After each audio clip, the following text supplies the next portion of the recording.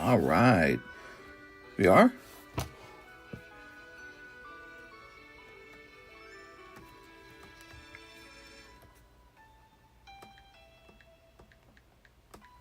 All right, we're live. What's up, guys? Let's get into it. It's Saturday night. We're starting at 12:30. That's not bad. 12:30. That was when I was supposed to start going live in the past, and we were starting at like 1:30. So that's an improvement, right? Here we are. All right. Did daylight saving already happen? Did I miss it? I don't know if I missed it yet. And let me grab this. Ta-da. You still interested on Espeon? Maybe. Was it a Espeon Slab? Here we are.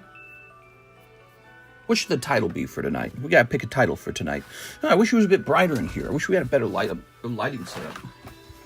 No, it's in 1.5 hours for you. We're losing an hour, guys. That sucks. All right, so we're gonna say hot new mega break. Let's say hot Mew mega break. Nah, let's say new mega break. There we go. And then new rocket break, new booster box break, live card shop, all of which is true. So save on that. Good. Oh, Final Fantasy arrived. Hold on. Well, we can make that a thumbnail very soon. So what we'll make that a thumbnail in the next video. Scooby-Doo, be-doo, skidoo, be-doo, be-doo, be-doo. I'll go ahead and just let people over here know that we're live.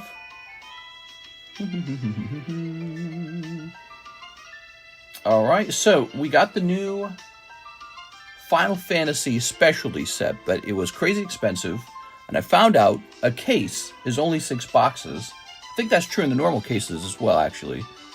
Or is it 10? But whatever the situation is, those booster boxes are huge. These booster boxes are really small. So let me go grab that real fast. That's right, those came in the mail today.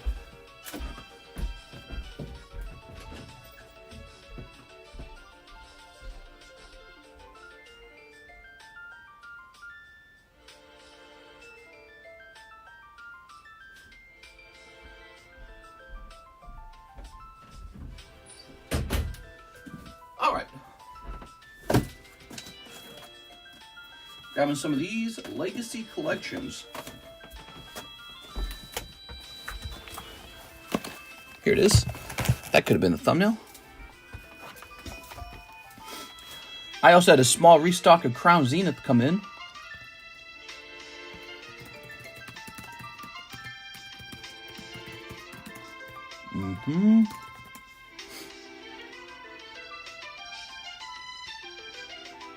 Okay, we're going to toss this up. All right, let's see.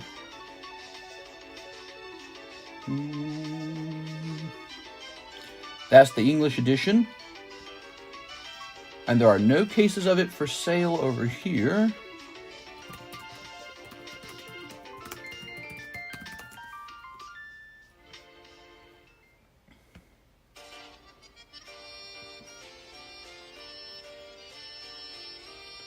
Whoa. Hold on. Final Fantasy Legacy Collection case. Can I find this anywhere? Oh, here we go. This might be it.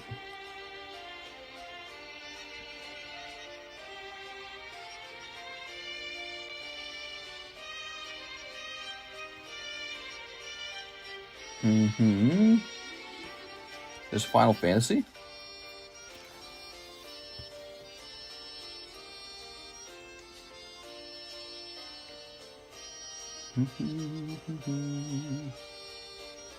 I think this is it.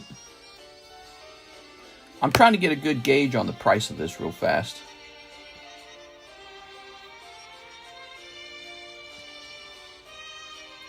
Oops. Used money to order prismatic booster bundles. Did ya?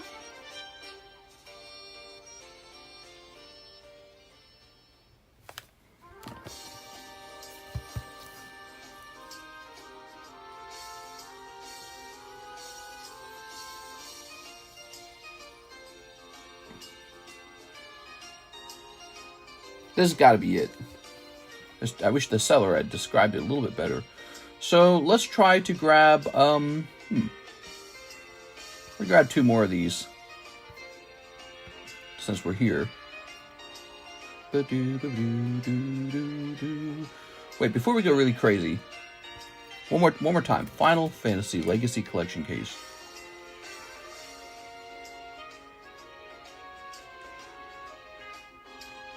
Scooby-Doo-be-Doo-be-Doo-be-Doo.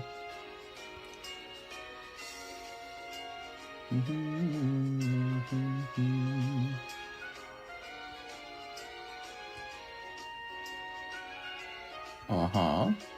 What does that look like? Give me a second.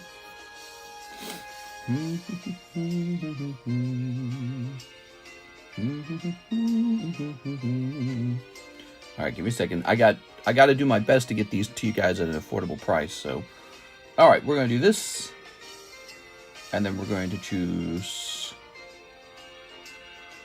this. Sickening, I tell you. No Hello Kitties. I've had good luck finding Pokemon in Oregon, not in person, but card shops are keeping more stock online, it seems. Yeah, it definitely feels like there has been a shockwave in the Pokemon market where the prices spiked really bad, and then people said, "Oh man, this is crazy. I'm backing out for a second."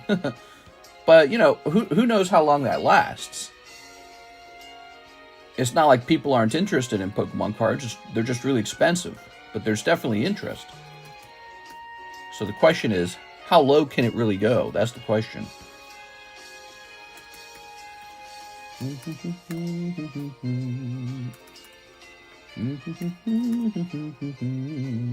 So it looks like we'll be asking the typical $5 per pack on these. And we'll do a slightly lower price per box, I think. So let's go in here. Marvel, Topps, Star Wars, Final Fantasy. So the new set is out. Legacy Collection is called.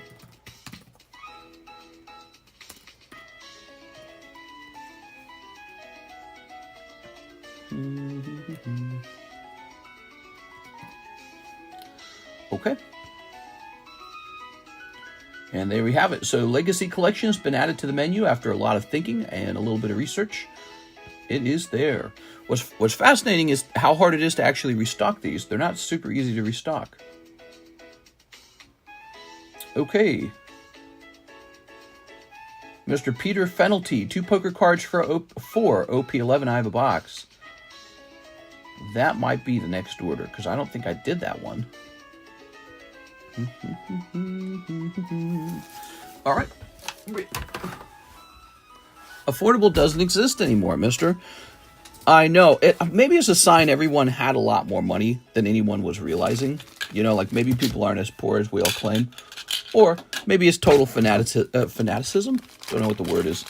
But, you know, the way I do it is when the prices are high, I buy some. When the prices are low, I buy some. And that's how I do it. Because here's the problem. If you try to time the market, you will miss. You'll buy it when you think it's low, but it actually goes lower. You'll buy it when you think it's high, but it'll go higher. And so you can never truly time the market. So I just buy what I want when I want, just a little bit at a time. That's what I do. And I don't worry about it. And I kind of stick to a budget. I never spend too much. You know what I'm saying? So I have a limit on how much I spend.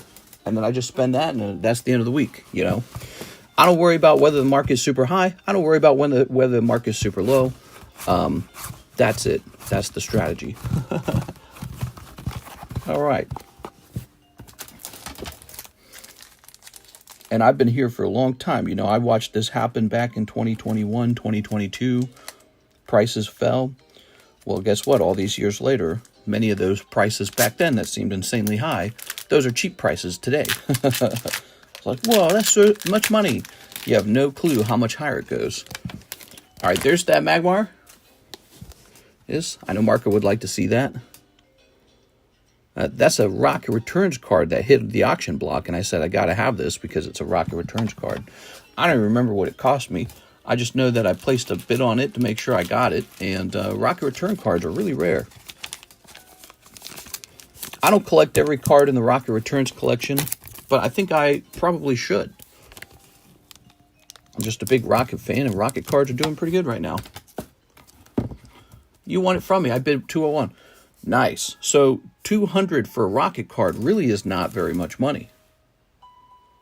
That means I did very good on this. Because watch this. The population on this card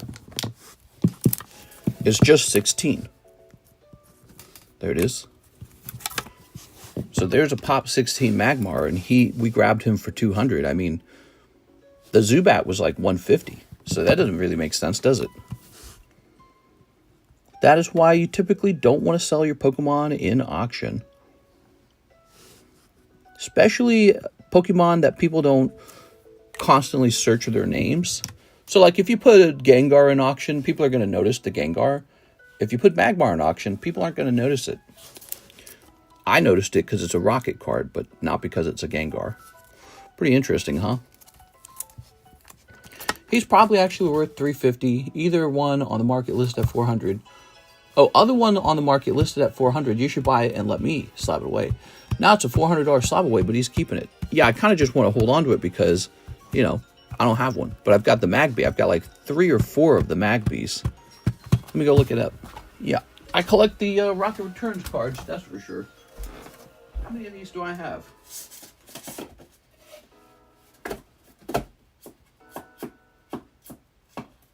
Let's see. I got to have at least 2 of them. I sold you one of the Magbys, right? So you got one of my Magbys. So here's one more. I believe I have a box of Rocket Returns somewhere. Where are my Rocket Returns? Give me a moment. I know I have more than this. Ah, here we are. So I used to have 3 of these. Remember, we broke one.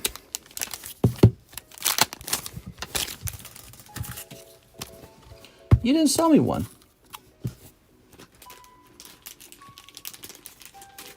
Sell it when you feel like selling it. Here we are. Oh-ho.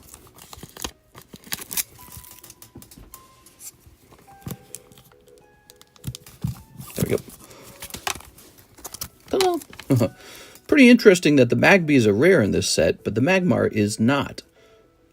Kind of consistent with what they did with the Gold Stars. The Gold Stars were the starter Pokemon. So strange. Thoughts on Elon Musk finding left-wing government paying for protests? What? I did not hear about that. That's pretty wild. The government was paying for people to protest on behalf of the Democrat Party? That'd be like if Donald Trump took your tax dollars and you don't like him. Well, you hate Donald Trump. But he takes your money that you work for all day and then he gives it to Republicans who are protesting Democrat ideas to make it look like there's a huge protest against your ideas. That's corruption. That is definitely corruption. That is, and it's why it's so important to live in a country with high freedom, low taxes. Because that's your work. That's your life hours. That's your life. You go to work. You deserve the full value of your work. The government doesn't deserve to take your money. They usually take your money and do bad things with it. Here it is. That's crazy, dude. If that's true, that's crazy. All right, 2 poker cards for Mr. Peter. You ready? It's not that hard for me to believe that that's true either. I mean, that would not shock me one bit. Ooh. I should draw a Ditto. Ditto looks really easy to draw. Okay. 4 OP11s. Thanks for showing the Magmar off. Jealous, LML. I would never win that auction anyways. You said you bid $550. I bid $550 because some of the Pokemon cards on that Rocket Returns list are like 600, 700, 800. So $550 was kind of like a range where I'm testing out the cost of it anyways. You know, because if somebody else was bidding really high, I would have just proven that it was valuable. That's all. So let's say it went for 400, just like the one that was in Buy It Now. All I would have done is proven that the card has that much desire for it. Then I would have just swept over and bought the $400 one after it ended. So let's say it ended at $470. I'd have just gone and bought the $400 one. And then I'd have them both, and they'd both be worth $470. 2 poker cards, 4 OP11s. OP11. OP11. That's going to be... Ooh, here we are. Haha.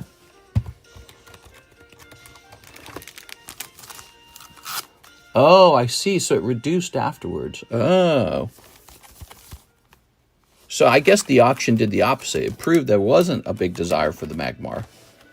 And the person who owned the Magmar, he noticed that and he said, I better lower. Because no one's going to want to buy it at 500. Toss this away. There we go. All right, Peter Fenalty. Snipping that. Ooh, the Mega Break is sick. The Mega Break is now Mew. Brand new Mega Break. Oh, we also have our booster box break. I recommend jumping in here. It's Brilliant Stars. Brilliant Stars only gets more expensive from here on out. It's an out-of-print Sword and Shield era box. What's the main gun OP11? I don't know, but people want it because I've sold a lot of this already. This one is popular. Whoa. Oh, those are sandals. What the hell? I don't know what I was looking at for a second there. All right, Mr. Peter. This came in the mail as well. We got a Rayquaza, and that is for someone's red slab away.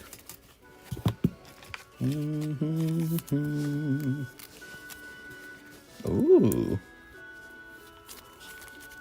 I would offer $250 on it and try to negotiate. Gang's all here. We are, Mr. Peter. Let me slap away the Mega Break. I win, says Hippofat. It's a nice card, isn't it? I got lots of nice cards. Here we are. All right. It's pretty cool. The gang's all here. Oi!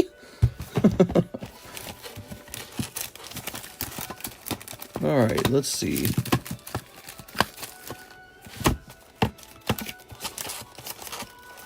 Here we are. Man, I will pay for somebody's political protest. Darwin Morales. A political protest should be born out of people's willingness to just go protest, not out of some manipulation.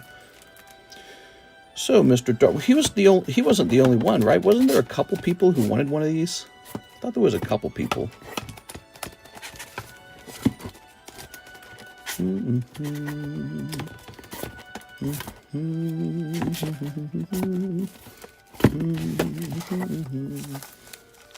Oh, somebody already had one. That's what was going on. So who was this guy? Oh, Eddie Mendoza. Cool. Okay. And so Darwin Morales gets this one, Rayquaza 15. So you got it.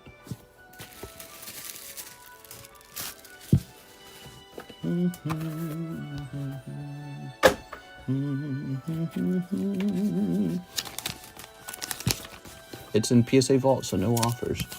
Ministers, just let me solve away Mega Break. I win, otherwise I would offer $250. I want to be paid to protest. Yeah, that's a big deal, man. If a political group is paying you to protest, it's not a real protest. Here it is. That's fake. That's fake influence. It is.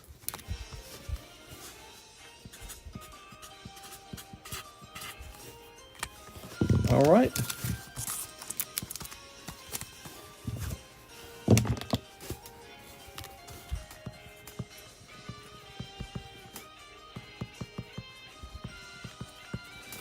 All right. Where's my girl, Danny German at? Trying to stay happy. Cat died. Oh, sorry, man. That sucks. Yep. Cats don't live a long time, so when you get a cat, it's almost for sure that the cat's going to pass away eventually. Sean Gallagher's spot on the Mega Sublist. That back up here. Sean Gallagher. The Mega Sublist. Okay. There you go, Sean.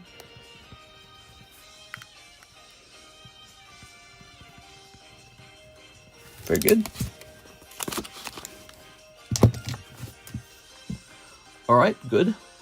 We have an order now from Hathim, 5 battle partners. All right, Mr. Hathim, 5 of these. So I did get more battle partners, but I don't know what I paid for them. I don't know what I paid for those battle partners. Okay. Thank you, Mr. Hathim, for the order. Happy Saturday night to you guys. We had a real busy Friday night, so I wonder how busy we could get tonight. Do me a favor, though. Stop and smash that like button for me. I think that's real important. Smash that like button, will you? So I hope you guys are having a great weekend. Karis and I went out. We went for a little walk again. Perfect weather. 50 degrees. We went to the park just down the road. Crowded as hell, dude. Like 100 people there. Everybody out at the same time because it's so nice out. Then we went and we ate at a new restaurant. But it wasn't a real restaurant. It was a food truck. So a big food truck parked in a empty parking lot out here in Camdenton. We have a problem in Camdenton, Missouri, where there's not enough like nice restaurants to eat at. But there's huge traffic. Like there's just so many people here and there's no restaurants. So like there's going to be a new restaurant eventually, right? It makes no sense. And yeah, so this Japanese steakhouse food truck showed up. And it's like, you know, the hibachi grill where they cook in front of you and it's real entertaining. It's clearly that style of company because you can taste the seasonings are the same, right? So we went there. We got some steak and chicken. And man, was it good. It was so freaking good. It was crazy how nice it was. Because we don't have one of those out here. And it's just really nice to be able to be 5 minutes away from home and get something like that. And then we noticed across the street from the food truck was a brand new restaurant. Some kind of smokehouse. We've never seen it before. We had no idea it opened. We just didn't notice it. It opened in this pocket to the side. And we're like, oh, well, we got to go there now. So we're going to try that out soon. Here's them. So 2 new restaurants out here. We asked the food truck, we saw, you guys sticking around? They're like, oh, yeah, we're not going anywhere.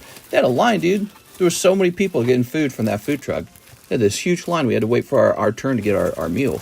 And then they gave us a little pager so that we could sit in our car for like 30 minutes while they cooked it. And it was perfect. It was really good.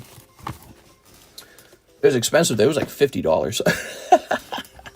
Yeah, it was not cheap, but they're making good money, man, because they had like a line of people lined up to eat their food. All right, let's see. I'm still full. I ate some rice just before we went live. Oh man, delicious. All right, so it would take a lot of money for me to protest against something I actually like, but some people sell out easily. Hey, mister, could you explain the Mew Expedition break? Unsure of the $400 versus the $400. It's Mr. Nickablah. So you have 2 ways to get into the break. You can buy in at $40. This gives you a really small chance of pulling Mew. Or you can buy in at a whopping $400. This directly gives you a 1 in 7 odds. See, look, 40, 1 in 10 over 7, 400, 1 over 7. 1 in 10 over 7, 1 in 7. Well, what's 40 times 10? It's 400. There it is, 400. So it just gives you 2 options. It means that you can buy into the Sublist with the 1 in 10 odds. And if you get pulled over here, you then have 1 in 7 odds. Or you can just buy directly in and skip the mega Sublist. Just buy directly in. Sort of like buying 10 spots over here, right? At the same time to guarantee yourself a win. But then you lose $400. If you miss over here, you lose $400. So don't recommend it. But some people have a lot of money, so they can do it if they want to. I noticed you don't enjoy the cards at all and just flip through them. That says Brian Nervino. Oh, that's a great point, Brian. Well, I've been doing this for like 6 years, and I've opened a lot of cards, and I've seen a lot of cards. So it's not that I don't enjoy them, but I understand them. There's a lot of bulk. We call it bulk. They're like useless cards. They're not valuable. They're not collectible. They're like if you show me these energy cards, you think I get excited for them? Not really. They're just energy cards. So many cards in the hobby are like this. They're just like energy cards. Some cards, though, I do get really excited for. Like the Magmar. I was just showing you off this Magmar, right? So I get excited for this, but we're not pulling this. So this is really nice, but we're not opening it. So yeah, this tickles my tummy, so to speak. Really like it. Okay. Some cards really do get me excited. 46 months, Mr. Not even excited for me. Oh, it's Tokemon. Create a new Pokeball for members 4 years and more. Well, so what would happen? if we do that, it's what's going to happen is it'll still be the TCC ball, but there'll be a new intermediary ball on the way up to the TCC ball. So that's what we should do. I did notice that. So we're going to do that soon, okay? Super chat missed. Sorry, there's a lot of messages. I was just going through them. Let's see. Is the Call of Legends booster still available? Yes, here it is. I'm just going through all the messages. There's a lot of messages. Call of Legends and Rocket. Those are the 2 breaks. All right. Coelli's here. What's up, Coelli? Funny enough, I have a memory of you talking about how a good food truck could make bank in that area. That's right. I kept saying somebody needs to open up a food truck out here because there's no food out here. We have no Asian food, and they're an Asian food truck. Bada bing, bada boom.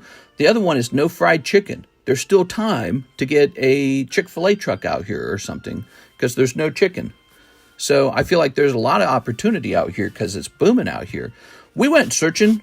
The cheapest home in Lake of the Ozarks is $180,000, and it's tiny.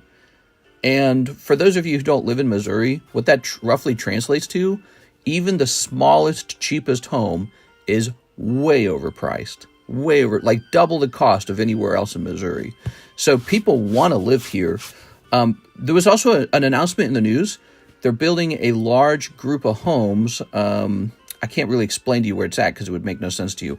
But there's this area that's very pretty, very popular, and they just took this huge plot of land. They're going to build a giant group of homes over there. So a big housing pocket has been announced, and yes, pretty interesting. So fun times out here. Is ZELLE still being wonky? I don't think it is because Mr. Zach's order came through last night, actually. I can't imagine looking at bulk as much as you do. Oh, yeah. Super chat missed. At least read every ability and attack the Pokemon's have, Mister. If I wanted to slab away one of those RR Magbies, would you red label it or do buy it now price? I don't know if I'm selling them right now. I don't know if I'm selling them because one thing about the Rocket Returns collection is it's always been pretty rare. But I'll definitely think about it. I mean, technically, there should be a price for anything, really. There should be a price for anything to sell. Like, for example, let's say you offered me $1 million for Magby. How stupid would I be if I didn't sell it to you? I'd be stupid. Chicken sure it is. 46 months. I got Mister's knowledge. Rewatched. Thank you for being around for so long, Mr. Tokiman. I really appreciate it, man. Rewatched last night's stream and saw that I won the box break. You so much for that, man, says Jack. Oh, yeah, you won. We can all move in. They also need a strip club out there. There are 2 strip clubs in Lake of the Ozarks. Think of that. Lake of the Ozarks has a small population. It's really underdeveloped, and there's not 1, but 2 strip clubs. And the reason for that, it's kind of a party town. People come down from Jefferson City, up from Springfield. They come over from St. Louis and Kansas City, and they come down from Columbia, and they come here to party in the summer. As a result, 2 strip clubs. It's kind of an adult playground. So, but very boring in the winter. Absolutely nothing to do in the winter. It's terrible. All right, Blake Santoro's next 2 hollow shuffles. Blake Santoro, 2 hollow shuffles. Deadly boring in the winter. One thing I really like about it out here is how naturally pretty it is. It's not too overbuilt, so there's just tons of trees. And when you go driving on the highway, you just see these big rolling mountains with trees all over them. It's so pretty. Oh, here we are. Rocket Return should be the up soon. 1, 2, 3. Do you mean like it should be going up in value? It's been doing that for a long time. Ooh, 2 cold ones. Sorry, Mr. Blake. Mr. B like the neighborhood dealer. What, you mean like Pokemon card dealer? I actually don't sell my Pokemon cards locally. There's no Pokemon card shop out here in Lake of the Ozarks. How sad is that? No Pokemon shop. All right. So, here's an ad. Here's Alicia Brown, $40 in the Brilliant Stars box break. Can I keep it sealed? Yes. Yes, you may. If you're in the States, it's $9 for shipment. And email Mr. your information. That's right. That's right.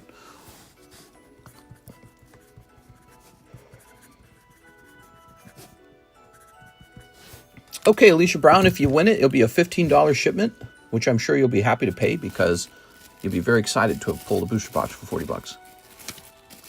So I have been watching the absolute insanity online, the absolute insanity, which is those Pokemon vending. Now, it says Alicia's the first one in here, but that can't be right because the box said 1 on it, didn't it? So who was that? That can't be right. Who was that supposed to be? Let me look into that real fast. Maybe I wrote a number down but didn't actually add that person in. Have you guys seen all those trending videos of people getting to the Pokemon vending machines and scalping the crap out of it? How shameful, dude. And then there's like this big line of people behind them. How crazy is that? Because the machines don't have programming to block that garbage. You have to be able to, you know, like if it's Target and Walmart, the cashiers can enforce a rule, 1 or 2 items per person. All right, give me a second. We're going to roll backwards here. Try to locate this. 2 live. Haunted. Uh-huh. Uh-huh. Uh-huh.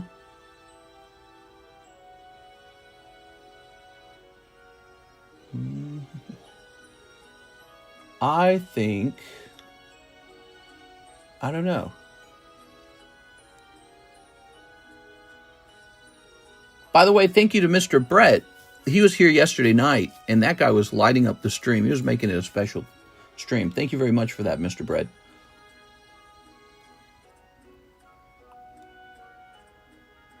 All right, I can't tell who this should have been. Doesn't appear to be anyone from ZELLE.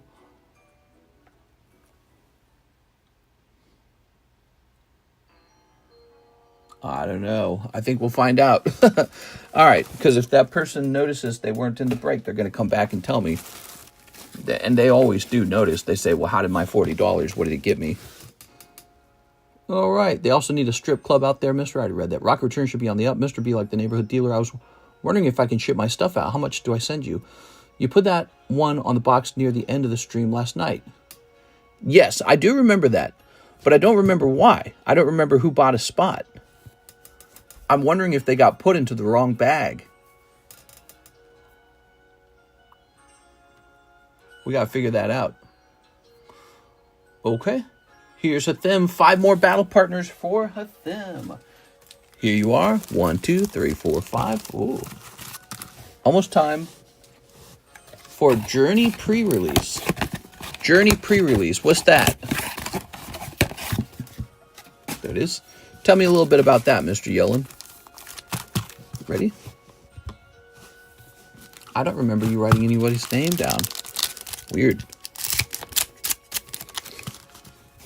I was really tired yesterday night. Come on, let's get to work.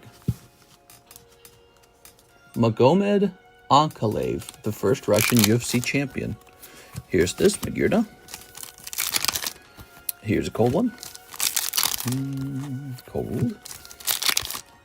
Lycanroc, very nice. So apparently I got plenty of battle partners. I do. Oh, the very last pack. Hathim did some math and said, where's my hit? Here we are. Do you have a timeline on the YouTube video feedback giveaway in mind? Not rushing, just asking. LMAO. Oh, yes, I still need to host that. Here we are. GameStop hasn't canceled my pre-order, so fingers crossed. Here we are. Ooh. The Journey Together set. Right. Right, that's coming up soon. You guys excited for that one? I paid an awful lot of money for those. They're very overpriced. Sadly. I also just paid an awful lot of money for 2 more cases of Heatwave. We only have a total of 4 cases of Heatwave coming, and it's all expensive. And it kind of makes me sad. So I don't think sales are going to be too exciting. We'll see.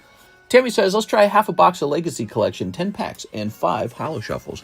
All right. Thank you, Tammy. So we're trying out the new, this is new on the menu tonight, guys. Brand new set. $5 a pack if you're interested. A little bit cheaper. It's $5 off if you buy a whole box, okay? So a whole box is $95 if you'd like a whole box.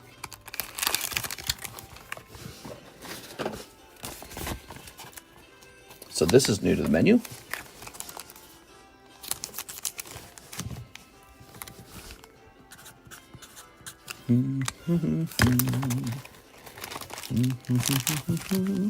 I'm looking in the description, but I don't see your email anywhere.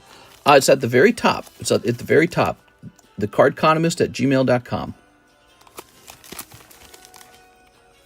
All the new sets are here. I feel like we could probably take the One Piece EB2 down. 1, 2, 3, 4, 5, 6, 7, 8, 9, 10. There it is, 10 packs. New Final Fantasy packs in a very fancy box. Never seen this box type before. What's the Japanese set for the new Destined Rivals? Glory of Team Rocket. Wow. It's going to be Heat Wave and Glory of Team Rocket. Although I heard my supplier calls it Hot Air Arena instead of Heat Wave. He says Hot Air Arena. Very interesting. So the translations are a little bit different each time. Glory of Team Rocket is going to be so cool, man. I hope they print it so much. I don't want it underprinted. Oh, Xenos. I recognize it. Oh, what's this? Wow, totally different holo. Trippy. That's a full art as well. Is every pack a full art? Yes, every pack is a full art, but a different style of holo, so you know it came from the Legacy collection. Oh, this is cool. I should order more of this. Oh, Setzer's not a full art. Here we are. So you got 2 full arts, but it looks like every card is not a full art. Selfie, another full art. There's 3 full arts, so the full arts are more generous. Here's Aiko. 6 full arts in a box. Oh, that's ridiculous. Tifa. Oh, cool. Tifa. I've never seen this one. This is good timing from Final Fantasy because you've got the Magic the Gathering Final Fantasy coming out soon.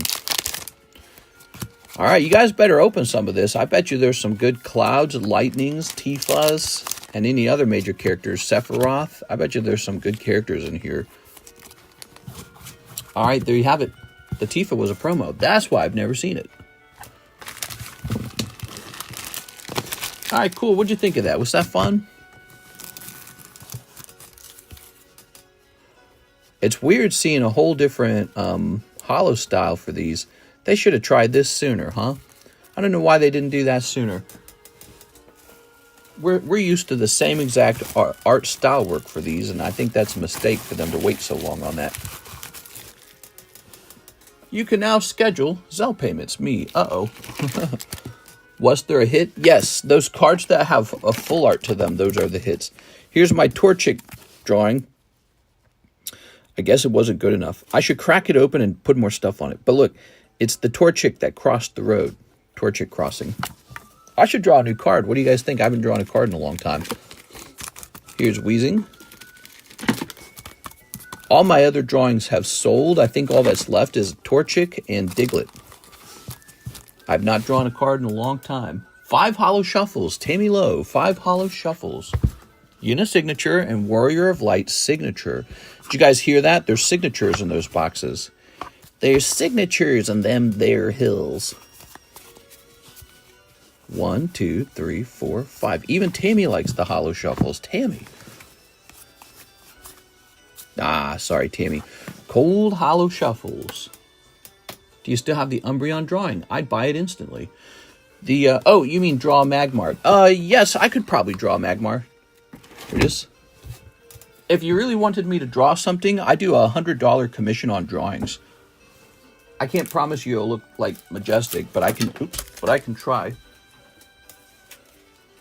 My cartoon drawings usually are funny looking. Somebody asked me... Oh, there's the Charizard. I found him. Somebody asked me about that Umbreon. He's somewhere. Actually, I think I put him down in the box, didn't I? So Quip's Umbreon drawing, I could probably offer that for sale, but I would want it to sell for more money than her other drawings, because it's her best drawing. So I grabbed this because Legends ZA presumably is bringing back Mega Evolutions. I mean, it just is bringing back Mega Evolutions. So I just ran off and I said, what Charizard do we collect? Probably a Mega Charizard. And this appeared to be the one, so I just grabbed it. This would be an interesting break, wouldn't it? let's finish up this break. Maybe we're looking at this. Who knows? All right. Cool. Yellin to Jampins. 2 Call of Legend spots, 1 Rocket spot. Keep the remaining at store credit. Damn, bro. You got it. Yolin is in. Okay, let me just do the math on that.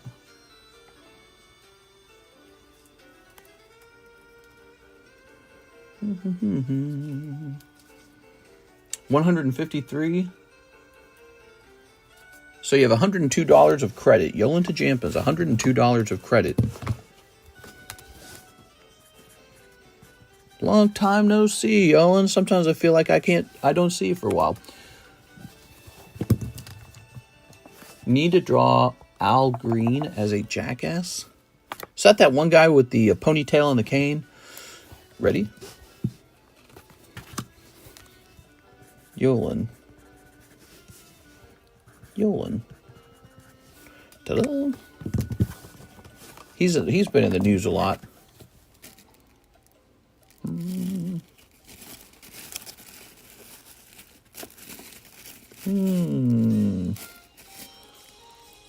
You're not the first one in here, are you? No, you're not. I didn't think you were. Jack Rapini's in here. So is Darren Thompson. So this guy's up to 4 spots. Wow. Let's bring Canes back. It's been a while. Was focusing on other parts of my collection. Oh, very cool, man. All right. Well, I'm glad you're hanging out again. Mr. Yola. He's the backwards man. And here is the Rocket Break. It's more affordable, and it's very timely because of Rocket stuff. 2 people in there. Very cool. So some movement on these vintage booster packs, everybody. They have life. They're breathing. Cheap and affordable Dark Dragonite, $100,000. Here it is. For $5, I'll put a message on the front of it so that when we show it off, it'll be your message. Nidoking, $100. So you can do a funny message. Here's Shiftry Deoxys. And here is Prophecy of Footer.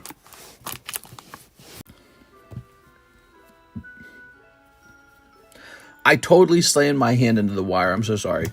I'm sorry. Okay.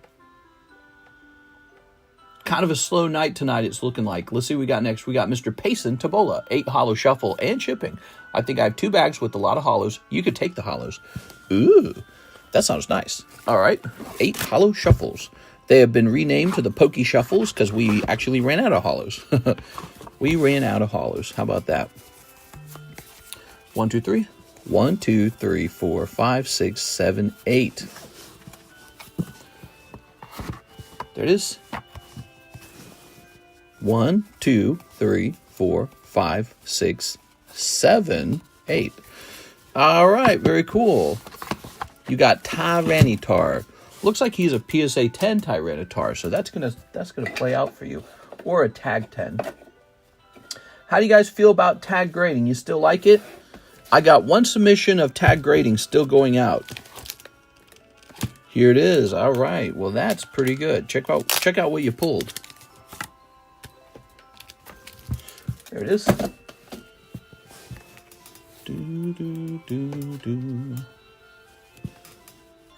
Ooh, let's bring Cane's back. Cane's chicken.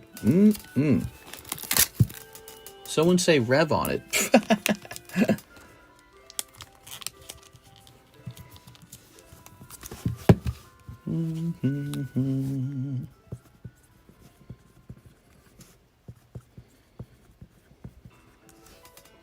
I should offer to rent that out all the time. So you can pick one of my, if you know a card in my collection that you're a big fan of, what you can do is you can pay me to put it on display for $5. How does that sound? There it is. I should be offering stuff like that all the time. Okay, Payson's ready to ship as well. Let's go find you. Is there any way you can take the Tyranitar back for store credit? I bought the exact one from you a couple months back. Well, okay. How about $30 maybe? He was in the box for 40 bucks. How does that sound? You would take a loss, though. You sure you want to do that? It's a nice Tyranitar, but it sounds like you don't need him.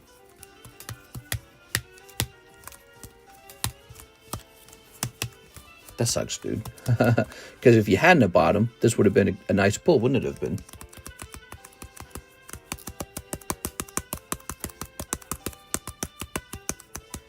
I tell you what, I'll do it because I already bought one. I tell you what, I'll give you $35 back because you bought it from me, okay? Since you're saying you bought one, but you bought it from me, let's do 35, okay? So, here it is. We could put you back in line for Holo Shuffles again. Would you like that? Could just be Holo Shuffles again. The wait time shouldn't be too bad because there's not a lot of people in queue right now. 7 more shuffles. All right, so 7 more shuffles, Payson Tabola, and we'll just put this back in. So he's got to go back in now.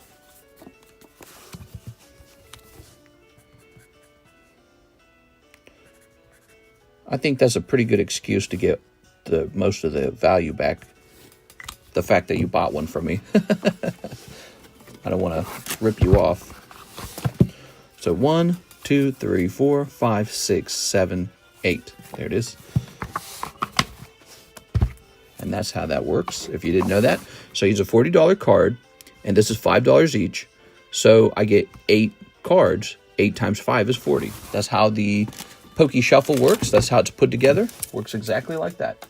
For anyone who's wondering how those are created. All right. I just sent you $100 for that Dragonite. Can you ship it ASAP? Yeah, $100.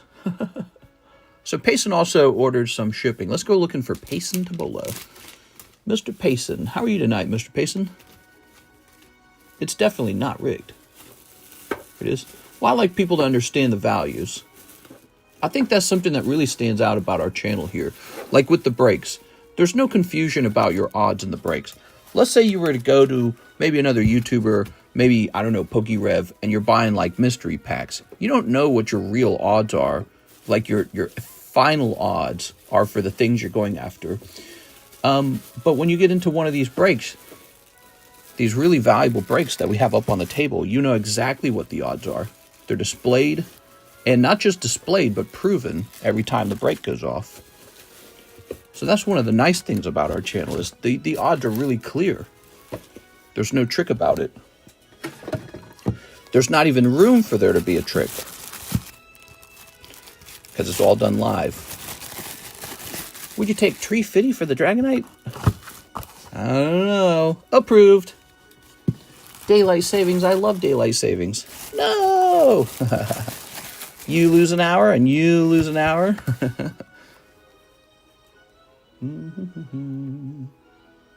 Oh, he said I could take the hollows, didn't he? You're so nice. I could really use these, actually, because I'm all out of hollows. We were putting hollows in, like, everything. We were putting hollows in the custom booster packs. We were putting hollows in the Poke Shuffle. And then one day I just have no hollows left. I'm just out of them. But you got an extra hour. Too late, I just sent for the Dragonite. So it looks like your bag really reduces when we do this. You're going to keep these. These have reverse hollows in them. Those are cool. Oh, yeah, from this set. Okay, neat. All right. Thank you. Thank you. To tell you the truth, I'm going to save $1 or $2. I'm going to save $1 or $2 on that because of all those hollows. You're so nice to me about this. I'm going to actually give you the full 40 now. What do you think of that, Payson? Look, it's like you never lost anything. There you go. All right. So, because look at that. Look how much smaller the bag becomes if we remove the hollows. Isn't that incredible? That really plays a role in shipping. If you didn't know that, when your bag's this, it's a little bit cheaper.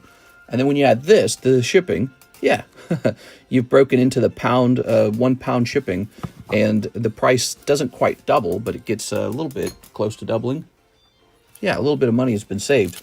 That's why we like it when you remove bulk and remove hollows as well. It plays a big role in the cost of the shipping. It's also, by the way, easier to ship this. It's so small, it's very easy. You get a smaller box. Yeah. All right. We can fit all the boxes together very easily.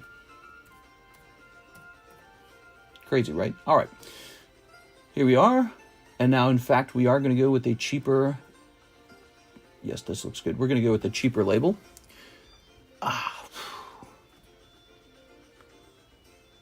Okay, we're currently updating for price. Can I ask why Shift Tree Reverse from Deoxys is valued at $600? I don't know. He just is. Let me look it up. I'm sure I looked it up, so let's see. I typically go with cheapest buy it now. Let's see if we can even find one for sale, though. Oops, I typed in Shifty.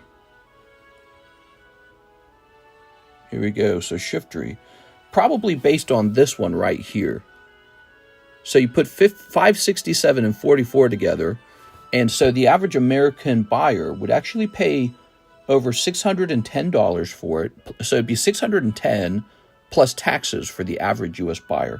So your real price on eBay, well, what's 5% of 610?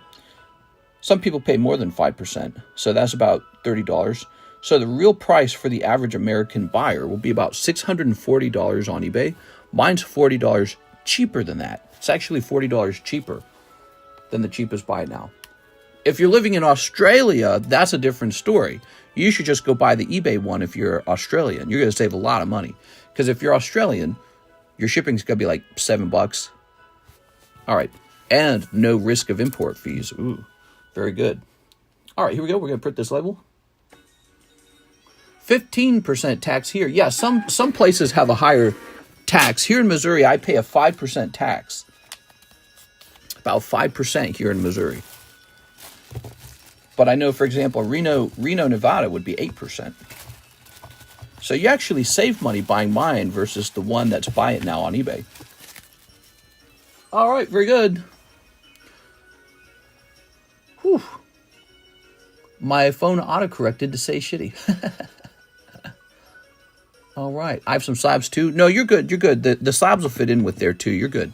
I always account for that. So the weight is always a little higher than it needs to be. Okay, next up we have Jesse Salinas. 1 prismatic, 1 hollow shuffle. Thanks, mister. No problem. Let's get that. 1 prismatic and 1 hollow shuffle. You going to send more Karutas off to CGC? Yes, I need to do that. There's actually a lot that I need to do, but I'm taking it easy these days. I'm not worried about getting it all done. So it will eventually go out. Also, I need to hire a new assistant. I'm hiring a new assistant. Here it is. Bloop. Dragonair. Ooh. I think that should be Tammy's Dragonair. Ready? Let's see what we got in here. What's that even from? I didn't know that existed. Huh. New Brunswick, Canada Nasty Tax. Here it is. Ursaluna, Espion. Did you guys hear about Canada's getting a tariff from China now? China? But China's tariffing Canada for totally different reasons than the U.S. Canada has an agreement with the United States not to buy Chinese goods or not to allow them into the Canadian market because America doesn't want Canada acting as a backdoor for China. And so China's retaliating against that partnership that Canada has with the U.S. by punishing Canada with a tariff. Ironically, at the same time that we're tariffing them. So, crazy, huh? Here it is, Jesse Salinas. All right. Not true. He opened tax slabs without scissoring them. Come on, ladies. Come on, ladies. 1 pound fish. Come on, ladies. Come on, ladies. 1 pound fish. I can't remember how the tune goes exactly. Oh, you're up top, aren't you? I always forget this is up top. Haha. No? New bag? He says I have a baggie. All right, we got to find your baggie. Okay. 1 pound, 2 pound. Tempting, mister, but I'm not retired yet. That's Jesse Fletcher, Jesse Padilla, Jarrett, Jesse Diaz, Jeremy, Jessica. How weird. You sure you didn't ship Jesse? I thought you shipped. Jesse Salinas, I thought you shipped. Could have swore you did just the other day. I'll go ahead and grab you. Oh, this is super expired. Jesse Ransom. Look at that. That expired on 11/23. right, let's grab you a fresh bag. Have you looked into, I think it's Washington State, where they don't have any taxes for businesses? Yeah, so they have no income tax. But, you know, there's other things I'm not as big of a fan of about Washington. Here it is. All right, very nice. I like a place that gets a little warmer than Washington. And their politics are a little too far to the left for me.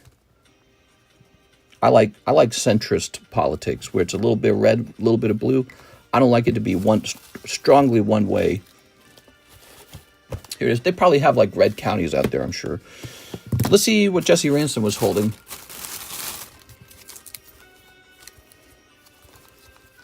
Let's see. Ooh, some Cardos, huh? These are worn. I can tell these came out of like a custom booster.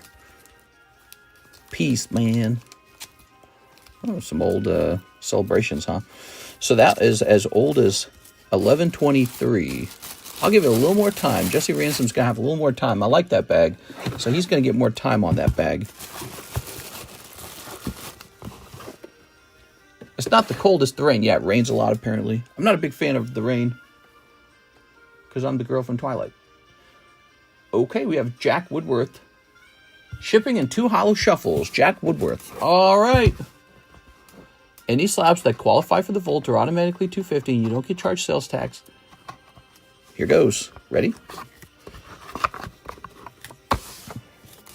1, 2, 3. 1, 2. Boom. You've got Jiggly 9. Ooh. Jiggly 9.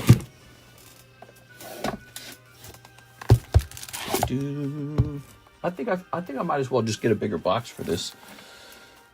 Let's see. Jigglypuff 9. I think I should get a bigger box for this and get even more slabs in here, because this is so popular. You guys really like the hollow, the Poke Shuffles. Like, even I'm still calling it the hollow shuffles. Number 53. Here it is. That's from Crystal Guardians. That's 2006 Crystal Guardians. But yeah, I'm going to get a new box real fast.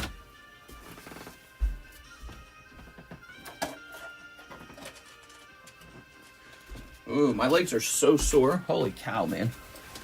Karis and I went on a really nice long walk today as well. We're getting our exercise in finally. The weather's warming up, so we're taking advantage of the nice warm weather. Springtime in Missouri is gorgeous. So is the fall. It's really nice. Pokey Shuffle. New box is larger. Should hold more slabs.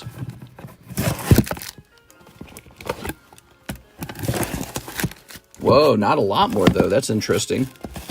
So a regular topper holds almost the same amount. Fascinating. But it looks like we can add at least a couple more slabs.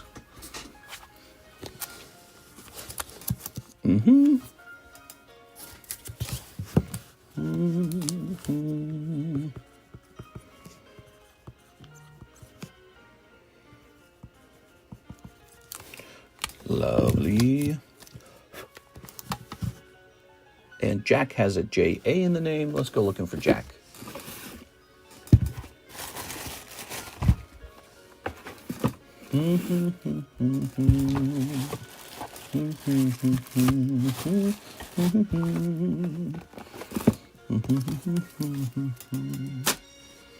I'm done living in the woods. My power went out and trees fell during storms. Come with the territory, I guess. You don't like it? There we go. All right, man, that's a fat bag, dude. That's a fatty. Have we shipped you before? Oh, you said you sent an email about that. Let's take a look at that.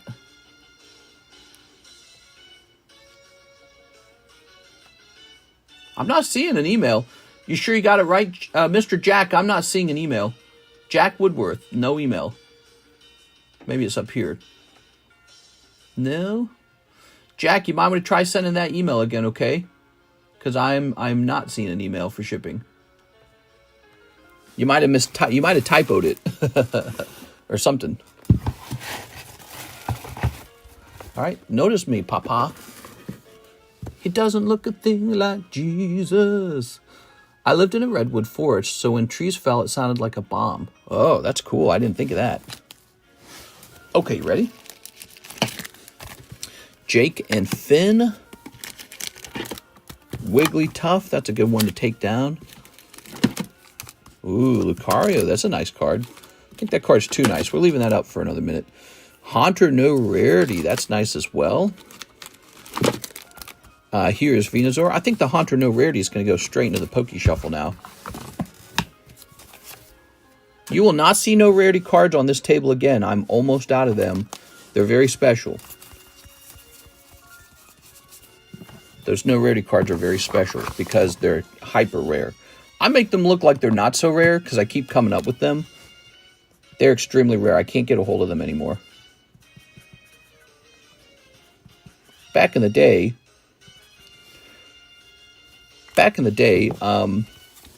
I bought a bunch of them in big no rarity lots, and I graded many of them and sold them over time. But now I'm down to just the last few.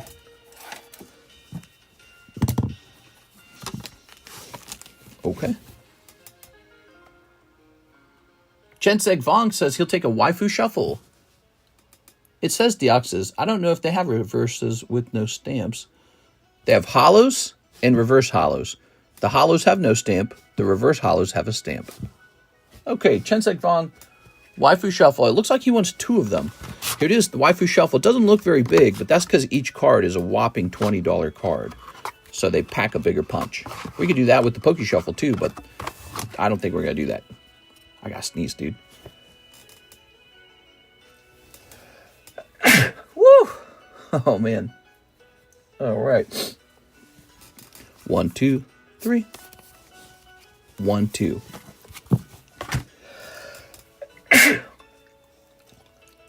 Oh, man. Dying over here. Ah, Otama. Congratulations.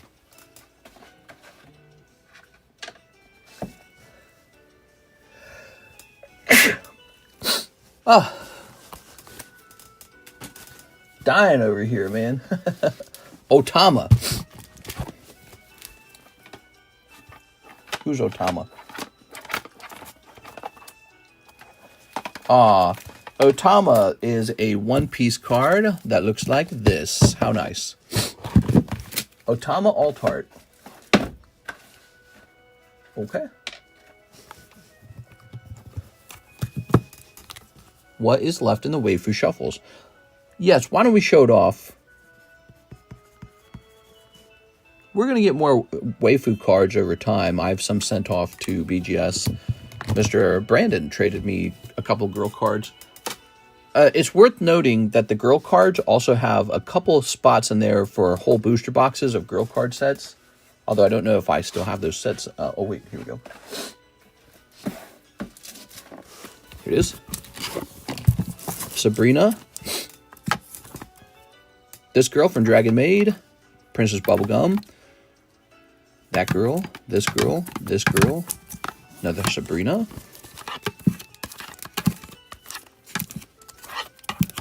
Lightning. Any girl card I run across could end up in this box. That's pretty good. Puppy Dog Girl. That's a good card. Blanc Parallel. So there's a stamped Tetra. That's not bad. So that's still kind of a chase. Here's this. This is pretty good too, actually. This is a Sneaker Bunko chase. Full art Girls Talk. Naked Girls Talk.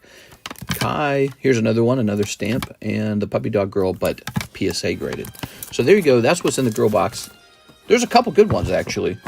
Yeah, like those stamped Union Arena cards. That's not bad. All right. I thought your stream didn't end yesterday, and I watched for another 3 hours. What? Here we are. Mr. Jack's got that address. So I'm going to go ahead and ship Mr. Jack now.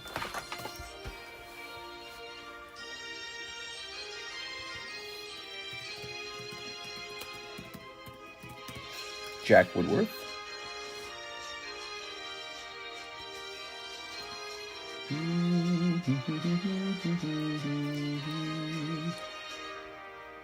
I'm getting your email. All right. Okay. We're going to update this. And now we're going to hit print. What's the best thing to be opening right now? Gosh, that's not clear. I don't know. What do you guys think is the best thing to open?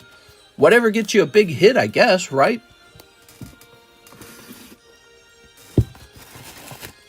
We are.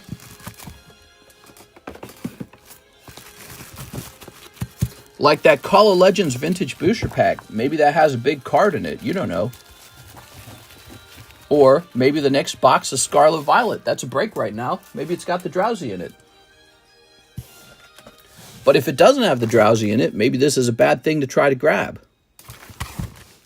Maybe the new Final Fantasy set we just added to the table. This is the new set, $5 a pack, Final Fantasy.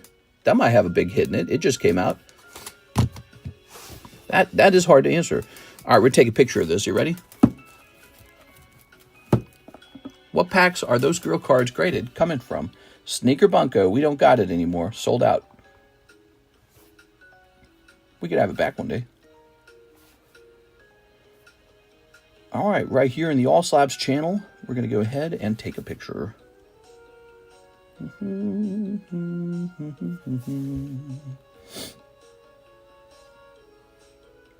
I got the sniffles after all those.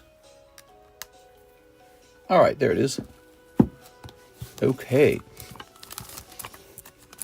Pokey My Ball says, everywhere I look, that shiftery is 130-ish. Just curious where the disconnect is. Now, when you say everywhere, what are you talking about? If you would like, you can send me a link to where I can buy that shiftery for $130. So if you can send me a link to that shiftery for $130, I'll definitely take a look at that, okay? Would you be open to selling them? Open to selling what? He's a really nice card. He's pop 16. There's only 16 in the world. And I've got one of them. So there's really only 15 left. All right, what's next? Do you have a binder? I do have a binder, but I don't really add anything to it. Here's Tamilo. Now, 6 Pokey Shuffles. Oh, I don't know. What? Okay, Payson, it's almost your turn. Payson, you're right after Tammy. There it is. 1, 2, 3. I know, that's a hella low pop. Yeah, where do you see it for sale for $130? 1, 2, 3, 4, 5, 6. There it is. Ooh, Scizor, Graveyard, Salandit. Here's Charcadet, Poliwrath, and Seeking. Put this back. Pacing be pacing. All right.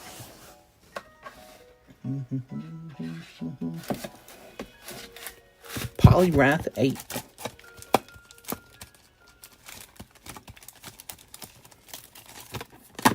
Let's see.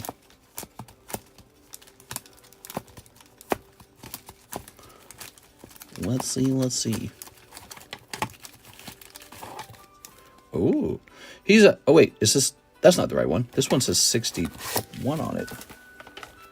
Oh, very fancy. Okay, so you got to wait for Poliwrath out of here. I was wondering if I searched the wrong item.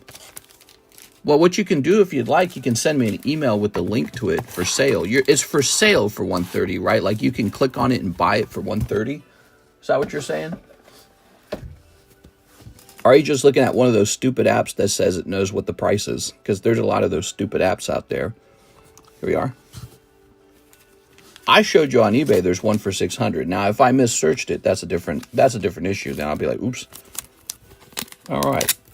But there's a real one on eBay for $600, not a, fake one in an app. A real one's for sale on eBay for $600, and I got a real one, and I'm just looking to copy the cheapest buy it now. Here it is. Ooh, fancy. Can you open a pack of Prismatic? I think I could. I think that's possible. There you go. Oh. You got those apps that claim to know the price of a card, but those apps don't update. They don't update. They don't actually know it's for sale. So they don't actually keep up with it. Mr. Steven Sistrunk, paying down Dratini. Ooh, you are so close to finishing that Dratini. Couldn't find any for sale on eBay. See, that's exactly what I'm talking about. So you're probably on some app. You're not saying which app, but there's all these apps like Alt and all this other stuff. And they claim to know the price of a thing because they have to claim that. Because why else would you download their app? And how is the app going to make money if you don't download it and use it? You don't need the app. Just go check what's for sale on eBay. You'll instantly know the value of the card. Because there's one for sale for $600. It's actually $610. And then more like $640 after taxes. And if you got to pay, an import fee, could end up being like $670, depending on the fee. So there's one on eBay you can buy. That's the market. And there's none other for sale. So you can tell me what it should cost. I can tell you there's one for sale for $640 for real. It's real. You know what I'm saying? So that's how it actually works. But those apps don't do that. Those apps just make, claims on old data. They go, oh, well, actually it's 2 nickels and a Stanley Shroot Buck. All right, so Mr. Steven, they don't know that stuff. Let's see. The next sale on a card is always new data, and they can't keep up with that. It's impossible.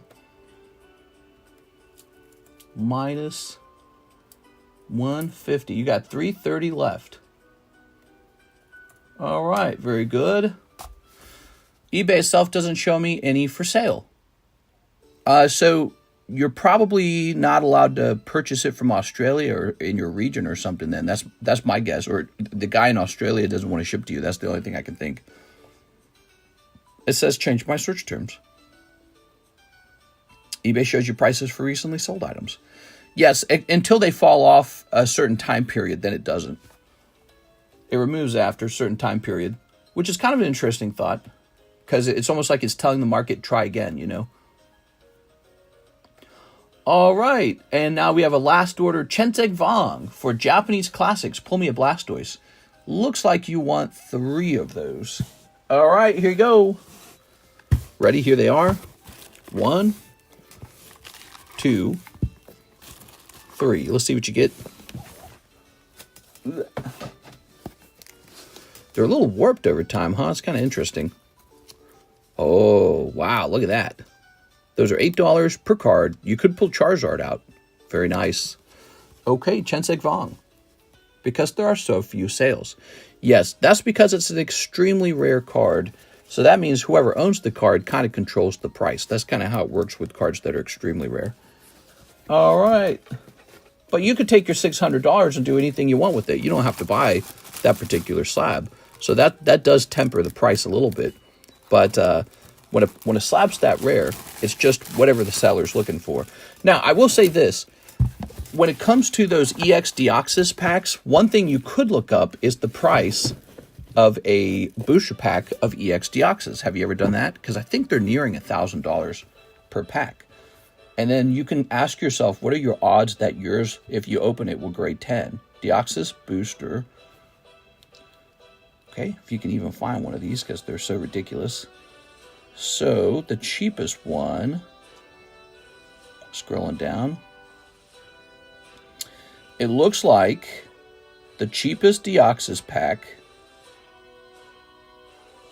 is $900. $900 for the cheapest Deoxys pack. Now, when you buy that, when you open those cards, they could be fake. They could be damaged. Like, let's say it was some kid's booster pack and he didn't treat it very well. And when you buy it, you don't know if he treated it well or not. Could be damaged in poor condition. And then when you go through the cards, on top of all that, maybe they're all off center. Maybe the reverse holo has white dots on it. In fact, it's most likely going to have white dots on it. That's why there's just so few of these graded 10, because they didn't print a lot. But then when you open a new pack of it, many of them just don't grade 10. There it is. Oh, that's Pelipper. Hold on. Like, look at this one, Pop 13. He's cheaper, though. Now, the Deoxys has this beautiful reverse holo pattern that's unlike many cards. Let's take a zoom on it. Look at that. So it has a really unique reverse holo pattern that stands out from all the other sets. And on top of that, it's the set that hands out the Gold Star Rayquaza. So it's like Dragon's Frontier. It's going to be very memorable. Dragon Frontiers, EX Deoxys, and Rocket Returns. Those are the big memorable. The Holland Phantoms as well. Those are the big memorable ones because of what they give out, the chase cards. All right, we currently have no orders in the queue. I suppose this gives me some time to work on anything I want. What should I work on? Let's work on showing off the booster box break. It is Brilliant Stars, $40 booster box break with the 1 in 11 odds. Okay. So we're showing that off. You guys have seen the other breaks. I'm going to focus on maybe pricing up a new card or two. You should play Split Fiction with your old lady. New 2-player co-op game. Oh, we're kind of playing Monster Hunter a little bit. Can you do the Holo Shuffles for me? Oh, Payson Tabola's Holo Shuffles. I'm sorry, I forgot about that. All right, here we go. So, Mr. Payson, maybe you pull a big $100 hit out of here. Let's see what happens. 1, 2, 3. 1, 2, 3, 4, 5, 6, 7, 8. Yes, here we are. I forgot about it. Isn't that funny? I said out loud it was your turn next, and then I forgot. Ooh, that's a good start. All right, you pulled 2 live customs. Very nice. So that is a $40 value. But now the question is, will you pull something hot out of your live customs? Oops. Trying to move these off to the side. Beautiful Rayquaza, Gold Star, and Deoxys. My God, dude. The stupid bulk cards. Lucario V-Star Tag 10. Can you confirm your latest price date? Wasn't able to see. Well, he was priced like a day or two ago, so he's up to date. Yeah, I didn't put a date on him because we got him. We just got him in the mail like what was it, last Tuesday or something. He's really recently priced. That's why I don't date them. Oh, this goes back in. 1, 2, 3, 4, 5, 6, 7. This 8. I think that's 8. Can I quickly see a V-Star Universe box? You could. 1, 2, 3, 4, 5, 6, 7, 8. There it is. Perfect.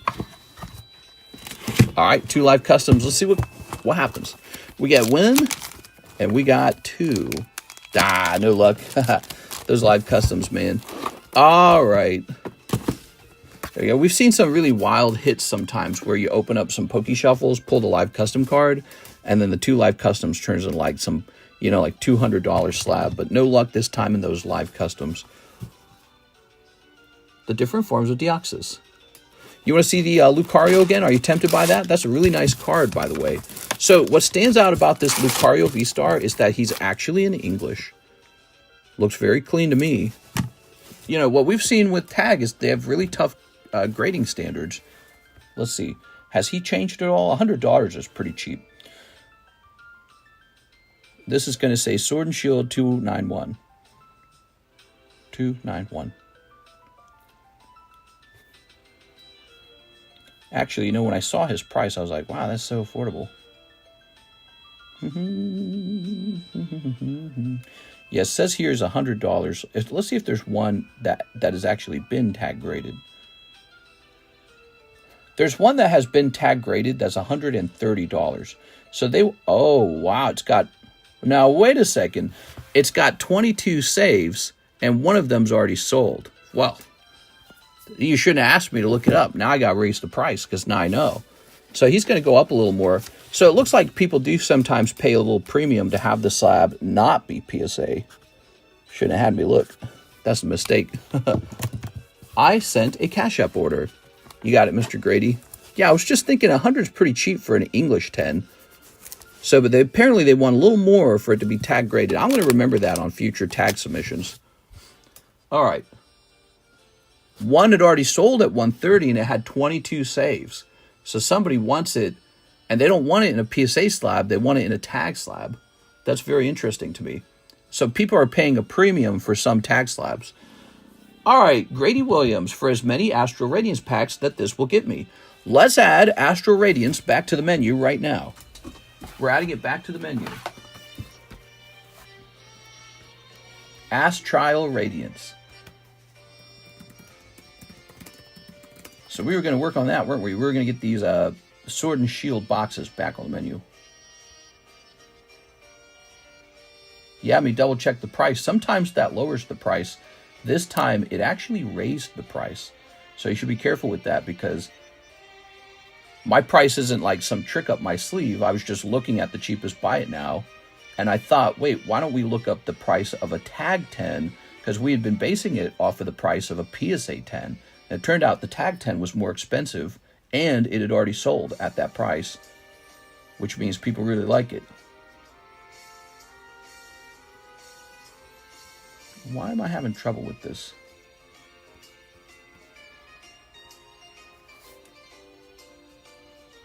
Related search. Oh, what the hell? So what, they don't like caps lock? eBay doesn't like it if you use caps lock, guys. I just learned that. Do do do do do do do do do do.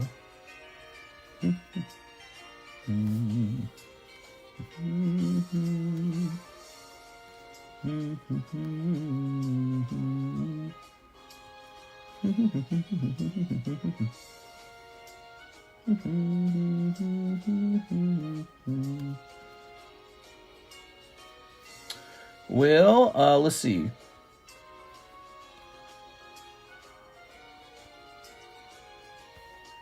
Astro Radiance on a secret menu, $11 a pack. Oh, you're saying it's already up to date? Hold on. Oh, you're right. It's already there. Okay, cool. All right, cool. Let's go get some Astro Radiance. I'll be right back.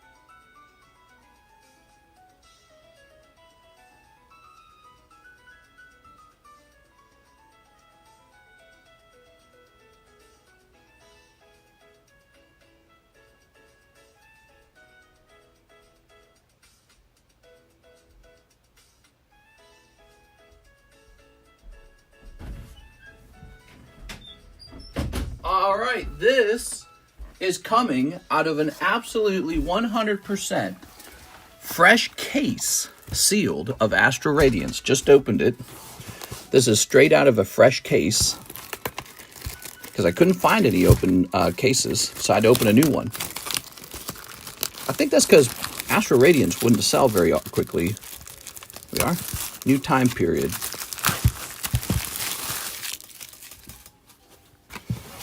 All right. All right, cool, man. Fresh Astral. That's really expensive coming out of a fresh case like that. Okay, and he said as much as my money will open, which he had sent $40. So 40 divided by 11 is just going to be 3, right? And you have like $7 left over or something like that? Yeah. Yeah, so you're going to have $7 left over.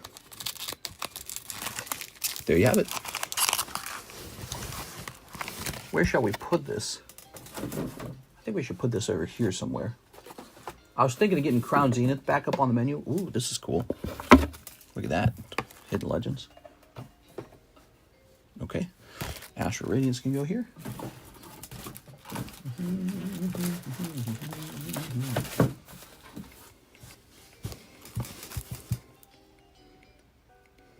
That's so cool. I'll toss this over here. Toss. I literally just throw it. Ready? Please open a pack of prismatic. No way. TCC, wish you good luck. I'll send $400 for the 4th pack. Okay, let me get that 4th pack. Here you go, Mr. Grady. Grady Williams, we got all 4 packs ready to go. Do you guys like that? That's a fresh box of Astral Radiance, $11 a pack if you want to open some. Pretty pricey, but again, these are a premium. They come straight out of a fresh case. I just opened the case. That's right, because I bought sealed cases of these back in the day, and since we had no more open booster boxes of it, and no more open cases, this just comes straight out of a sealed case, brand new one. And yeah, it's very popular to open. Old Sword and Shield stuff is probably out of print now. Pokemon's going to be busy printing Scarlet Violet stuff. So the question is, should you be opening up the latest Scarlet Violet stuff that might be overpriced and might get overprinted when there's stuff that's definitely out of print? Here goes. So we've got Ralts in pack number 1. Pack number 2 is, oh yeah, cards like this. Look at that, Galarian Moltres. So this is a Trainer Gallery card from this time period. Wow. Beautiful card, man. Okay, here's Hisuian Lilligant. The other thing you guys might look at on the menu is the Charizard Sword and Shield Charizard UPC box. Those are really fun. Unidentified fossil. This is vintage. I don't think people are willing to call it vintage. Here's Typhlosion. But, you know, I think it's fair to call it out of print. So this is out of print Pokemon. Pretty valuable in my opinion. So pretty. Yeah. They're getting up there in price. How about the XY stuff too, man? Whew. Man, this stuff's cool. Okay. Nice. Congratulations on a very cool pull. And let's go grab your bag. Grady Williams. I can't believe that those are selling for what they sell for now. You know, I bought them and I had them in my inventory, and I thought to myself for a long time, I was like, man, this was not the set to buy and hold. That's what I was thinking. I was like, should have bought and held more of this or more of that. And that is changing fast. Price on these boosters are rising. Really, for any card set, you just have to wait. Here it is, Grady Williams. All right, welcome back, Grady. Let's pop these in here. Very good. You're in the yellow box, huh? X and Y is the best. We got a lot of X and Y. I've got tons of it, actually. Because I stockpiled XY era booster boxes back in the day. How much is a booster box? How much is a booster box today of Ancient Origins? Ancient Origins booster box. Okay. All right. You can find it faster by just sorting by highest price because it's so... Wow. 1.7, it says read shrink tear. So this one doesn't say shrink tear. $2,000. Wow. That's crazy, dude. It's officially like the black and white era all over again. Ancient Origins box. Okay, so let's see. Let's get down here.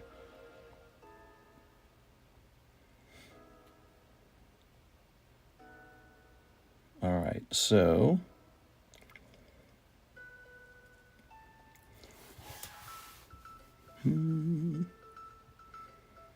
looks like I was buying this box originally back in 2020 for $340 a box. And then it looks like I was buying a lot of them at about $700 a box. 700, 700, 700, 684, 600, 665. Here are some unweighed lots. $500, $500, 662, 685, 750, 739. You know, it did take a while, though. I have to say that. It did take a while for these to grow. Oh, this one's 425. 760, 700, 761. You can see it progressively gets more expensive every time. It's really interesting. Here's a sealed case. I got it for 3.6. What's that? 3.6? 600 a box? Crazy. The 2000 was a Russian box. You know, when you think about it, that took a couple years for that to finally do that, to become $2,000. Wait, you're saying you're saying that one was Russian, the one we were looking at? Hold on.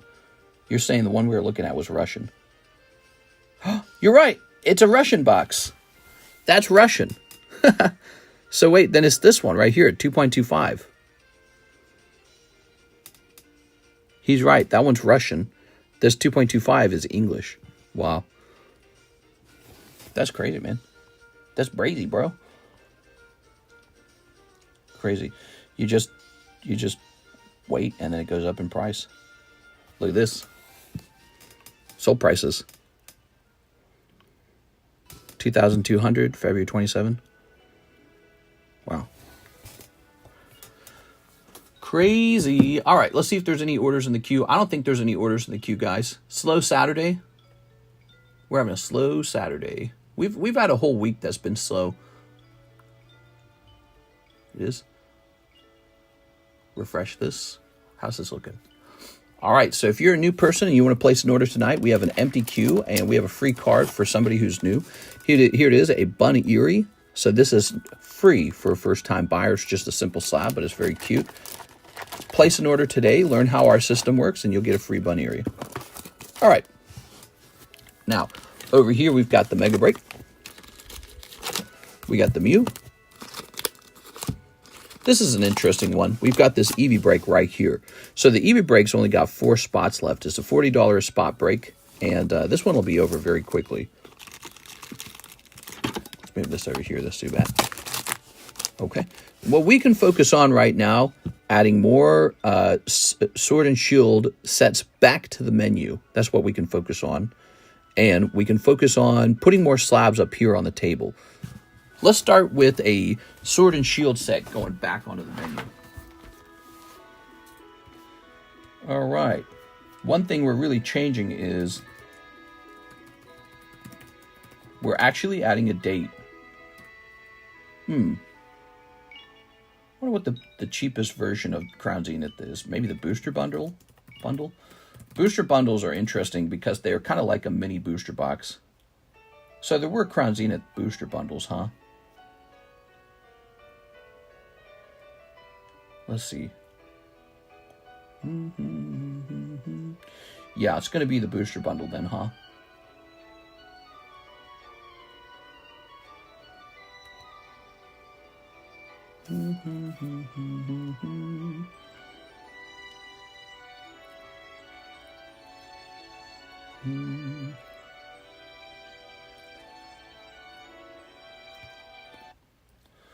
Let's see.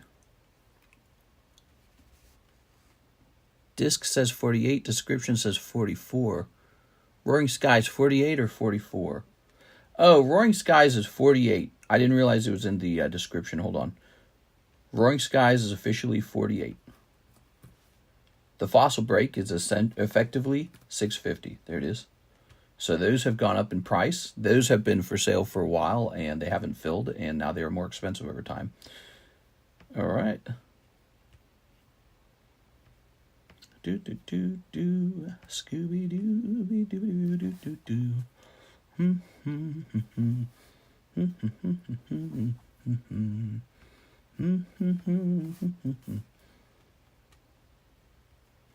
Crown Zenith. Really interesting set. Has gotten really expensive. And so what I would like to do with Crown Zenith is order some new ones and base today's price off of that restock instead of off of, you know, what they used to cost me, you know, like my old stuff. But I want to understand Crown Zenith ETB cases real fast. Give me a second. Oh, are there no cases for sale at all? Oh, wait, here we are. Wow, there's so little. The hell? Let's turn that music back on, shall we?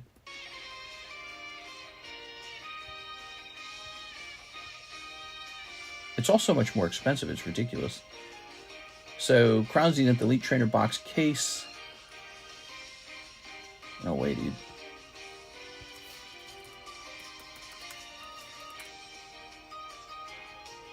Oops. Hold on.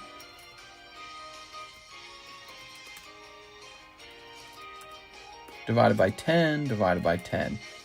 No way, dude. How's that so expensive?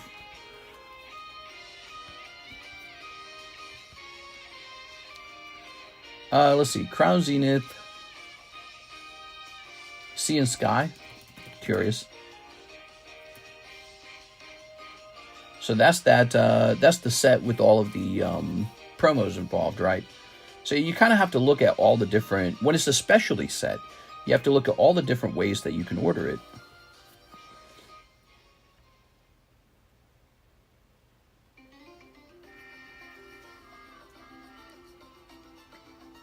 All right, let's see. 1, 2, 3, 4, 5, 6, 7, 8, 9, 10, 11, 12, 13. So there's 13 packs in a case.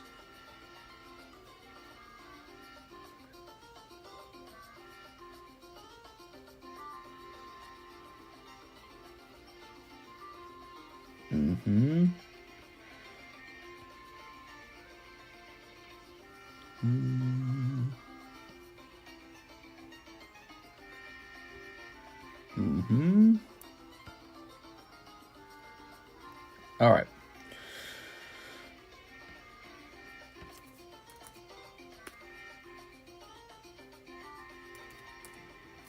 It looks like the Sea and Sky is the cheapest way to obtain it. Is that right?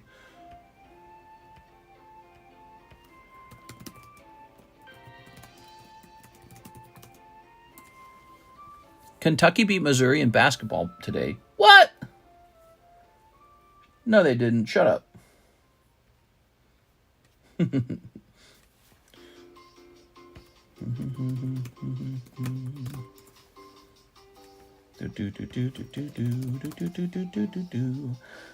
doopy doopy doo doo doo doo.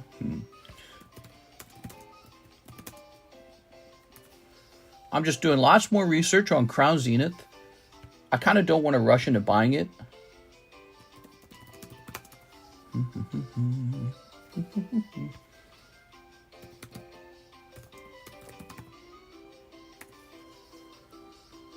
Man.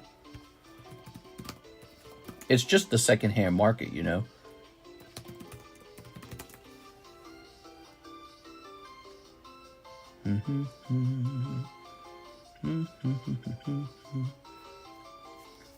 Nobody's got it. Try the booster bundles. They've got it. It's just extra expensive, you know.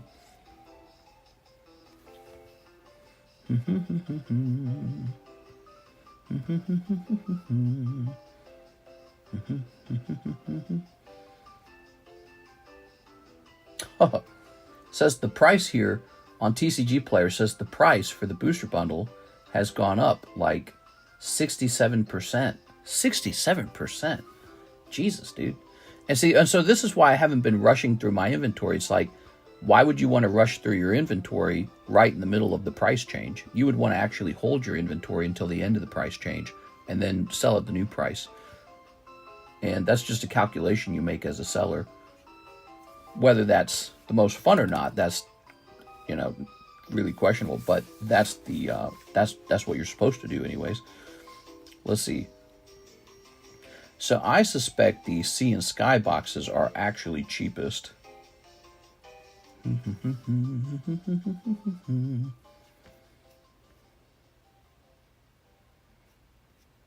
Partially because the promo cards are sellable. Is it really 14 packs? Let's see. 14 packs, huh? I think that's technically cheaper. It's just there's that little Rayquaza holo you get with it, right? And in theory, if that were to grade 10, that would make a certain amount of money back if it were to grade 10, but it probably won't. But if it were to grade 10, that would make you a small chunk of money that offsets the actual cost of the full item. So I would say that's probably what you want to do. Sea and Sky. 14 Sea and Sky. So Sea and Sky is probably the best potential output compared to like the booster bundle, because the booster bundle's got no promo, and I think it's slightly more expensive per pack despite this. When did the Sea and Sky set come out? I feel like I don't even recognize it. Sea and Sky came out May 2022. Oh, wait, no, that's a video game. Let's try that.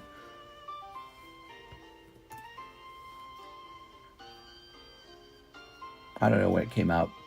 But you know what? Probably made somebody a lot of money. And we're working with the limited cash, so I don't want to like overstretch myself because I still have to buy quite a lot of grading I have to pay for. But let's take a quick look at this. All right, guys, so I'm placing a big order for Crown Zenith, and we're adding it back into the menu. And then the Crown Zenith that I already own, that's not for sale. So that's what's going on here. We're doing a large restock on Crown Zenith. And now I'm going to run a math equation. Here goes.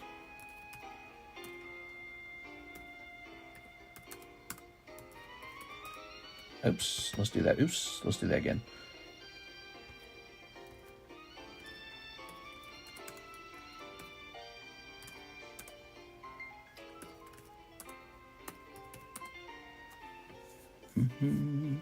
Okay, so it says that I should try to sell the Crown Zenith for about $13 a pack. That's what we're going to do then. I'm not going to question it. And if you feel that that's a little high, that's all right, because I think all I got to do is wait a little bit, and it's going to be that price anyways. So Crown Zenith is added back on the menu. It's $13 a pack. Now, I have some exciting news. I already have some Sea and Sky, so it's available right now. So Crown Zenith is available tonight. All right, very nice. You know what's interesting is a while back, we couldn't even sell Crown Zenith. Nobody wanted it. Crown Zenith wouldn't sell, it just sat there. Nobody wanted it. And now it's like double its original price. Not double, but getting close. And look at this Noctowl. Did you guys catch this? This is a really cool one. All right. Here's Pokemon Wonderland. I was on daytime shift before opposite of fall back into night. I'm on the night shift. Oi, we're on the night shift. Came out just before Blooming Water. Oh.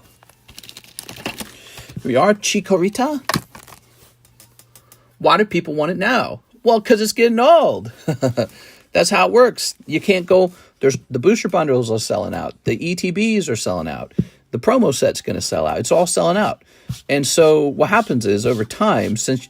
Like, let's say you think Sea and Sky costs too much. Okay, so then you go, okay, I'll get an ETB instead. But then you look at the ETB price. It's unbelievable. You look at the tin price. It's unbelievable. You go, oh, well, then I have to buy the booster bundle. I have to buy the Sea and Sky. And then those prices get shoved up by the demand. So that's how it works. There's just nothing left. So Crown Zenith is back on the menu. Is $13 a pack. And we're just going to hold strong there and see where it goes. And so we're ready to add a new set back onto the menu as well. A new Sword and Shield item.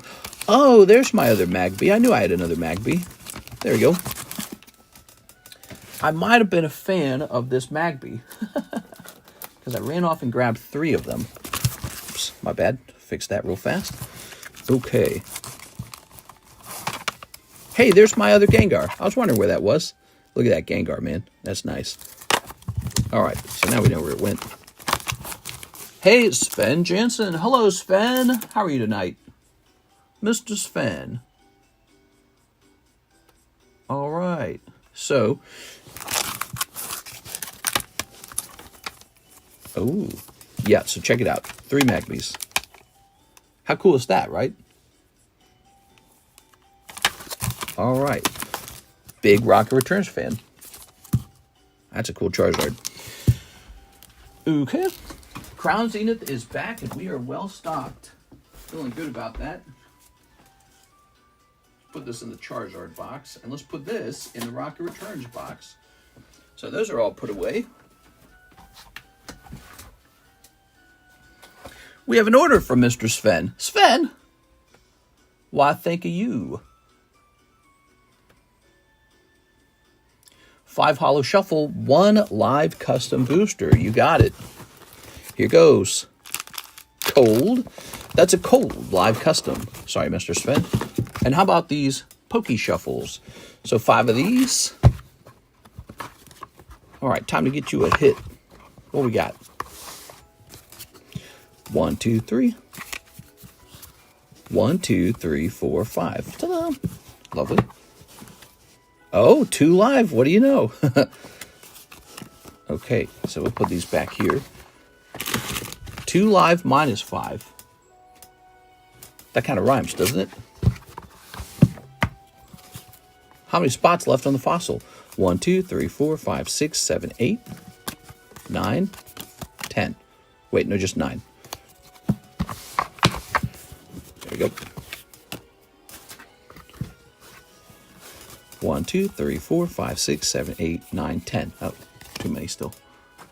1, 2, 3, 4, 5, 6, 7, 8, 9. All right, there we go. Perfect. That goes back in. 2 more two more live customs for Sven. 1, 2. Oh, Mr. Sven, what kind of luck is that, man? Look at that. Wow. Graveler 10. Graveler? You got... Oh, I know what this is. I know exactly what this is. You got a really bizarre card, okay? You ready for this? That was the previous star card.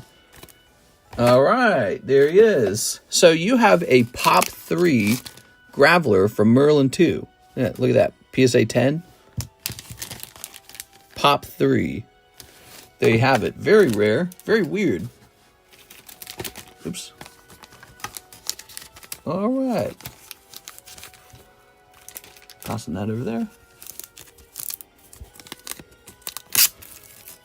Tossing this in here. Very nice. Mr. Sven.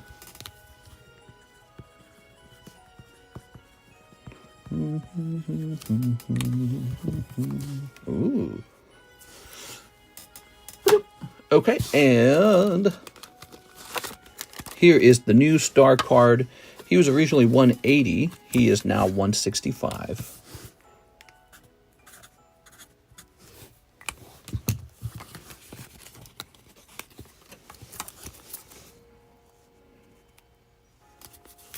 There he is. Getting cheaper. Fascinating. Yes.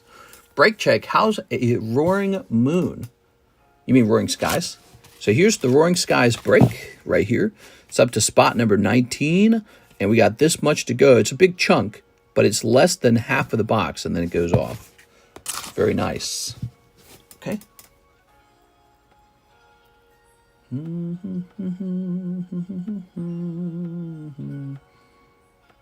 We're closing this out. Let's close this out. We got a lot of tabs open. So already 317 because it's daylight savings. No! So they have shifted the hours around. Should we have a shorter stream as a result? I mean, I guess it's not a big deal, especially if we're slow. It's not a big deal, but we're still open. You guys are welcome to send in an order if you wish. We have a nice large audience. Why don't we show off some really great slabs and start pricing them? We got some more slabs to price, don't we? By the way, if any of you guys are new, in our Discord server, I have a picture of all the slabs that have already been updated with their price. Ooh, there's a nice Magneton. Did I already sell the signature Magneton? I can sign that one if somebody would like it. That was a Blake Santoro card originally, huh? It says 110.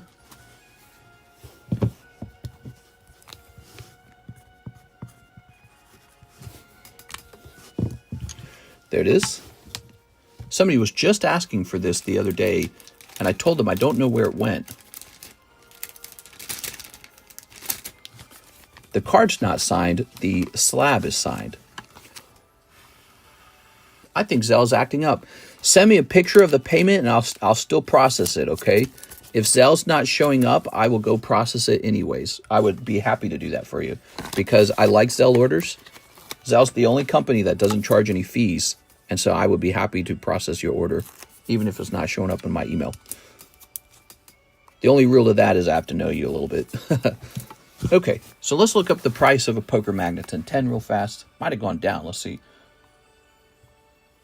When prices go down, my prices go down. So I'm not unfair about it. If it goes up, it goes up. If it goes down, it goes down.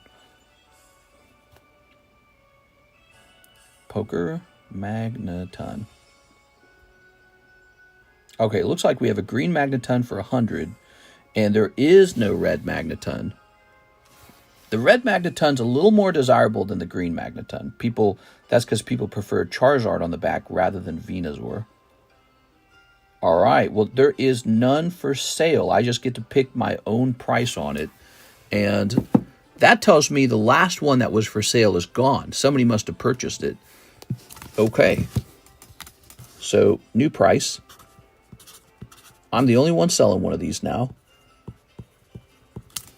We're going to do 125. Let's find out the population on this. Sent for EV. For EV. Okay. EV, huh? I don't know what you're referring to. Maybe you mean in the Discord server. All right. Oh, yeah. He's not common. That's why you don't find one for sale. He's just population 7. That's it. The poker cards, truly magnificent. 1996, just like the base set. And they got a fantastic artwork. Pop 7, $125. Now, the cool thing about this card is if you just want to collect one of my signatures, there's a signature opportunity. Okay. Andrew A. Martin, one spot in the tag EV break. The tag EV break is really great. It's a 1 in 7 break, so we could finish this tonight if you guys wanted. And look what it's coming with. It's actually 2 cards. You get Pokemon Go Charizard 10 and EV10. This is the English EV10 from Prismatic. That's a good deal because that card's going to probably skyrocket in price over time. Here we are. You know how hard it is to grade 10 on the English cards. Okay, Andrew Martin.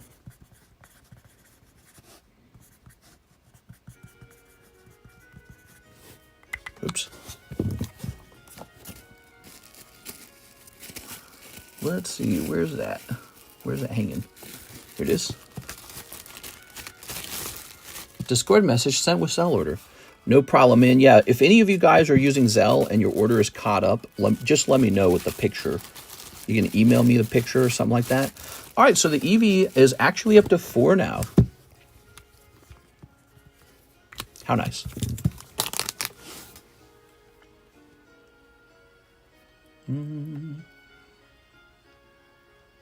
Okay.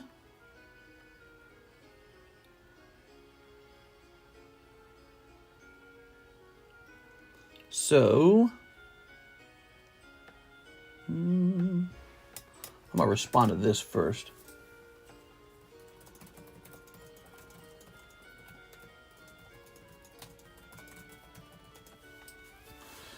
Okay. And then he is sending in 100 Slab away and 2 Final Fantasy Legacy boxes. Oh, wow. That's going to be so cool. All right, so 100 Slab away. Let's do that right away. We're jumping over here.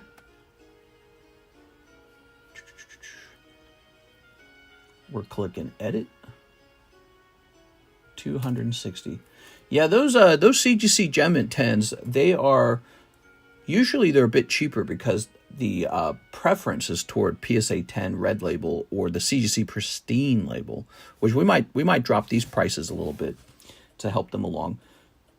So let's see. You are down to $260. Nice. And he wants 2 of the new Legacy boxes. That's going to be really fun. Do I have 2 of them with us? I think we have 2 of them right here.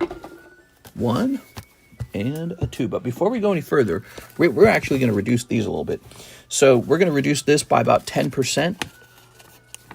This is a vintage Garchomp Charizard coin from 2009. It's actually vintage.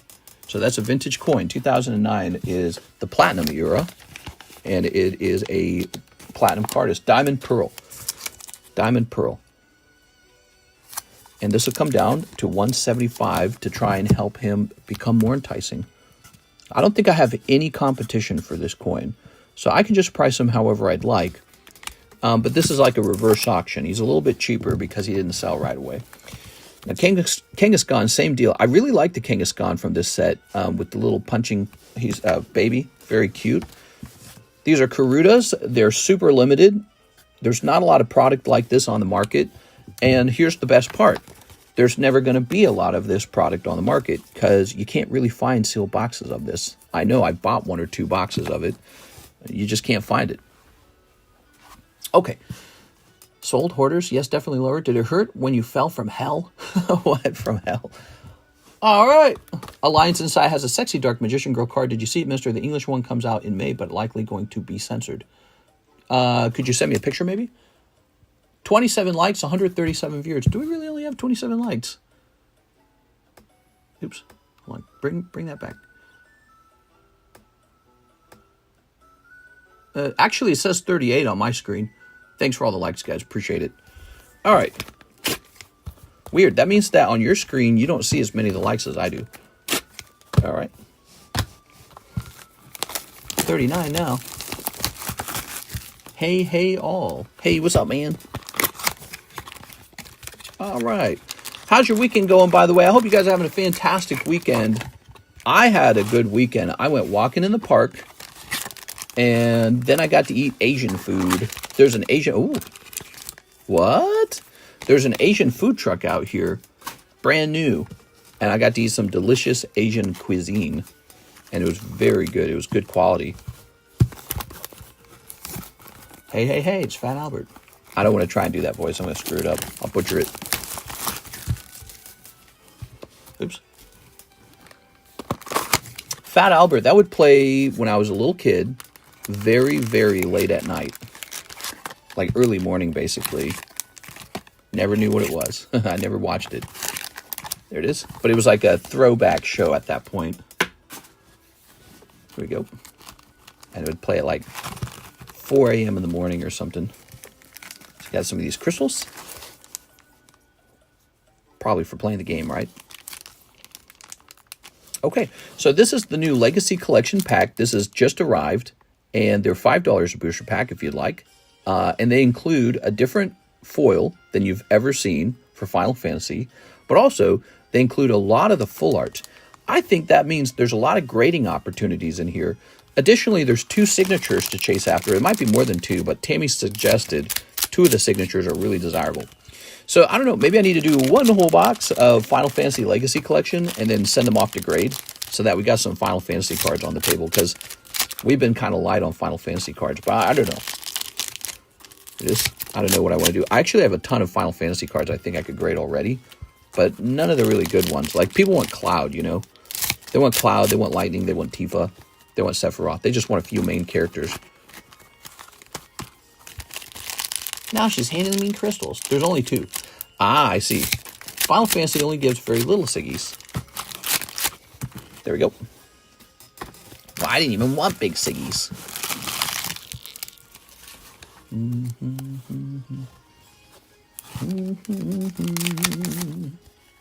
Here's Sarah. Look at Sarah. Oh, okay. This new rainbow holographic is super cool. Edgar. No Gamaka. Here's Godot. Godot. You can see the holographic is this rainbow coloration. It reminds me of, what do they call it? Ooh, Sarah. What do they call it in Tops? They call that a... Oh, man, there's too many names to remember. In Tops, when you pull a holographic card, what do they call that? Lenticular keeps popping up in my head, but I know it's not lenticular. Refractor, I think? It's like a refractor holo. Here we go. Goblin Brr. Very nice. Here's Stillskin, like Rumpelstiltskin. Here's Aerith. Very nice. Here's Sid Randell. Oh. Is this like a treat for your eyes, Tammy? Here's Moogle. Oh. We've got Shinju. Bro! Look at this waifu card. Wow. Shinju full art. Here's Ramza. Ooh. Hey, yo. Yeah. Yeah, so Spectra is a really old term for Pokemon Tops. Okay. I've already ordered 2 more cases of this because it's so spectacular looking. I can tell this is going to sell for a long time. A lot of the Final Fantasy sets have a very repetitive look, and this set totally breaks that with these new rainbow holos. Here's a Luneth. They're very vibrant, right? And that's so important. The shinier, the better. Here's Bart's. There we go. He's like from The Simpsons. Here's Beatrix. Eat my shorts. Okay. Here's Vincent. Oh. Barts are numbered. They ain't waifu. What's he saying? Oh, EX Death. That's a legendary holo. That's cool, man. So that was box number 1. I like the Shinju card a lot. I don't even know these characters, but the Shinju looks like if you graded that 10, that one's going to be an easy sale. All right, Vincent, Bart's, Chocobo, Shinju, Moogle, Aerith, Stiltskin, Godot. Okay, let's try the other box now. Ta-da! Doo-ba-doo. Snip. Getting some snips in. Getting some snips in here. Getting some snips in here. All right. Oops.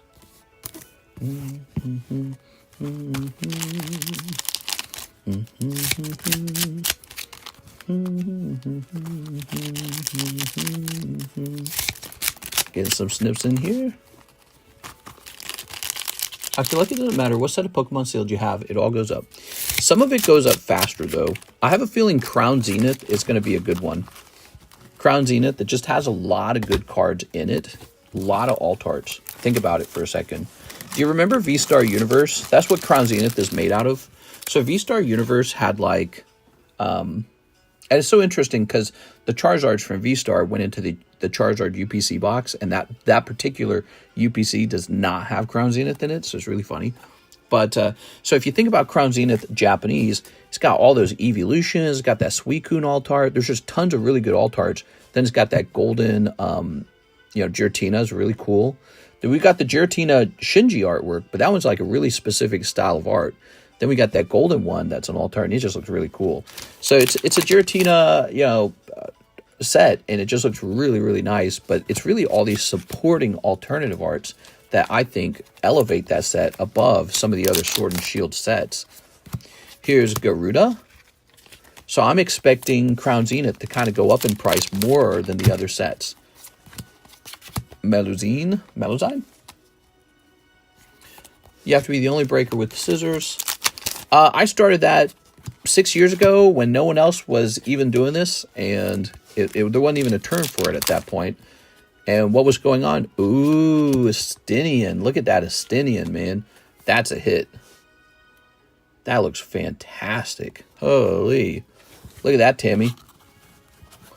I was gaming for about 8 hours a day for my other YouTube channel, The TheCardconomist. So about 8 hours a day, I'd play Monster Hunter. And then I'd come over here, and there was so much demand, I was opening the packs by hand, and my hands were cramping up because you can't play video games for 8 hours and then open packs for 8 hours. Your hands start to cramp. There was a trick to getting around that. Scissors. So, and I still use them today. I just like them. Here's Aricia. Ew. You don't like Estinian? Tammy. Here's a Yuffie. Ooh, Yuffie. All right. Flan. I like the scissors for many reasons. I feel when you rip a pack by hands, you actually really kind of rough the cards up a bit. When you snip the top of the pack, the cards don't get roughed up at all. Axis. Uni. Mister was snipping first. Here's a Maug. Oh, yeah.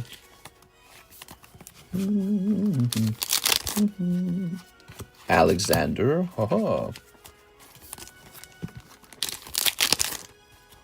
Here's Co-URL. Oh.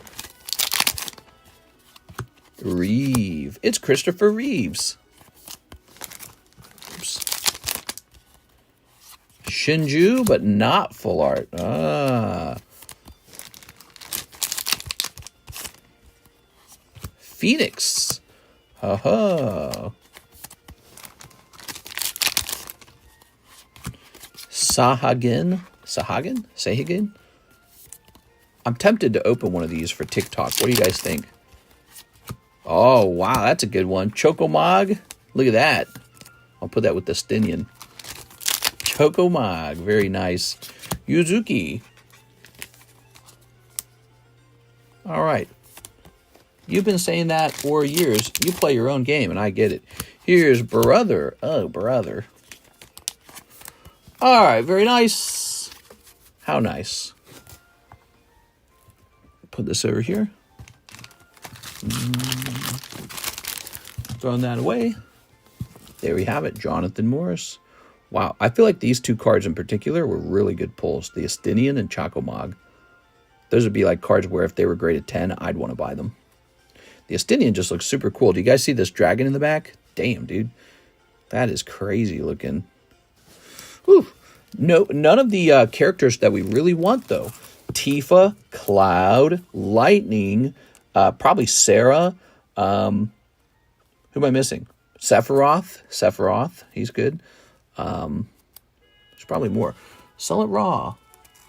I have a Latios in mint condition. The only thing is it has very light scratches on the back of the card. Should I send it in? You should, as long as it's net profitable. But if you have cards that are more valuable than that to send in first, maybe you just send those first.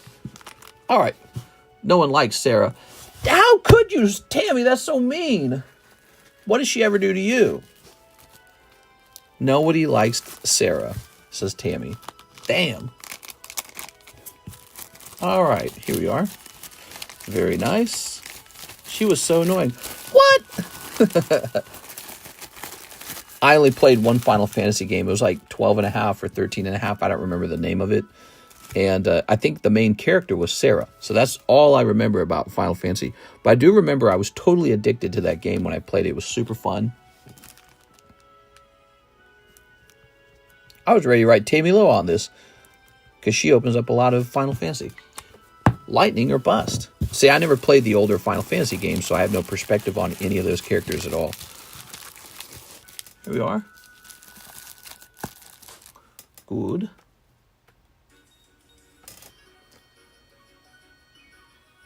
You think it's still 10s? No. No, it's not going to be 10. If it's got a scratch on the back that you can detect with your own eyes, it's probably an 8. You'd be lucky if it's a 9, dude. Garrett Wixom, 2 Halo Upper Deck. I have a bag. Also, shipping. Is that Charizard I have worth grading? Let's take a look. So, hello. Cortana. Finishing the fight. Ready? These are really nice. These are actually coming out of the Halo Hobby Box, not to be confused with the retail packs. These are the Halo Hobby Box packs. Ready? Because there's a separate product they sell where it's the retail pack. Dr. Catherine Jameson. This story so far. Oh. Noble 7.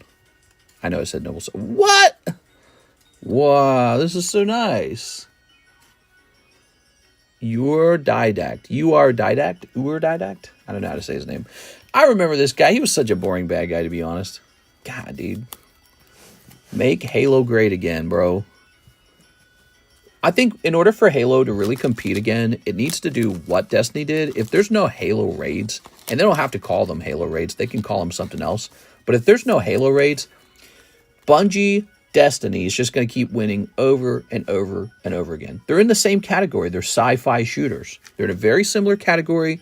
They have a somewhat similar feel because both games were made by Bungie. And so now 343 is kind of, following in their coattails or riding their coattails, perhaps that's the saying. And what they have to do is they have to keep up, at least. So if Destiny has Nightfalls, Halo has to have Nightfalls, and they have to be better somehow. And you shouldn't call them Nightfalls, but they got to be called something. And then if Destiny's got raids, Halo's got to have raids. You don't got to call them raids, but it should be like a six-person PvE, super complicated, with no instructions. Why can Bungie do it, but 343 can't do it? Huh? They don't even have to invent it. They just have to copy. They don't even have to invent it. They just have to make something similar. Somebody else already came up with a great idea. You just have to copy it really good. So I don't get it. Halo, make Halo great again. God, Halo sucks. The story doesn't make me excited. I don't get excited for this guy. We're a didact. So it's not like they've invented new bad guys that get me off my feet. Like, yay! I don't do that. And yeah, I'm ready for it, man. I'm ready for them to significantly catch up to what Bungie has accomplished. And it's crazy to me because all they got to do is copy and paste. They don't even have to invent new things. They just got copy and paste. Could you imagine a Halo Nightfall? You go in, there's like this super bad guy, super difficult to pull off. No one can do it. Just a couple players in the world can do it. You know how many people would watch that if they did that? They're not going to do that. They just suck. Here's Gravemind. It's such a great brand, too. It's a powerful brand. The Halo brand's not going anywhere. It's really good. It is. It's like Star Wars, you know. It's one of those brands where nobody forgets about it. Ooh, Prophet of Truth. Very nice. I feel the same way about Gears of War. I feel the same way about Gears of War. An absolutely spectacular brand that they are just making do games over and over again from, because they haven't adapted. They haven't realized what an enormous audience there is for high-end PvE content. Look at Monster Hunter. Monster Hunter is a perfect example. That game's going crazy right now. Monster Hunter sales are like shattering records right now. What's that game all about? It's only PvE. There's no PvP at all. You fight a big monster, it's really tough, everyone loves it. And eventually Monster Hunter Wilds is going to release a monster that almost no one can beat. And when that happens, it's going to be watched on the internet like crazy. Just like what was it called back then? The Extreme Behemoth. So people are going to be watching that like crazy, wishing they could beat it, but they can't because it's too difficult. And you know another company that does that? From Software. From Software does it. So that's what people want. They want to be able to have a game like that, but they just don't want to give it to us. I don't know why. Probably because they hate us. All right. Mr. Garrett, do you ever sell a whole booster box for not a gaping price? Oh, that's a great question, man. Hold on. Give me a second. I heard about one gamer called TheCardconomist. He seems decent at Monster Hunter. Here we are. All right, let's find out what's inside of here. You ready? So we've got a lovely Charizard. Look at that. So that is from our Cardos Singles pull box. And, oh, you already had some of these too, huh? Master Ball Dusclops and Master Chief Special Hollow. You're killing it, man. You've gotten some pretty good pulls on this channel. Go ahead and pull this over here. All right. Boo, Master Hunter. What? Master Hunter. I heard about one gamer called TheCardconomist. He seems decent. Crazy that many developers believe their customers' player base are dumb, though, and don't want to be challenged. Well, I think that's true to a little bit. I mean, I think that there's this gigantic common denominator, general audience, children, grandparents, guys who have jobs who don't have time to beat the high-level end of the game. But here's the problem. You got to be able to entice the core gamers who do have time for that stuff or who are obsessed with it. But also, you have to have that stuff for Twitch. You have to have this stuff for YouTube. If you don't make stuff that people will watch on YouTube, then you won't have a self-advertising game. All right. Your Dusclops is off center like crazy. This guy actually looks really good. Let's check him out. Maybe a little dot right there. Yeah, I'd send this in, man.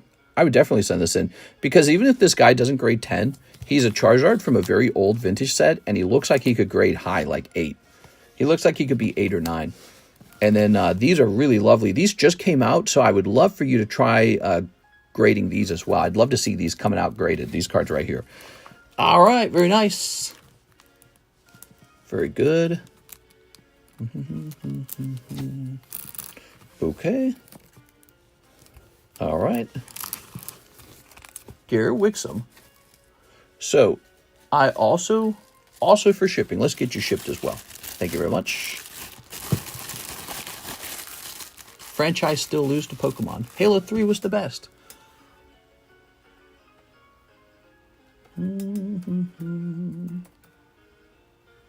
Okay. I've got your same address from before. That's where we're shipping it. And here we are. I got stuck on Witcher 3. I tried playing Witcher 3 and I just didn't enjoy it enough. I found that it was kind of boring. All right. I was playing Maverick Rivals, but it got old. Maverick Rivals? Wow. Never heard of that one. Okay, I'm popping this over here. Yeah, you know, for the comment that was talking about where he was saying that game developers believe that their customers are bad, well, what's going on is they actually have a lot of internal data that shows where people get stuck in their game. And I believe it was actually the Capcom Monster Hunter team revealed that it was less than like 1% of all players ever defeated the Extreme Behemoth. Less than 1%. How crazy is that? Yes. So that's why they don't focus the game exclusively around really tough monsters. It's because the average player never really even gets that far. They go, I can't do this, I give up. But for really watchable moments on the internet, you got to have those kind of fights too. They're very important. I think they're important for your brand, you know. All right, we got a really big order from Edward Shelton. A box of EB2, a box of OP9, and 2 boxes of 151 Japanese. Damn, that's a lot, man. So EB2, when you say OP9, are you talking about the Japanese OP9? I think he is. So let's grab them. Okay, so, wow, that's awesome. Mr. Edward, if you'll excuse me, I got to go get those boxes. I'll be back. Love your streams and live. Oh, love your streams, and I've never bought anything because I'm in Canada, but I wish I could. Oh, Canada. We got a couple big Canada buyers, actually. One of the biggest buyers in our group is Canadian. All right, I'm going to go get this. Ugh. How do you feel about Trump trying to get Canada and the United States to join together? Do you hate it? Do you love it? I think a lot of Canadians are very offended by it. I think a couple of them like it. Oops. It's the way he does it. He's very rude. All right, I'll be back.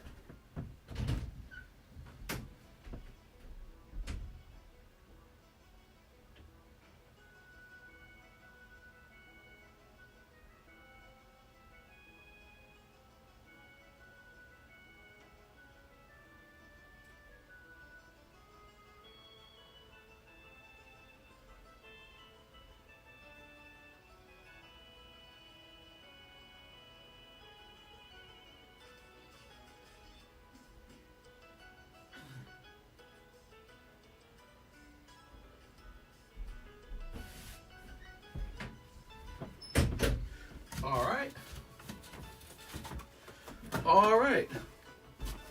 I think on paper, the idea of the two countries coming together is not actually that bad.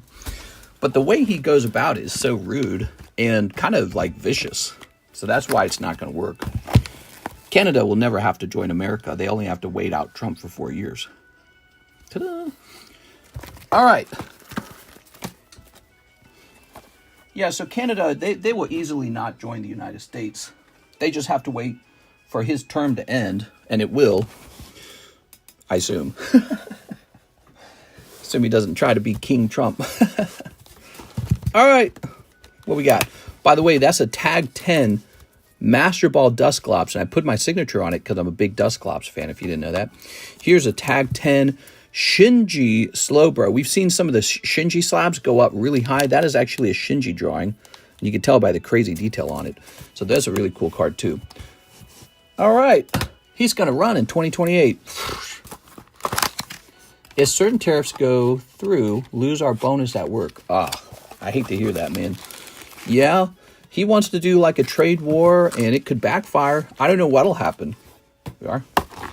Maybe it'll make us closer in some ways. Maybe like Canada and America. You know how like couples go through like fights sometimes, but they come out of the fight more connected because they realize they don't want to divorce. So who knows?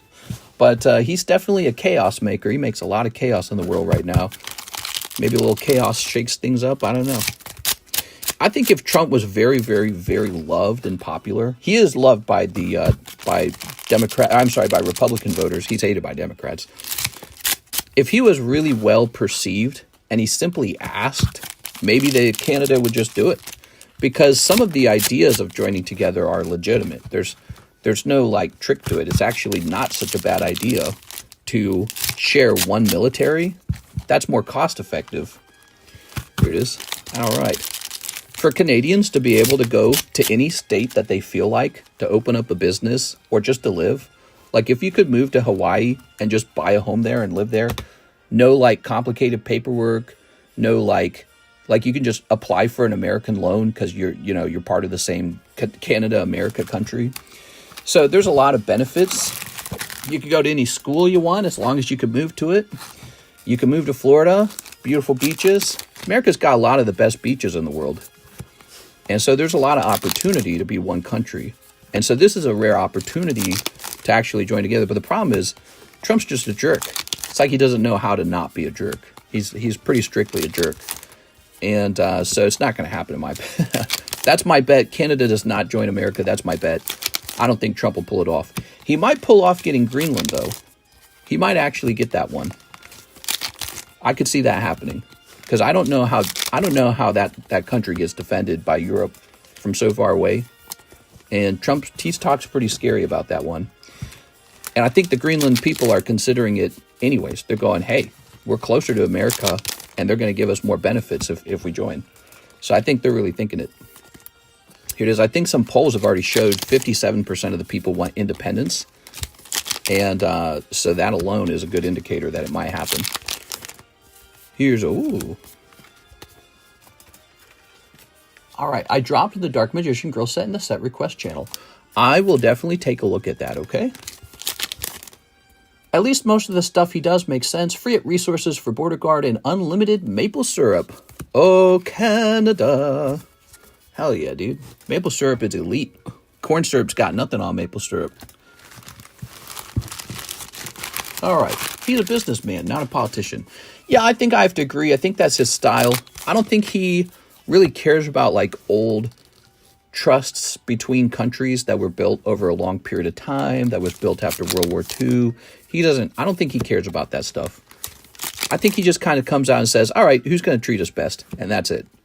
He's like, it can even be our enemy. Like, who's going to give us the best deal? I think that's all he cares about. He cares strictly about that. Here we are. And here's a hollow. And, ooh. And, could the next president give Greenland back when they get back in office? Ooh, I suppose they could, but if we did a smart move and got Greenland, that would be crazy if they gave it back. It is, because you don't get a lot of opportunities like that in the world.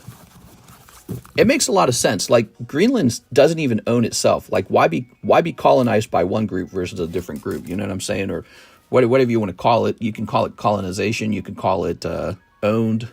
Right? Greenland's not a free country. They're not free. There it is. All right.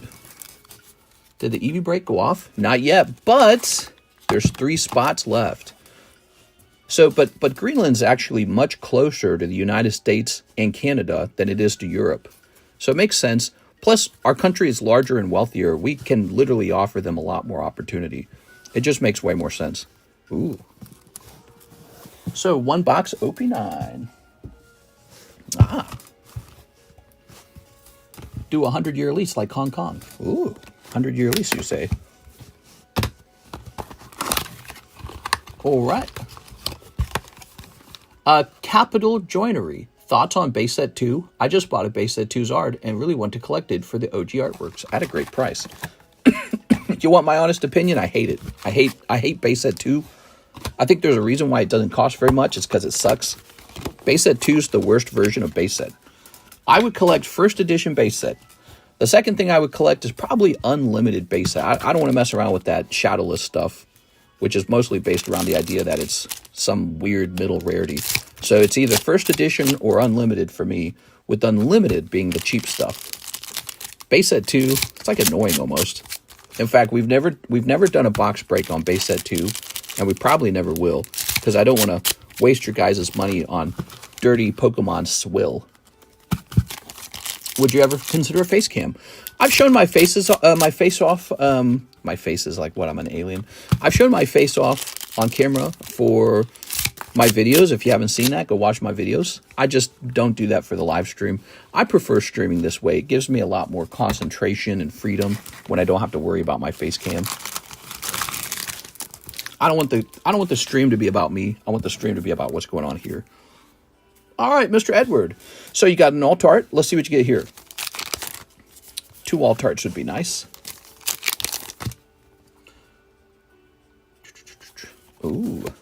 Yeah, it was shocking when Trump initially came out and he's like, we're going to take Greenland, we're going to take Canada, we're going to take Panama Canal. It's like, what the hell? Here's this. Ooh. He thinks he got to be like some expansionist, imperialist president, probably, I guess. We've got a hollow, but he really wants Greenland. And I don't see how Europe defends it. He going to say some crazy stuff like, he going to say something like, we're going to pull out of NATO. Russia's going to get a good deal with us. We're going to get those minerals one way or another, Europe. So you can let Russia give us those minerals after they're done taking all of Ukraine back, or you can let us have Greenland and we'll continue to be part of NATO and we'll fight Russia. So you got to say something like that. That's what he's going to do. Because he's crazy. He does not care, I think. Here's a hollow. Ooh. Oh. Alt-art, man with gun. 32 and still going. Wow, that's a long time, man. Thank you so much for being around for such a long time. Trump's going to build more pylons. Need more resources. All right, here's a hollow. Rare earth minerals. You know, I'd heard the term once or twice before, but it was never a big deal. Now it's all you hear anyone talking about. Rare earth mineral this, rare earth mineral that. Kind of makes you think America must have fallen really far behind on that subject if it's so important today. It is. We were too busy wasting trillions and trillions and trillions of dollars blowing up impoverished people in the Middle East. Meanwhile, China was just going around like building stuff. They're like constructing stuff in places like Africa and saying, we'll build you this giant, beautiful bridge and road. You give us mineral rights. That's what we should have been doing. We are. Oops. All right. Mr. Edward. So now they got all these mineral rights and we don't. And so we're playing from behind. We're like trying to catch up. How crazy is that? Outplayed. All right. Wow. So both boxes are pretty decent. You got two alt-arts. Two alt-arts. Better than the non-alt-arts, that is to say. And now he is ready for two boxes of 151 Japanese. This is the big order of the night, guys. One huge order from Mr. Edward. Edward, I can't remember if you already had a bag. Let's check. This might be a new bag for you. All right. So, at one point, aluminum was considered more expensive than gold. You never know. True, true, true. Actually, I always wonder if we're going to develop a new technology and just find like tons of gold or like extract it way better or like mine gold off of an asteroid or even the moon. Imagine we build like a robot that can land on the moon, extract gold, like from start to finish. No humans involved. Maybe Tesla robots are up there. They're just like beep, beep, boop, boop. And they just extract a bunch of gold off the moon and then fly it back home in a spaceship. Of course, for that to be super duper profitable, a lot of things have to happen. Like somehow sending a rocket ship to the moon has to be cheap. I guess that's never really that cheap. But you never know. I saw people inventing like a slingshot that could slingshot things out to outer space. That's really cool. It's a machine that spins really fast and then releases the item. For ideas like sending trash into space. How cool is that if we do that? Trash into space. That's the perfect place for really toxic trash. Because once it's in outer space, you just got like this infinite outer space for that trash to just drift away. Maybe go lands in a big star and just burns up into nothing. That's perfect. Launching the most toxic trash. If you could pile it all together and rocket it off in a rocket spaceship and just launch it into the sun, it's the best place to send it. Maybe not into the sun even. Like, let's not mess with the sun. Let's just send it anywhere. Although the sun's huge, you couldn't do something to the sun. You couldn't mess with the sun, truly. Sling trash out and it burns up when it comes back down. Yeah, well, you know.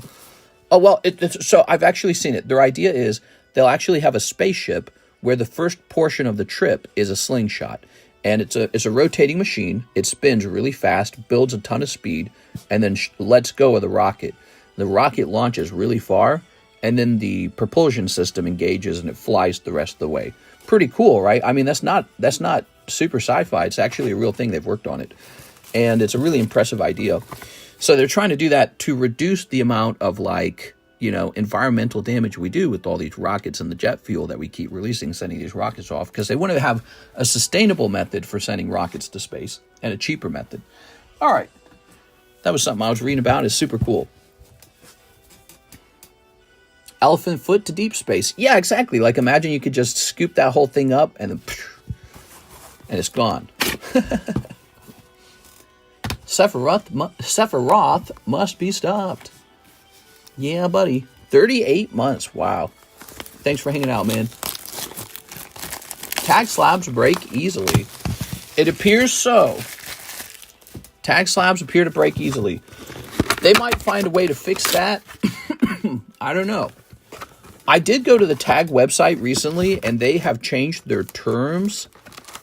Their cheapest grading, which is basically the same price as PSA anyways, now has a much, much longer wait period.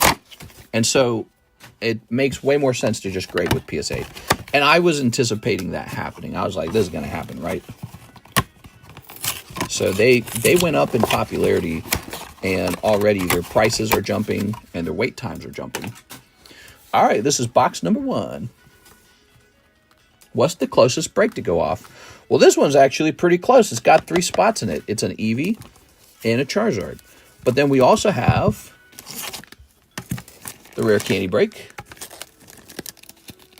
This new rocket break. It's Dark Octillery Reverse Holo 10. Population really low on that. We have the brand new Mega Break. This just started. It's a $400 buy-in if you want to buy straight in, but you can buy in at $40. Wait a moment here. The Mew Break is at 6 out of 13. That's a popular one. We also have these break lists as well. You might want to look into this. We have Roaring Skies for $48 per booster pack, and here's how full it is. The Fossil Sublist with 4 spots. Okay. We're probably going to cancel this. Okay, here's the actual Fossil First Edition booster box. It's now at $650. It's gone up because the vintage boxes have gone up. The Mega Sublist is 2 spots deep already. Pretty interesting.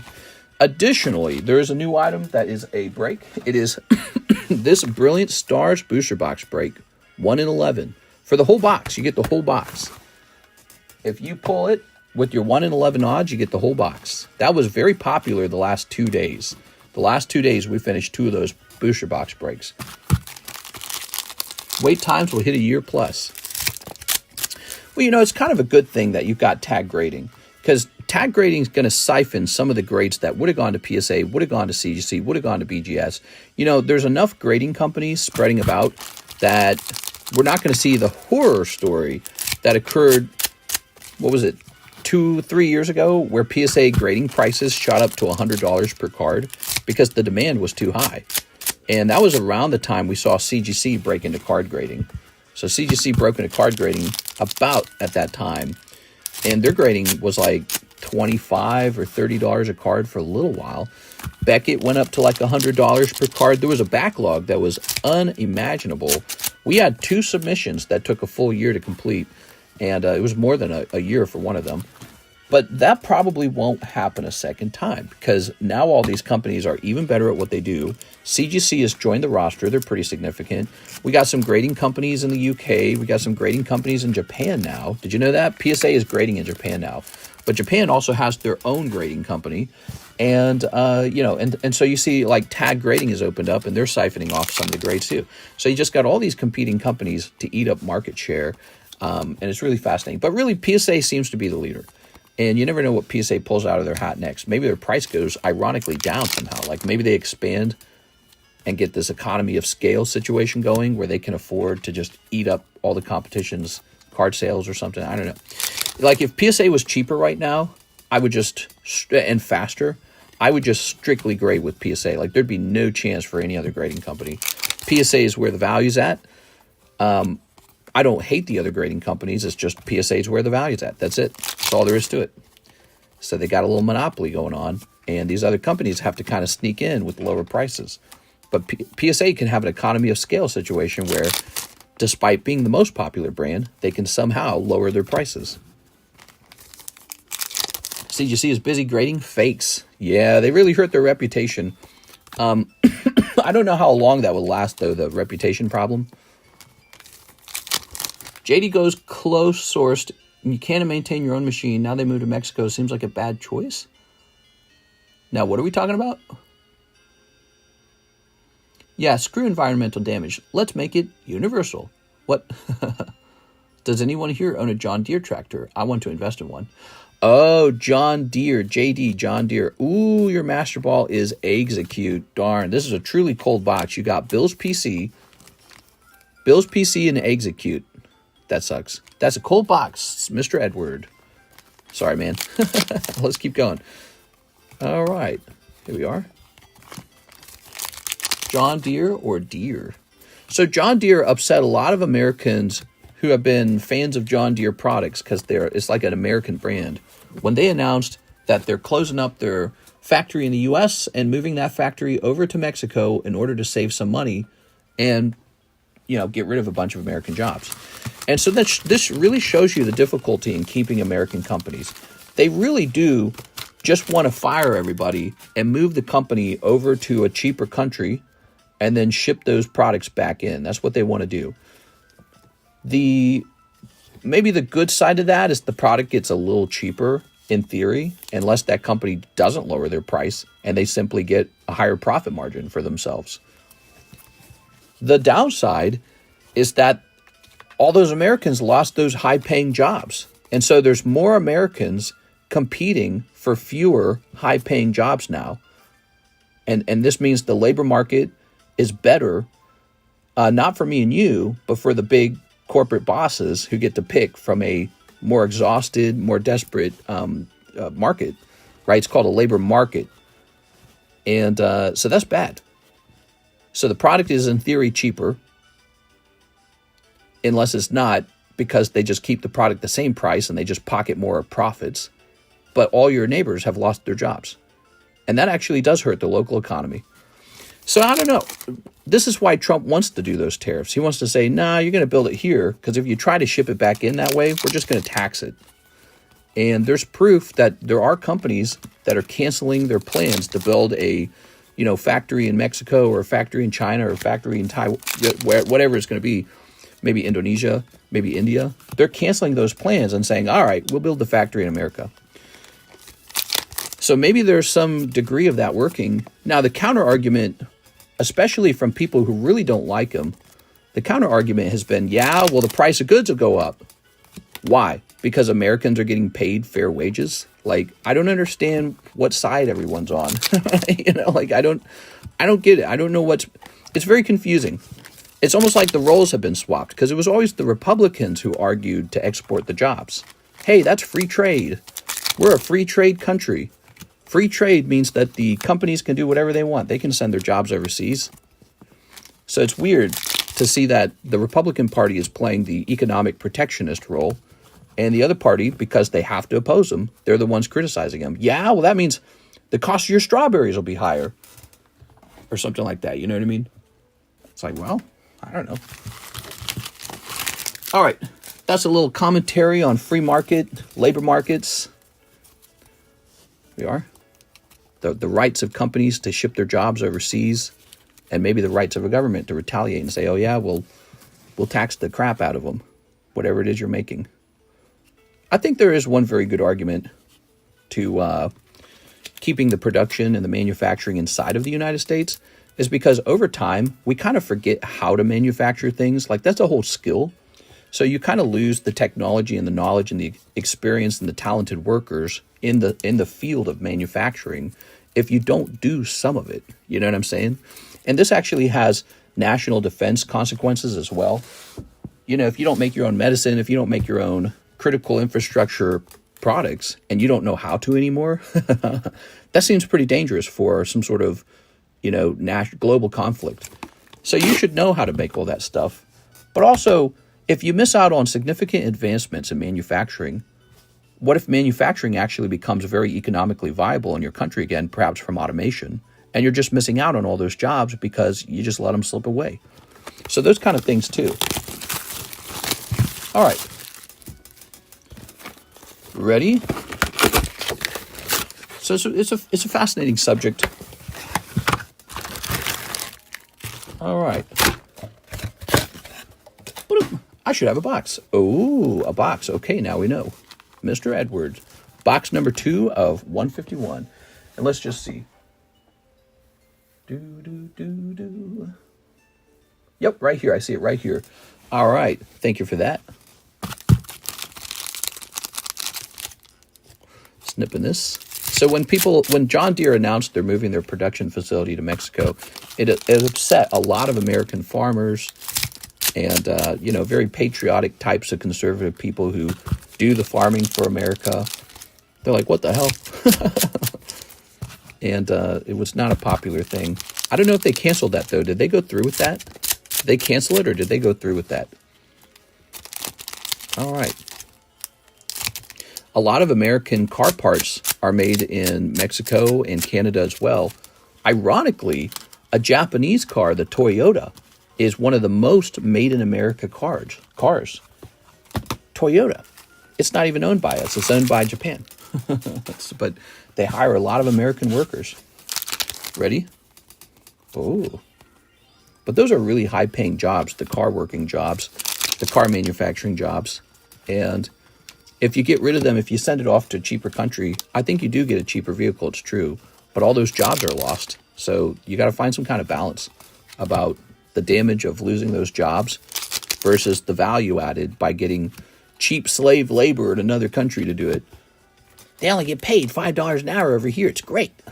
It's like, yeah, I suppose it is. Here's Karabi. Here's Zapdos. Kaka. All right. Oh.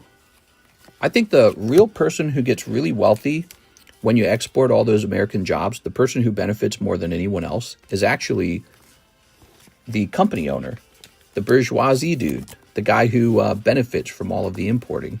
So that would be like the Walmart family. That would be like the owner of Ford, the shareholder. The shareholder makes money. So those guys get insanely rich. I think the average American, even though their car gets cheaper or some other doodad made out of plastic or some other garbage gets cheaper, even though that gets a little bit cheaper for us, the truth is the person who makes the most money is the person doing the importing. You know, they buy the product from China, 1 million units, 50 cents a unit, and then they sell it in Walmart for $5 a unit. Oh, it's so cheap. It was made in China. It was so cheap. It's like, yeah, but Walmart just marked it up like 10,000%, didn't they? You know what I'm saying? So Walmart's getting really cheap off of this relation, or not cheap, really rich off of this relationship. They love it. That's most retail in America. It's just that now. I mean, look around. Most like viable stores, they're just Chinese importers. That's it. Like you can change Walmart's name to China Mart. That's all it is. It's China Mart. You're shopping at China Mart. And they do like a 200%, 300%, 500% margin markup. Their profit margins are insane. That's why their stock does so well. That's why they're all over the place. The biggest company ever. Yeah, there's a lot of money to be made hiring slave labor in other countries and then just importing that here to America. Ooh. You buy something totally valueless, like a plastic spoon or something. All right. Drowsy. Ooh. Walk in Temu. Yes, it's a walk in Temu. That's actually very accurate. It's a walk in Temu. Except Temu's much cheaper in some regards because it's direct. You do the importing with Temu. Temu's the middleman instead of the Walmart family. So you do the importing and Temu's the middleman. Temu gets it even cheaper than you do. So Temu's getting it real cheap. Yeah, so it's a fascinating thing. We are Ninetales. Ooh. Yeah, the Walmart family is the China import family. And that's been what you're supposed to do in American business for a long, long time. We haven't changed from that in a long time. Ooh. You go walking down the children's toy aisle, it's all plastic. It's just various molds of plastic, like a computer mold, a factory mold. And, I'm going to buy my child this plastic and that plastic. It's all plastic molds from India, Indonesia, China, maybe Mexico sometimes. It is. All right. Wherever the labor's cheapest, that's the new slave labor. And when they say, oh, well, if it was made in America, it would be so expensive. It's almost like they're saying, well, we won't be able to benefit from the slave labor anymore. You guys wouldn't like that. Ugh. All right, there we go. I think about how much money people make from plastic.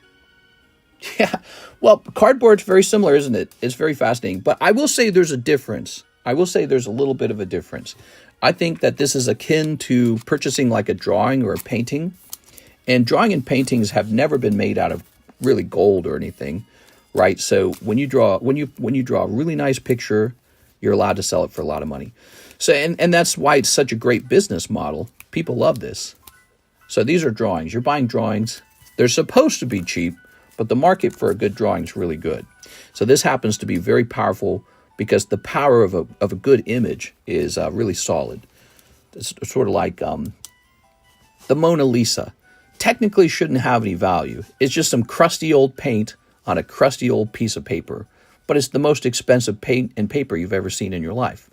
And so, yeah, drawings can do very well. It's almost like an exception to the rule, you know. It's very fascinating.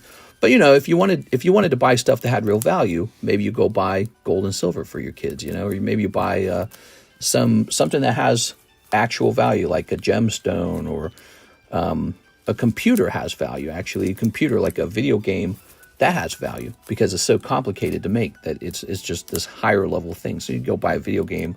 Bicycles have value. You know, bicycles are made out of a lot of products. But like you go down the aisle at Target and Walmart, it's all plastic. It's just kind of silly, isn't it? They found different ways to mold plastic. But I don't know. All right, that was for our good friend Edward Shelton, the biggest order of the night. $500, Edward. Wow. Some people value plastic nonsense, though. Haven't you seen G.I. Joes and anime waifu figures? I guess those are collectibles, too, huh? Here we are. All right. Yeah, collectibles are fascinating. Okay.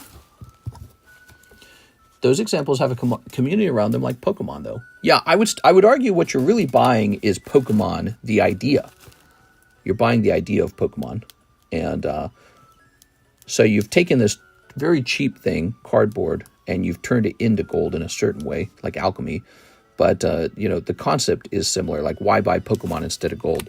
Well, weirdly enough, Pokemon's gone up in value faster than gold. It just has. And it's not because of the cardboard, though. The cardboard is not why you bought this. You bought this because it's an image of an idea of Pokemon. It's entertainment. You're buying a beautiful image of something. All right. So we have Jonathan Morris's 2 orders just came through, but we already serviced those. Thank you, Jonathan. And now we have Mr. Omar, 2 Poke Shuffles. You got it. There's no value in something when no one cares, but people care. Anything can be a Van Gogh Pikachu. Yeah, Van Gogh Pikachu. It's funny, isn't it? What's been the latest Halo biggest hits? I can't remember. 1, 2, 3. The Halo cards are really cool, though. You should open one, man. Give it a try. All right, 2 cold ones. Mr. Omar, 2 cold ones. Same like building products that have gone up like wood. We are? All right. I think it would be really neat if Pokemon made some cards out of like actual gold, because it would be this combination of 2 really powerful ideas. A material that has true value combined with a brand that has true value, right? Like a brand, people love brands. But that's also why I like these silver coins down here. Have you guys seen this? Let me show you. So these silver coins, now this is just a Year of the Dragon coin, but take a look at this. This Venom coin, that's a Marvel image, and it's printed on this commodity silver. Very cool. So that's why I own a little silver and gold too, although I focus on Pokemon. Pokemon seems to do the best. But Pokemon doesn't print coins. I wish they did. If there were silver Pokemon coins, I'd be going crazy on them, man. If there were silver Pokemon coins or gold Pokemon coins. Now, there are some really old NIUE silver Pokemon coins, but those have already hit like this insane valuation. So it does exist, but they're not even that good looking because they were made so long ago. But yeah, I would buy them if they printed new ones today and they were like sophisticated. I'd buy the crap out of those. Pokemon is one of the best investments nowadays. Dead serious. Yeah, it's crazy. Sell it at Burger King again. Oh yeah, the gold-plated Burger King coins, right? So if Fort Knox is empty, does gold skyrocket? Ooh, yeah. What happens to gold if Fort Knox is empty? I suppose it probably would go up in price. I imagine it would. All right.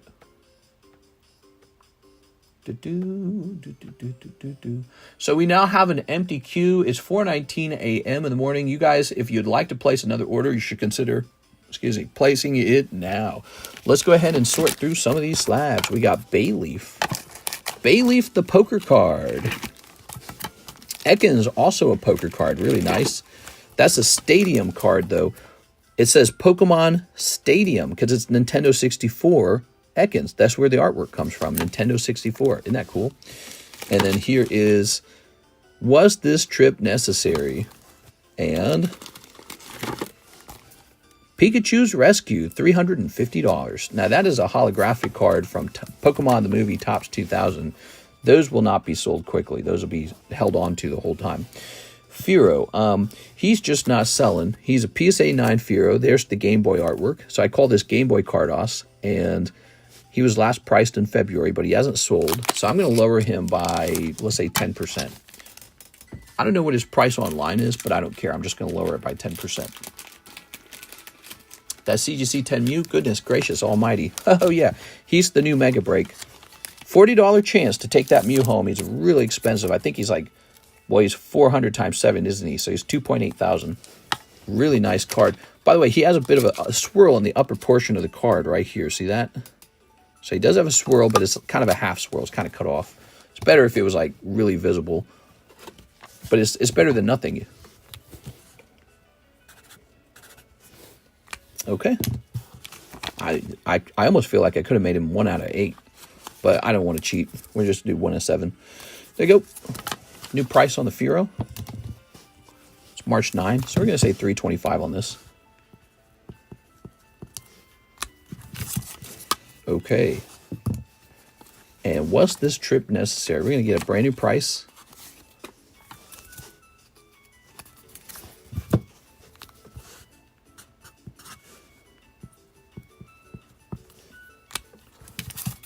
So this is the only Charizard card in this set. Was this trip really necessary? Shows Charizard pulling Ash on a sled. You won't get any other Charizards in that set, I'm pretty sure. And now this guy over here was priced on $125. It looks like he had been marked down before. He's ready to go into the Poke Shuffle on sale. He's going to go into the Poke Shuffle for, let's say, $30. So he's going in there on sale. You ready? So 1, 2, 3, 4, 5, 6. So he's going in for just $30. If you open Poke Shuffles, you might have a shot at that Bayleaf. There it is. That's why we like the Poke Shuffle. Is it 2 E's? Oh, it is 2 E's.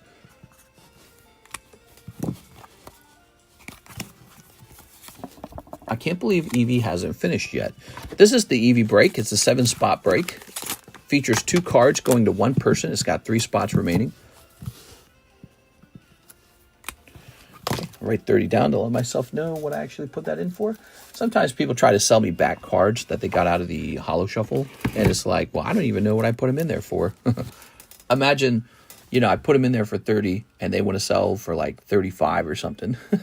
Be buying them back for more than I sold them for. Jade Cargill looked tight with that white wig. Gimme Ghoul coin. Pokemon, one of the best investments. Hey, mister, have you seen the recent tag stuff with the slabs breaking? Yeah, actually, we have our own video that has done kind of well as a video. If you haven't seen it, you can go watch it and share it. But why don't I show you what that video looks like?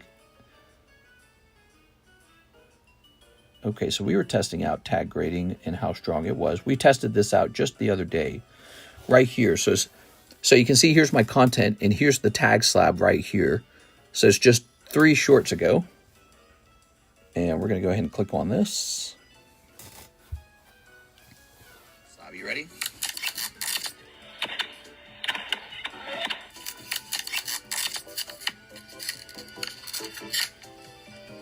Well, that's not useful.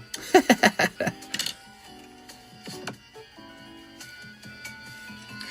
right, there you have it. Tag slab. He has 6 packs on each of his knuckles. There you go. So, yeah, it's not a particularly strong encapsulation. I think that tag probably should encapsulate them for a longer period of time. I don't know if they can do that, like if there's a reason why they don't do it. Maybe it stains the plastic. Maybe it causes a mistake on the engraving. I think that's engraving, isn't it? I don't think it would damage the card, so I don't think that's the reason. So it's probably about making the encapsulation look good aesthetically. So they need to increase the duration of the encapsulation so that it's harder to break into. Or maybe the plastic of the slab is just very brittle and it simply breaks. I don't know. But if you would like, go watch that video on this YouTube channel. You're watching me live right now, right? Go look up that short and you can share it with a friend or on Reddit or wherever you want, because we make good content like that all the time. And I love it when people share the content. It means a lot. I think it's probably the most meaningful metric that YouTube watches is when people actually share a video. So sometimes we post a very meaningful video, like how fast and easy it was for us to break that tag slab. I will also mention I'm very good at breaking slabs after 6 years. So I just kind of understand, you shake the slab and twist. And so, I've broken a lot of slabs, but it's much harder to break a CGC slab or a PSA slab by hand these days. So they've kind of figured out how to improve their encapsulation strength. And tag's probably going to want to do that as well. Some of you guys don't remember this, but CGC slabs were kind of similar. You could just kind of pop them open. And even PSA slabs, they've all gone through this. So CGC and PSA have both gone through this thing where you could just pop the slabs open. For example, PSA had a booster pack slab that you just pop open without trying, booster pack grading, right? And ever since then, they have significantly changed their booster pack slabs to include, it looks like they get encapsulated 2 times. There's like 3 chambers, and the first 2 chambers get encapsulated, and then an outer chamber gets encapsulated. So PSA significantly changed the design of their booster pack slab holders. Maybe they saw my video, I don't know. It might not have only been my video, it might have been multiple people's videos. But, so it's, I don't want people to take tag too negatively just because the slab can be popped open. They can all be popped open. And what's most important is that when you pop it open, the authentication stays the same. So the real problem would be if you could pop the slab open and easily tamper with it, like swap a different card in. Now that would be a problem. But if you can't do that, okay. So it's not a big deal if you can't do that. So it's really about authentication. But yeah, I think the problem for tag is that people will perceive it as a problem if it breaks too easy, if you can crack it open too easy. So for tag, they should increase the encapsulation duration. That's my advice. I do some encapsulation. I understand encapsulation machines. They have a problem where they're not encapsulating it for a long enough time. So the hold between the plastic is not strong enough. All right, we have a new order. Solomon. What's up, man? Solomon Glenn says 3 live customs and a hollow shuffle. Ooh, the live customs. Those are tricky. Let's see what you get. We got 1, 2, and 3. Some cold live customs. Maybe you'll get really lucky in the Poke Shuffles and pull a live custom card out of here. Is it old tag slabs or only new ones? They sound good when you smack slabs together. Ain't got to be a Chinese mold. It could absolutely still be an American mold, just oddly weak. Well, the plastic does break easily. It's not like, it's a brittle plastic. Like the PSA plastic is very flexible. The CGC plastic appears to just be very thick. So for the tag slab, the plastic is just thin and brittle and it just breaks. And yeah, again, like that doesn't necessarily have to be the end of the world for tag grading, but the encapsulation hold needs to be longer on their machine. We are. Like if I was there in their little factory, we'd just be experimenting with the hold right now to make sure that to make sure it encapsulates for a long enough period. 1, 2, 3. All right, Mr. Solomon. Boom. Oh man, that is cold as ice, man. Mr. Solomon, have we had an order from you before? I think you're pretty new. Let's see. I think you are pretty new. That's what I mean. It's brittle. Doesn't mean it's specifically Chinese. Well, most of them do get their slabs from China. China? Like PSA is selling us Chinese. Here it is, Solomon Glenn. PSA is selling us Chinese slabs. That's what they're doing. That's effectively what they're doing. And I'm pretty confident that's how they do it. Although they've got these new slabs. I wonder if those are from China as well. I don't actually know. Solomon, I'm gonna toss you a little free slab, I think. If you give me a minute. Let's see if we can find an appropriate one, okay? Appreciate the order, Mr. Solomon.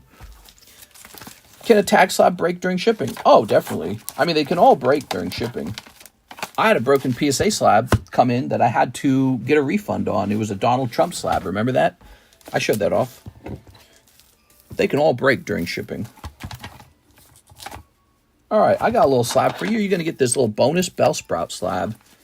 We'll call it a cold pull. All right, there we go. Well, bonus slab. Here you are. Because your round was so tough.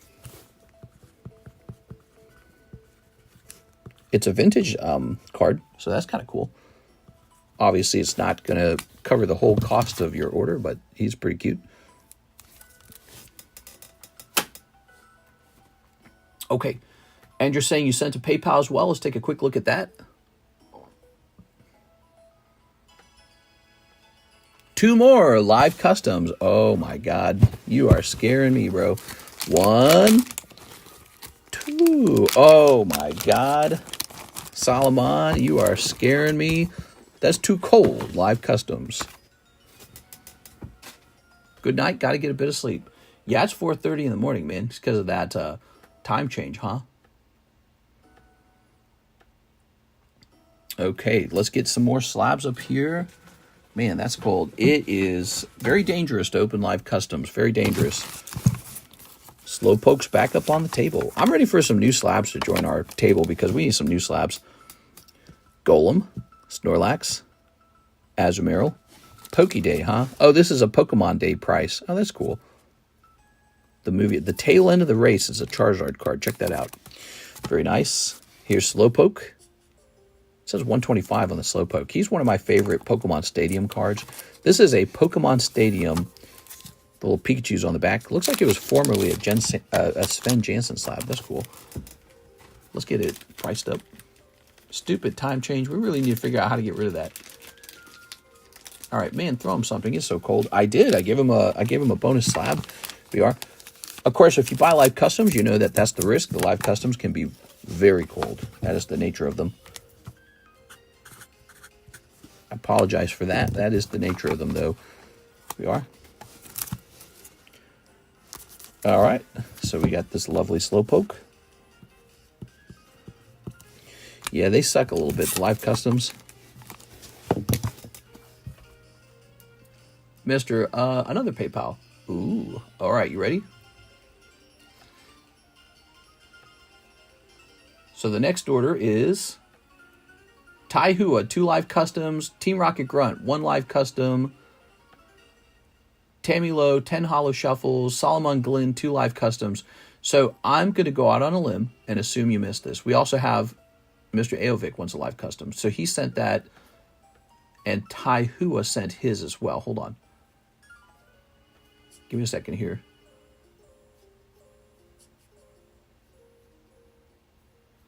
Here it is. So Taihua, there it is. I just scroll back up. So we're going to go ahead and click on Show Original for Taihua. He ordered his 3046, and now we want to see this one. All right, so 3110. Well, who's first then? Hold on, let me look at that again. 3046 3110. Taihua actually got his here first, Mr. Aovic. What do you think of that? All right, so he might miss, though. Let's see what it is. 2 live customs for Taihua. We've got 1. Oh, 2. Oh, look at that. You would have missed, Aovic. You just never know. You would have missed Taihua. That is a miss for you.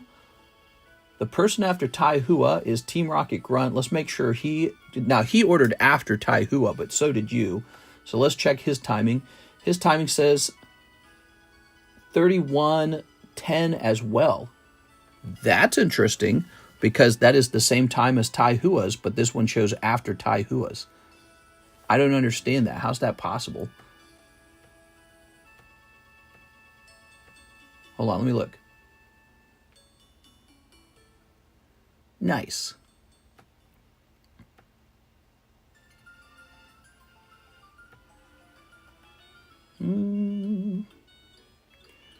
Received 3110. Received 3110.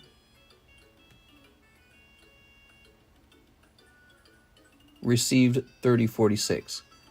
So the 3046, that one was Taihua, wasn't it? So the Taihua arrived at 3046, right? So that one's completed. I'm going to close that one. So here's the problem. It says that it says that Team Rocket Grunt and AOVIC arrived at precisely the same moment, 31:10. I could actually take a picture of this and share it to... Oh, wait a second. What's this? So there's actually 2 times. There's an upper time and a lower time. And for whatever reason, on the PayPal order, I guess that would be Team Rocket Grunt, there's 2 times. I've never actually understood what the 2 times are for. There's received and X received. That's what it's called, received and X received. Now, the top time, it says 31:10, and the bottom time says 31:09, a fraction of a second sooner. But I don't actually know what the X received stands for, but what's the other one got? So the other one, the Victor Cardenas one, says 31:10, 31:10. Would you like me to send pictures of this? I feel like I should send pictures of this in case the next card is a very valuable card. I feel like if that's the case, then by a extremely tiny fraction of a second, technically Team Rocket's Grunt's order would have come in first. Disney World is going through some terrible changes. They're exactly the same time. Maybe Grunt sent a little later. When was my order? Your order's not even close. Like 4 people jumped ahead of you. You know why? Because everyone's watching you do that with the live customs. So they're all watching you pull 5 cold ones, and then they all jump in at the same time. Millisecond difference. Yeah, I would like to highlight this. I just want to make sure it doesn't reveal, like, I don't know what an IP address even looks like anymore. Is that an IP address that I'm looking at? That's not an IP address. So what I'll do is I will send this in an image to our friend Victor Cardenas. If you guys wish, send me a message on Discord, and I can prove to you guys with images that it appears. For whatever reason, there's 2 times given, by the way. So there's always 2 times. There's a received and an X received. I don't know what the X received stands for, but there's 2 times, received and X received. And with the X received, when you take a look at Team Rocket Grunt's order, his is 31:09 on the X received, which is a millisecond faster. I don't even know what that stands for, the X received, but technically it's a lower time. So I hate snipers too much. So I'll leave these windows open. I'm going to let Team Rocket Grunt go first as a result of that, the secondary time being a millisecond faster. And you're going to go after him. Could still be cold. We actually don't know what comes next in the box, so it could still be cold. So it's Team Rocket Grunt, and then it's Victor Cardenas. All right, here goes. And if you guys want an image of those emails, or not the emails, but the original data, I will send you the images, okay? All right, here goes. AOVIC, he could be saving you. It could be the pack after this, but we don't know. In fact, it was not. All right, Team Rocket Grunt, and this will be AOVIC. That sucks. All right. What do we got? Chansey coin. Oh, Chansey coin. Very nice. That's one of those Chansey coins from the base set booster packs, booster box, deck, pre-constructed decks. Here we are. Oh, a very fancy one, actually. It's PSA graded. I don't know if that makes it way better, but it's not the CGC graded one. I've had bad luck all day. Yes, if you want me to screenshot it, I got it still pulled up, so I'll show you the screenshots on those times. And so, but I'm not going to share that publicly in Discord. I'll share it with you, and I'll share it with Team Rocket Grunt, although he probably doesn't care because the pull order was in his favor. So if you need to see some proof of those times, you just let me know, Mr. Victor. All right. Wow. Look at that. Pretty strange, huh? Oh, wait, why did I throw that sleeve away? I still want it. It's just $20. True. I definitely ain't going to pull. Yeah. So, and this is why I warn a lot of people about the dangers of the live customs. They're very dangerous to open, okay?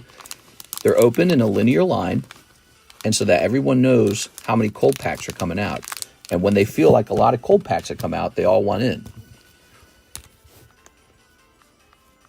Team Rocket Grunt. Okay. So that is done. What's funny to me is there's a lot of people who just have money waiting, and they're not ordering anything. They're just kind of waiting for other people to order. Tammy Lowe, 10 hollow shuffles. All right, Tammy Lowe. Pokemon Gangster beats the Scalpers. I just got recommended a Possum Bud video. 1, 2, 3.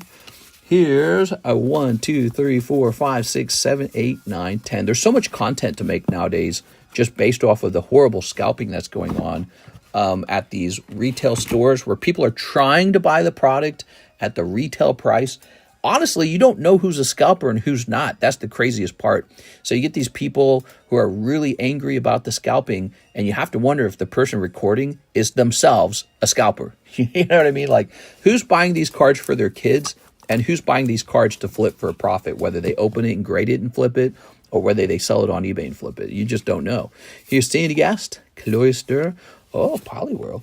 We got Char Cadet, Okie Dokie, Bronzor, Shaman, Iron Bluter, and Cottony and Duraludon. Ooh. Scalper fights. Oh man, there's just so much of that content. I almost feel like we could have Mike's side put a compilation together, like 20 minutes of scalper fights, crazy scalper content. I feel like he should do that. That would be I'd watch that video, right? Pokemon freakouts. 20 minutes of Pokemon freakout. All right, here we go. So this is, this is coming out of the Poke Shuffle, though. Give me a second there. Pokemon Shuffle. Okay, we're looking for a I know this one. Wait, didn't you pull the Poliwrath? So now you got Poliwrath and Poliwhirl. Did that really just happen? Because there are so many slabs in this box. I can't believe you would pull that. Here it is. That's Wave 3, by the way. It's quite rare. Wave 3 Poliwhirl.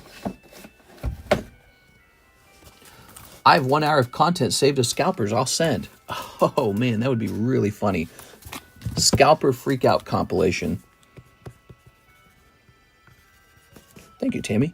Well, Tammy, the slab's worth about $50. So that's interesting. Use the Mortal Kombat music. Mortal Kombat. Solomon Glenn, 2 more live customs. Dang it.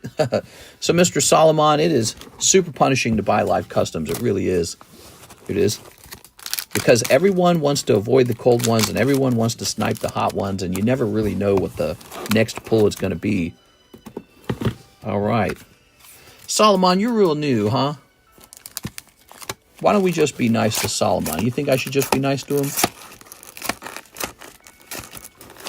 Solomon, here's a $75 card of mine. I really should sell this for $75 because I need that money. Because sometimes when you open up vintage products, you lose lots of money. And one PSA 10 on one crappy common card gets you back some of that money. But you're pretty new. I hope you stick around and keep buying cards with us, Mr. Solomon. But be real careful with those live customs, okay? I can't protect you after this. So tonight will be the night that you and I trade off the loss, okay? So you got 2 free slabs. That's a lot of money. You got about $100 worth of free slabs tonight. And I didn't really make any money in that live custom as a result. Edward Shelton, 4 hollow shuffles and a brilliant stars break. Ooh. It's Brandon. Seems like we haven't talked in ages. It's been ages. Thank you, mister. I'm sorry for being a noob. It's all right. As long as you have a good time overall, that's important to me. Okay, 1, 2, 3, 4. There we go. Can I trade in the 2? You want to trade in a Poliwhirl and Poliwrath, the 2 virtually best cards I've ever placed in that box? What do you... Togekiss? I don't know what I put them in there for. I don't know if I put them in there for full price. That's one of the problems. That's why I was just talking about. That's why I'm starting to write their prices down when I put them in. Ah, my eyes are so itchy. Mister, this week I get news of whether I'm reinstated or not. Oh... God, dude, I hope you do get reinstated. I mean, I'm a little bit biased because you come here and order cards, so it'd really be in our favor to have a customer and social, so scritchy, one of our community members getting their job back, like duh. So I hope you absolutely do get that job back. In fact, I think you, amongst anyone else, is the most deserving of all people. You should absolutely get it back. Let's see. Here's our Zapdos. We're a little bit biased. We like you. Here's 160. All right. How much store credit can I get instead of the coin? That's something we can negotiate in Discord. Here we are. All right. So that goes down to 160. And you're going to get a Togekiss, Edward Shelton. Poke Shuffle. I like that Polyfwirl. I do too. He's really nice. Ah, ooh. That's going to be a Poker Togekiss. Now, here's the thing about Togekiss. Togekiss has to come from a later Poker deck, because Togekiss wasn't in Pokemon Red and Blue. It wasn't even in Gen 3. When did they make Togekiss? Was it, I don't remember when it was. Was it like Gen 4 or something? So Togekiss comes later, so it has to come from a later Poker set. This is the lovely Platinum set from 2009. So it's a really nice card at a really nice affordable price. Gen 4, that's what I thought.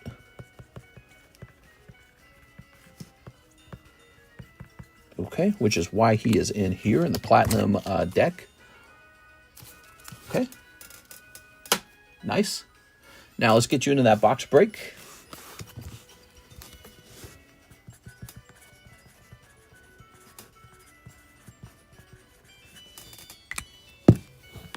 This is Gen 4. I've never heard of a Platinum Poker set.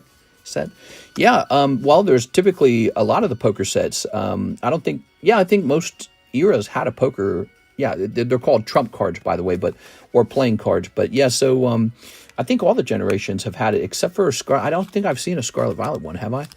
Actually, I don't think there was a Sword and Shield one either. But there was one going back to Sun and Moon, and then further before then there was there was XY era. There was no Heart Gold, Soul Silver. I've never seen that. Have I? No, there was a Fire Red. But Heart Gold, Soul Silver is a different set. Yeah, there was a Fire Red, Leaf Green set. I don't know, what else have I seen? There's a limited number of poker sets. All right, Edward Shelton going into the booster box break. Blah, blah, blah. Ah. I feel like as I get older, I actually get worse with words somehow. It's probably the early onset dementia. I need to open some Weiss. Yeah, Weiss is really fun. We got 2 cases of Oshinoko 2. We've got 2 cases of Weiss. What's it called? It's the blue set. Azure Lane 2. There we go. We have 1 case of Nikkei, and we got like 20 cases of the Sneaker Bunko Volume 2 coming in. We're going to have tons of Sneaker Bunko. It is. Ooh. All right. Lovely.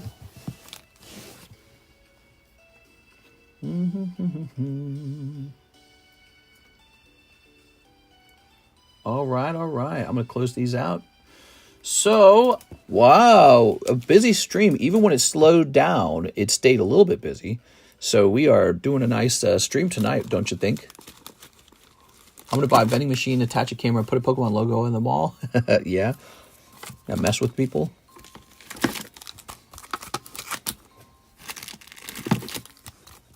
I think you got too much Volume 2 Sneaker Bunko.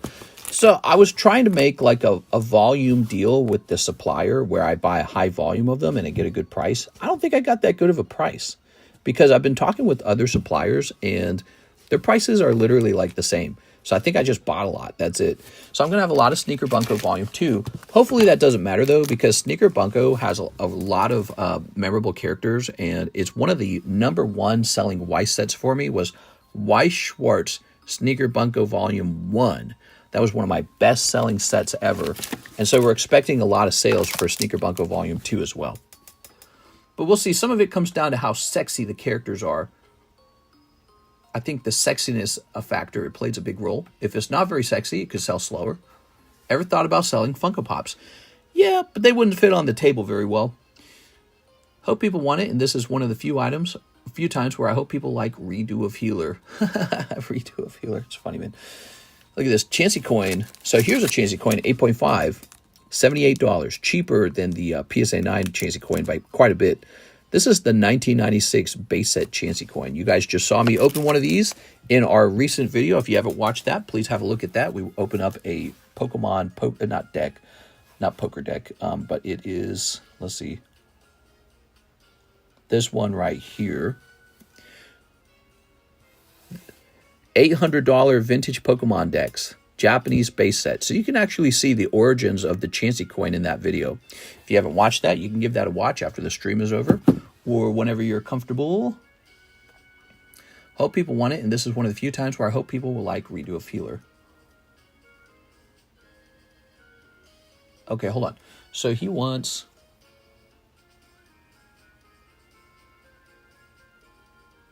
All right, I'm going to accept that trade, Mr. Team Rocket Grunt. All right. I was going to offer you a trade very similar to that. That was basically what I was going to offer you. So it seems like you already have a sense of it. You are? Discord, please. All right. We got this. And this Chansey coin becomes available for sale if you're looking for a quick sale on a Chansey coin. It could work its way back into the live customs. All right. All right.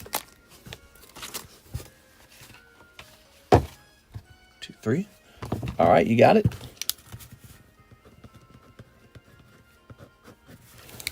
You've been moved into the fossil break, and let's go ahead and get you prismatic. All right. Snipping this. I don't know how I feel about Funko Pops, by the way, as a collectible. I'm very skeptical about the long-term value of Funko Pops. I really am.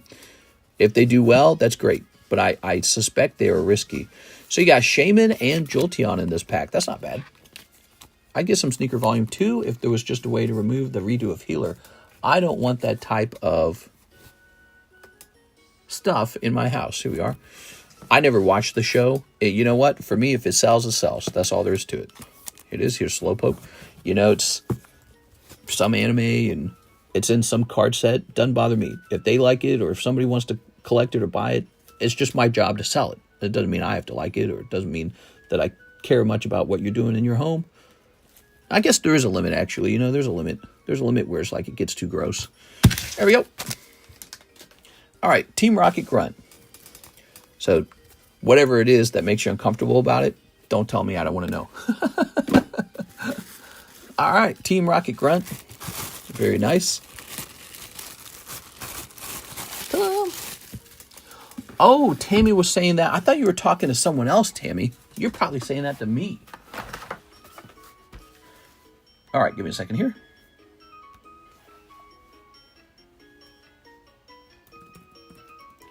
Okay, Tammy's going to make a trade. Doobity-doobity-doo. Scooby-dooby-doo-doo-doo-doo-doo.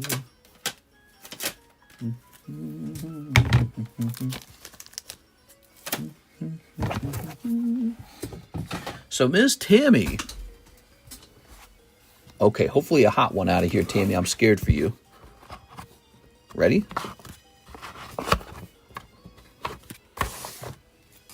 Sneaker Bunko is a card set of a different anime. 1, 2, 3. 1, 2, 3, 4, 5, 6, 7, 8. Oh. Here's Oddish. Here's Larvitar. Here's Noctowl. Here's Enamorous. Goldeen. Slowpoke. Litleo. Man. I'm so sorry, Tammy. That's tough. All right. Tough round. If it's cold, it's okay. I feel bad, though. Man, I don't like to watch that. Wait, wasn't this guy like... No, he wasn't. Oh, it's this that I'm thinking about. I'm thinking about this Bunnery. This Bunnery is free for whoever places a first-time order. Bunnery, if you want to place a first-time order, head over to the description of the live stream. The description of the live stream will have everything you need to place an order. PayPal, ZELLE, CASHAPP, VENMO, instructions on how shipping works, and you can see everything for sale in the menu beneath. So it's all just listed right on YouTube. We host it right from the description. All right. It is what it is. My first Funko was Green Ranger, then Alec Trebek, then I stopped. They really dialed back on the cleavage in Volume 2, Sneaker Bunko.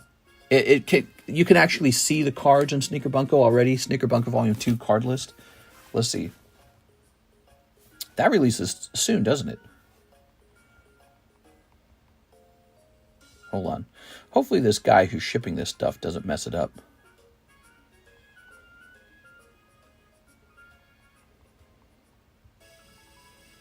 Because he still has some card sets of mine that he never shipped. And I asked him about it. He says, oh yeah, it's going out in a week. Oops. No, take me back here. Sneaker Bunko previews.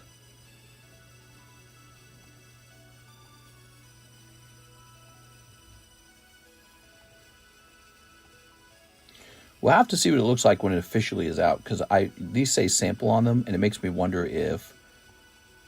Yo, that's a pretty crazy card. And it makes me wonder if we're not going to get to see the naughtiest cards right away. They might be shown later. All right. But if it's a more normal set, it might not do as well.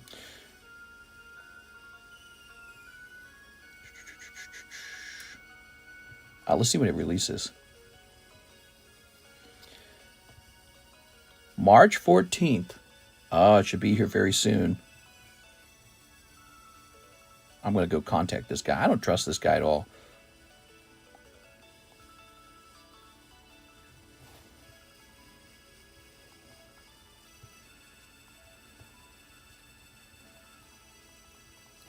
March 14th launch date on Weiss Sneaker Bunko Volume 2. Let's see. I ordered 20 cases. This is just a reminder. And let's see.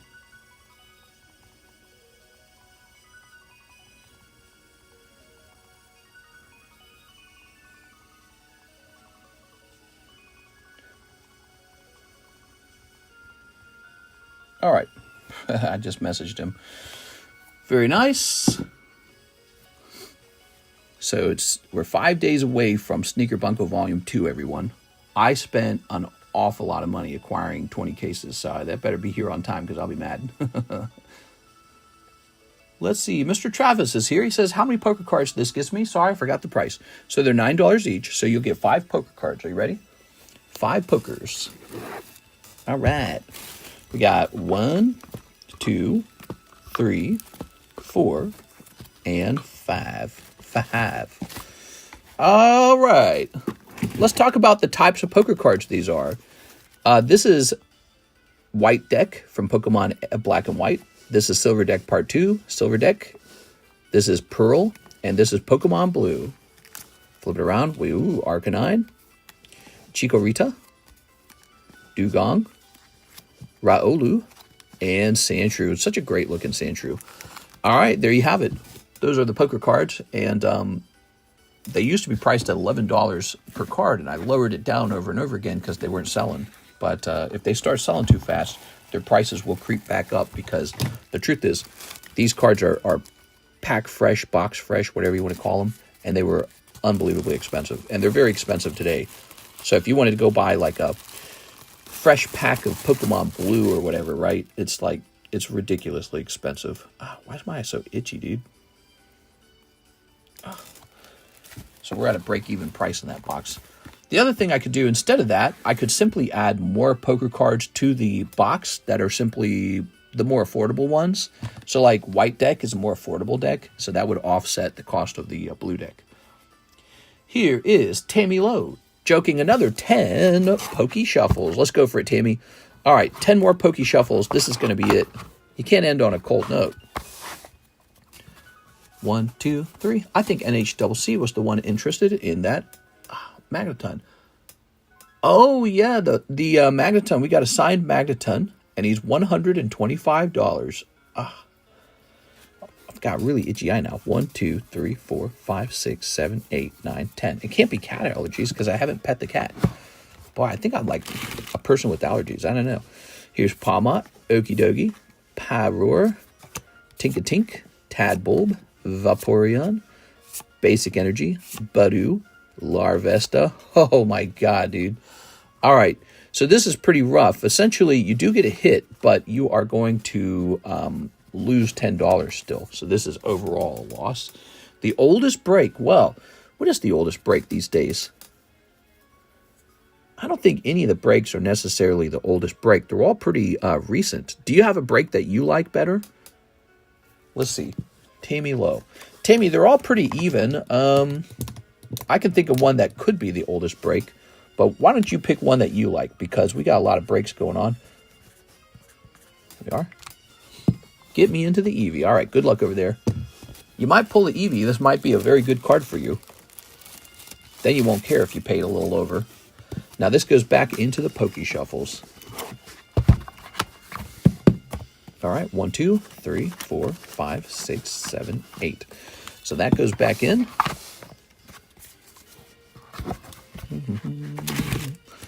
All right. Let's show off the Magnetron. People call it Magnetron. I don't know why they do that. Ah, here it is. So NHCC, we happen to find another PSA 10 Magneton, and so I put a signature on it, and he's ready to go. Notably, there's not one of these for sale on the market at all. They're only Pop 7. I got a PSA 10. Now, the green version was $100, so I'm making the red version $125. I think that's super reasonable. Jonathan Cardenas, 4 Poke Shuffles. You got it, Mr. Jonathan Cardenas. All right. I'm doing it, Steven. 1, 2, 3. 1, 2, 3, 4. Ta-da. Pyroar. There's another Pyroar. Oh, that's a cold round, Mr. Jonathan Cardenas. I'm sorry, man. All right. Jonathan Cardenas. Very close. Whew. Did it get busier at the end of the stream? What the hell? Here's Zach, 10 Hollow Shuffles. What the fuck? Everyone's all of a sudden saying, wait a second, I want some Hollow Shuffles. Holy Jesus, dude. All right. 1, 2, 3. 1, 2, 3, 4, 5, 6, 7, 8, 9, 10. All right, good luck. We got Graphi, Litleo, Pupitar, Bronzor. Got the... Oh, we just added that one to the box. We got Bellsprout, Gyarados, Pyroar, Stadium Bellsprout. So you're around a little hotter. You're picking up 2 cards this time. And I'm thinking about it. And yes, so that's net higher than what you put in. So the Haunter and the Bellsprout. Give me a moment here. So this is not a bad Haunter. Take a look at him. He's actually no rarity symbol Haunter. See that? Beautiful. From the base set. Doesn't really matter what grade he is, by the way. You could almost have it just say authentic. I wish that PSA, is that an option when you're logging in to put a submission? Is there a button for authentic only? Because I would do that with the card like this. You don't need a grade. You just say authentic. Okay, the Bellsprout. Here it is. Okay, and look at that. We put the Bellsprout in for half price. That's so generous. All right. Yes, you have to select it. Oh. You can do just authenticate. Okay. I'm going to take a look for that next time. Because I got some cards that should be graded that shouldn't have a grade on them. Like, I sent in 2 Halo drawings, and I knew they weren't going to grade 10. And I wanted them to be authenticated, and that's it. But I didn't know that was a button. Is that a button you push after you've already selected the tier? Or is it before the tier? I authenticate my signed sport cards that won't grade 10. Yeah, exactly. Exactly. I got cards like that. Like they have no chance at a 10. I don't know why I would want to grade them. Okay, Christine wants a gem pack and a poker card. I got to sneeze again.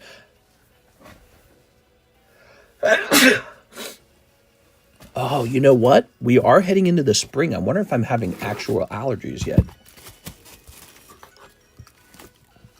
How many spots left in the fossil break? 1 spot.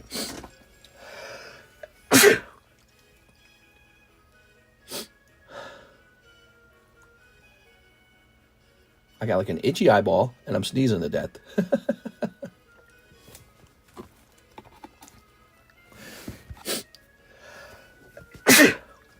Revenge of the Pelipper. How did he get back here? I actually bought another Pelipper.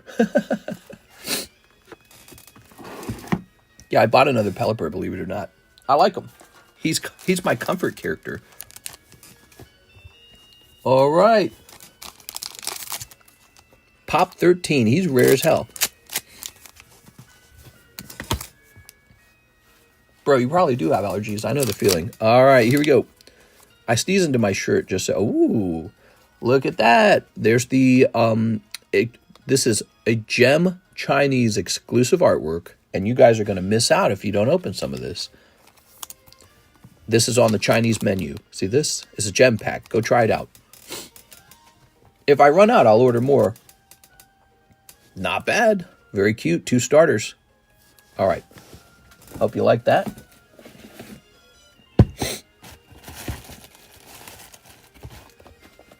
Now I got like a stuffy nose. I hate it. That's the hit. It's one of the hits. There's quite a few interesting alt arts you can pull. Not alt arts, but exclusive pulls you can get out of the gem set. I hate the new poker sets. What? Why would you say that? They won't always be new. Someday it'll be really, really, really old. But also, you can't get that Pokemon out of this 1996 set. 1996 only has the first 151 Pokemon. So if you want an Oshawott, you have to get it from the white deck. I feel like I should at least buy one of those Captain Pikachus. All right, Tammy Lowe, another 10. Yay! All right. Do it, Tammy. Tammy. Good luck, Tammy. Can't hate on the new poker sets. What are you talking about, bro? 1, 2, 3, 4, 5, 6, 7, 8, 9, 10. All right, good luck. Jigglypuff. Giacomo. 2 live. Interesting. Palmy. Howlucha. Scavillain. Glamora. Oh, there you go. Oh! What just happened? She just got 4 live customs. What the and an Alolan execute. I guess it was the move, man. That was the correct move. They must have been bunching up in one part of the box. Holy moly, dude. Well, people like you were causing that to occur by sweeping so much. All right. 1, 2, 3, 4, 5, 6, 7, 8. 1, 2, 3, 4, 5, 6, 7, 8. All right. I don't want these to be right next to each other again, so I'm going to put one in the front, and I'm going to put one kind of in the back-ish, like this. Kind of keep them away from each other. There we go. Tammy gets 4. Oh, shoot. I threw away her holographic. What did it say on it? Can you guys rewind that? 1, 2, 3, 4. Okay, you only needed 2. So you're going to pull a card out of the live customs tonight, Miss Tammy. You always pull from the front, and it was blue, so I ordered a poker card, but this time you pulled a new poker card. Oh, really? I see what you're saying. I don't always pull from the front, though. That's just that's not true. I don't strictly pull from the front. Here's Dratini. I wasn't even thinking about it. But no, if you watch me, somebody ordered a classic collection just the other day. I pulled from the middle, but it's just random. All right. And same with the Cardos. Do you know Cardos? So sometimes I pull from the front, but sometimes I start in the middle, and there's no pattern to it. I just try to do it random. Here's 147 Dratini. I didn't even think about it, though. Oh, Dratini's good for you. You like Dragonair. This is a good card, then. I can already tell what this is. That's no rarity. This should be expensive. Oh, it is expensive. It's coming out of the live customs. Yeah, so this should be like $100 or something. Ah, it is. $100 no rarity Dratini. Very nice. I'll take an order, Mr. Sultan. Send that order in.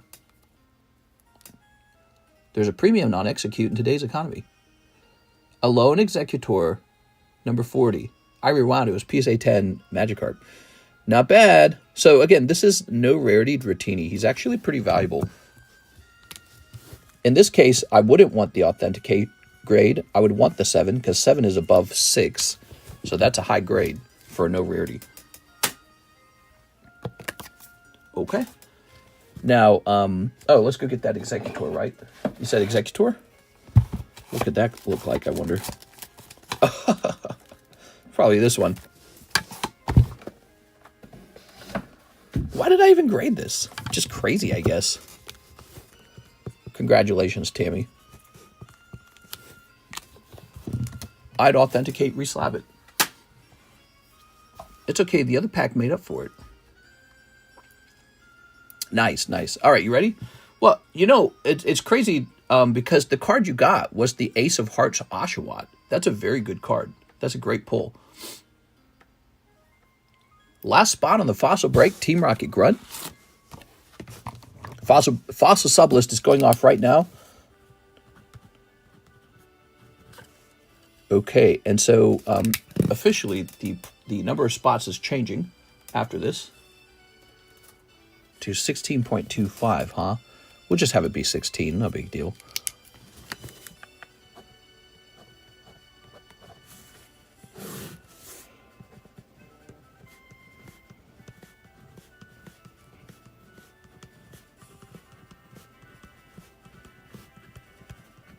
All right, there's those 2 extra spots because the fossil packs have gone up in price. Now, let's find out who pulls a fossil. Let's say Mega Booster. 1, 2, 3, 4, 5, 6, 7, 8, 9, 10, 11, 12, 13, 14.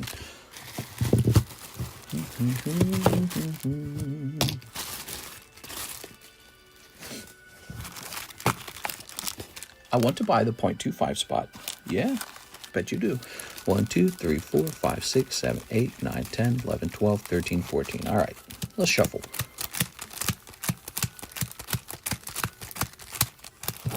Discord message. Here's my bet. NHCC is interested in a trade for the Magneton. That's my bet. What do you think? I think he's going to say, why don't you take one of my slabbies and I'll take the Magneton signature slabby patty. I'm going to draw a Magneton.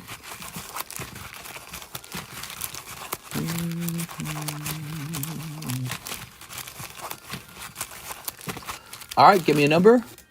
Let's see this message.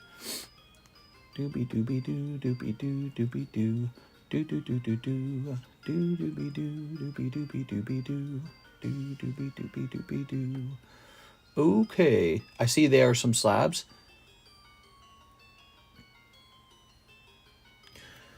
So Brandon says 9, 1, 2, 3, 4, 5, 6, 7, 8, 9. There it is. Let's see who pulls it. We got TRG on 1, TRG on 2, TRG on 3, Jeff Leon on 4, JM on 5, Sean Gallagher on 6, Anthony Kalura on 7, Matthew Hill on 8, Brett on 9, Brett on 10, NHCC. Oh, is that NHCC on 11? Wow. Right in the middle on the trade for the Magneton, too. That's so wild, dude. NHCC on 11. It's looking at like it's you. Blake on 12. Dylan on 13. And Team Rocket Grunt on 14. I'm sorry, Team Rocket Grunt. That was... You had a pretty good shot at it, Team Rocket Grunt. It's just that it didn't go your way this time. Looks like NHCC snipes it with a single spot. Pretty amazing. That's rigged. All right. Break God. Rigged for the homie. We are. As you guys know, there's no way for me to do that because you guys actually select the numbers, split the deck. That's why we do it that way. Here we are. All right. NHCC's actually pulled a lot of these. Have you noticed that? He's gotten very lucky. Very lucky. He's pulled 2 big Altarts, Lugia and Moltres, and now he has pulled a Fossil Booster Pack. So this guy just keeps getting really, really lucky. All right.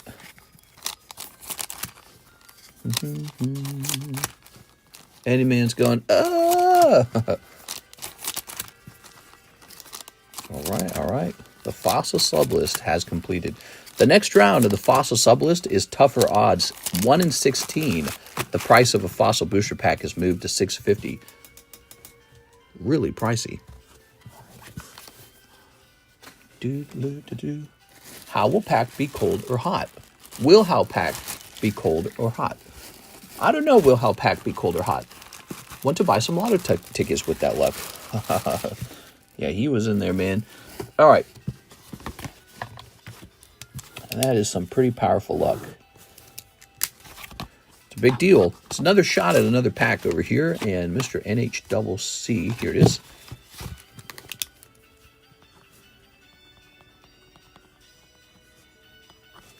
There you are. You are done with that spot.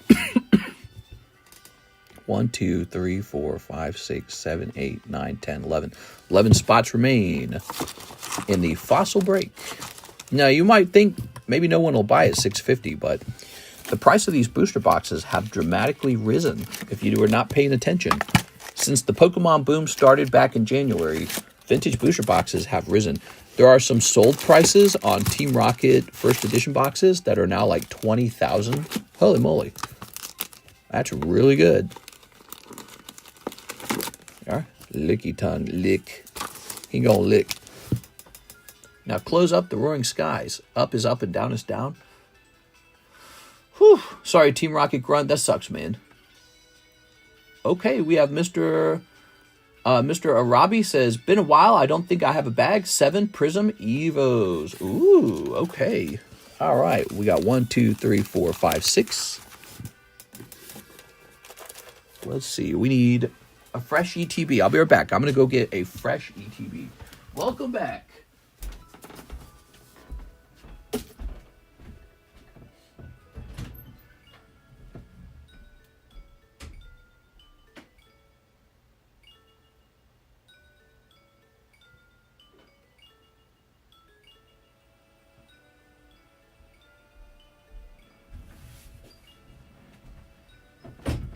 All right.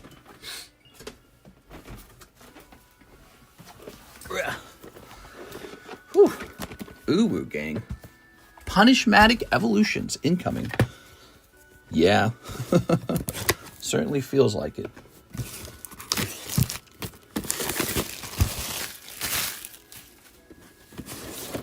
All right. I haven't restocked this set in a little while. Just been selling through what I have. It's a scary set. Can't tell what's going to happen with it in the future. Very scary.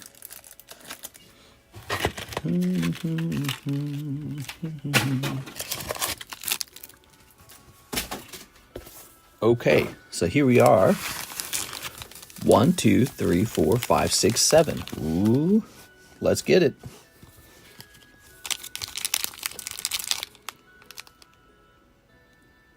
They're tearing down the Simpsons tree house in LA to a neighbor Karen. Are you saying because of a Karen neighbor? Snipping this. And snipping this. All right. Ooh.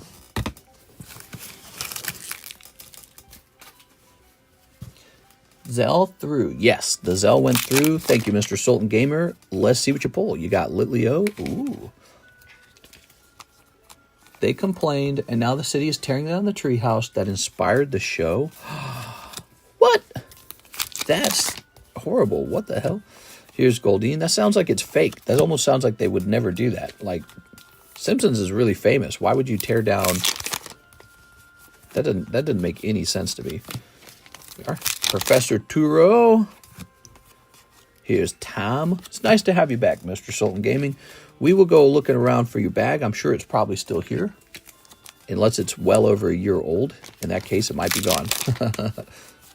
Bunnery, Fluttermane, Okie dokie. There's a video of it being demolished. What? Okay, Miltank. All right. You pull a lot of these Pokeball reverse hollows at least. I think you got 3 of those.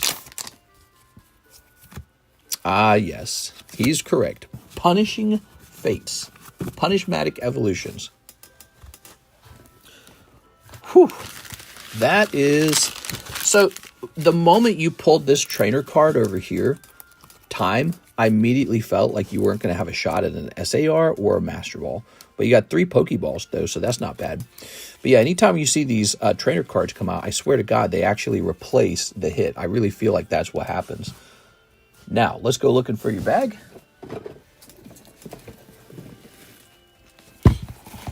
So you could be in here.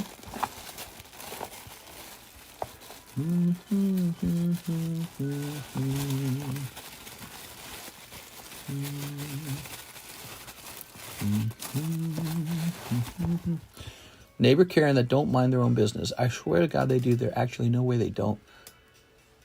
What kind of scissors are you going to use on Kora Karutas? They complain and now the city's tearing it down. There's a video of it being demolished. Pragmatic constitutions. One time, 10 years ago, I was picking chestnuts off school grounds, and a woman threatened to call the police on me. Jesus. Are you talking about the Kora Karuta that Shop Japan guy had? We are? So, I didn't see it in the main box. Could be in the secondary box. Let's see. I don't think it is, because I think it's all the same person in this box. Aaron Rodriguez. Yep, it's all Aaron Rodriguez in there. So maybe you do not have a bag, but did you have like a lot of stuff? Was it just a little bit or was it a lot? If it was a lot, you could have a box. Let's see. Abigail has a box. Fabiola. I'll store you a bag. Maybe it wasn't very much. If it was a really good bag, I promise I wouldn't have opened it or taken it apart or anything, but might not have been that much. I actually can't remember. Let's go ahead and start your fresh bag. I know this set won't go well for me, which is why I'm scared to rip any. Oh man, but if you pull like those SAR cards, they sell for a lot. And even the cheaper cards in the set, if you can get them to grade 10, they can actually cover a lot of the cost because everyone's paying the same price to open this, right? So if you happen to grade like, like a Pokeball reverse hollow Umbreon, that's easier to pull than a Master Ball. That card still sells for a lot of money. All right, here we go. I'm already in line waiting for prismatic tints. Nice to have you back. Okay, we're going to say 3.25. Okay, I hate throwing up. Here we go. Well, migraine can definitely cause you to throw up. I've had migraines that gave me a lot of the feeling to throw up. What do they call that? They call it nausea. All right. Here's Kingdra. But yeah, if you're feeling real sick, take it easy and be careful about what you eat and drink. Here's Slow Bro. Just give your body a chance to heal. Probably just have some light food. Stay away from anything like smoking or drinking. Stay completely away from all that. Give your body a chance to reset itself. Here's Andrew A. Martin. 2 Disney Lorcana first chapter. Oh yeah, those are a thing, aren't they? Here they are. Disney Lorcana. Ooh. The alpha move is to eat your own vomit and scare your body into never doing it again. Snipping this. Snip. All right. Cool, man. Lorcana, what's that?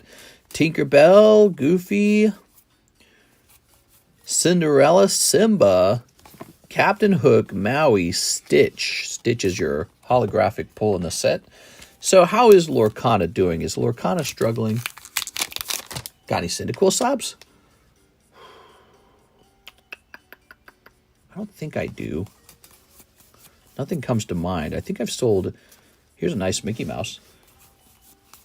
All right, you got Simba, Hades, Control Your Temper. I'm trying to think. I might have a... I wonder if I have a Dragon Frontier Cyndaquil. Well, if I did, I think I'd have that in my purchase history.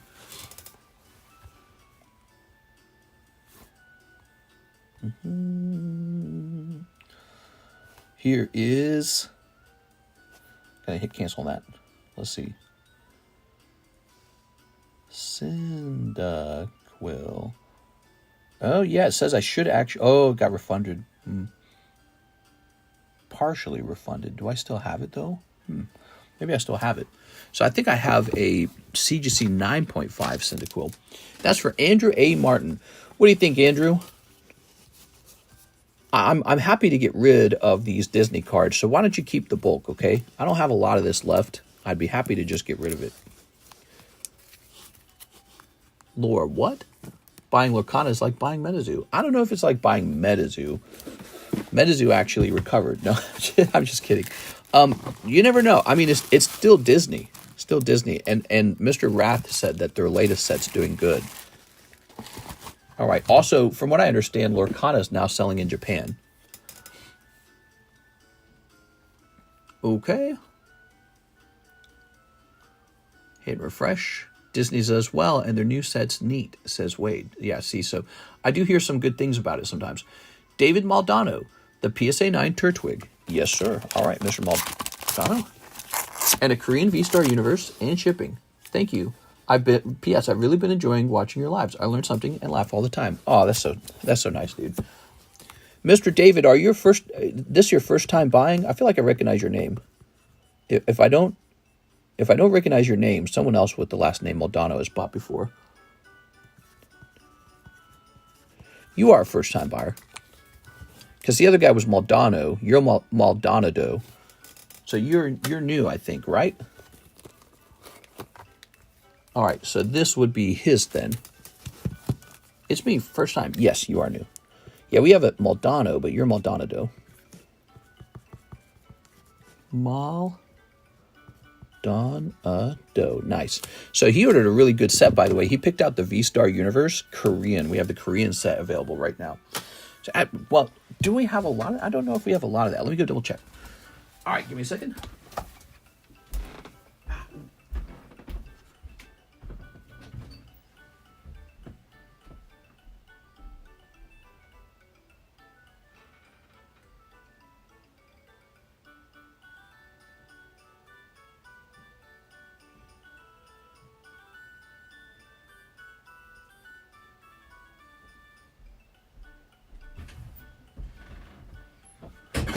All right. Only 3 boxes of this left. Only 3 boxes left. Okay. Here we are. Ooh.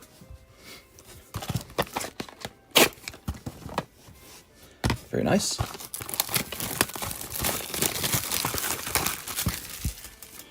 So back in the day, I only ordered a case of this because the price of it was so high.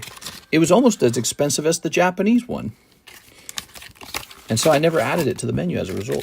Well, I did add it to the menu, but I didn't add a lot of it.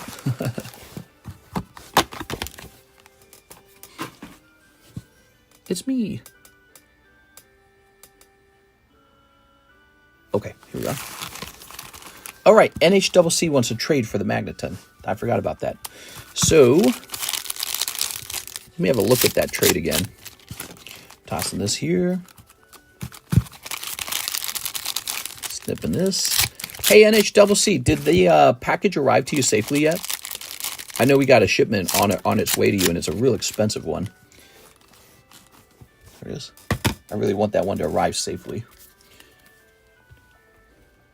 There we go.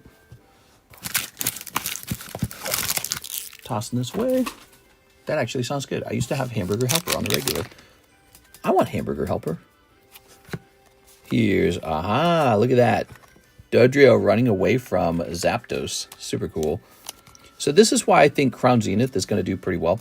By the way, if you guys take a look in the extended menu, which there is a link to in the description, you can see that Crown Zenith is back on the menu. Crown Zenith is back. It's at a new higher price though, okay? Here it is, because I'm basing that price off of a restock of Crown Zenith that I purchased today. So we just restocked Crown Zenith. And it's on the menu. It's $13 a pack if you'd like to open some right away. Okay, we've got Zacian, and the cards coming out of there will look just like these. It's Sean Warren. My package arrived safely to NHCC the other night. What are you talking about? Here's Mew. Can you play Through the Fire and Flames by Dragon Force? That would be really funny, but I think it would demonetize the stream. It might not. They're singing in that song, though, so it might. But it might not. Here's this. Here's this. We used to have it so that you could tip me money to play songs that you want to hear. Kind of like a jukebox. It's like $3 to play a particular song. It is. We don't really talk about that too much, though, because it's not a big thing. You don't get rich selling $3 tips to play music. Ooh. Oh, you're doing great. Oh, yeah. Charizard. Look at that, everybody.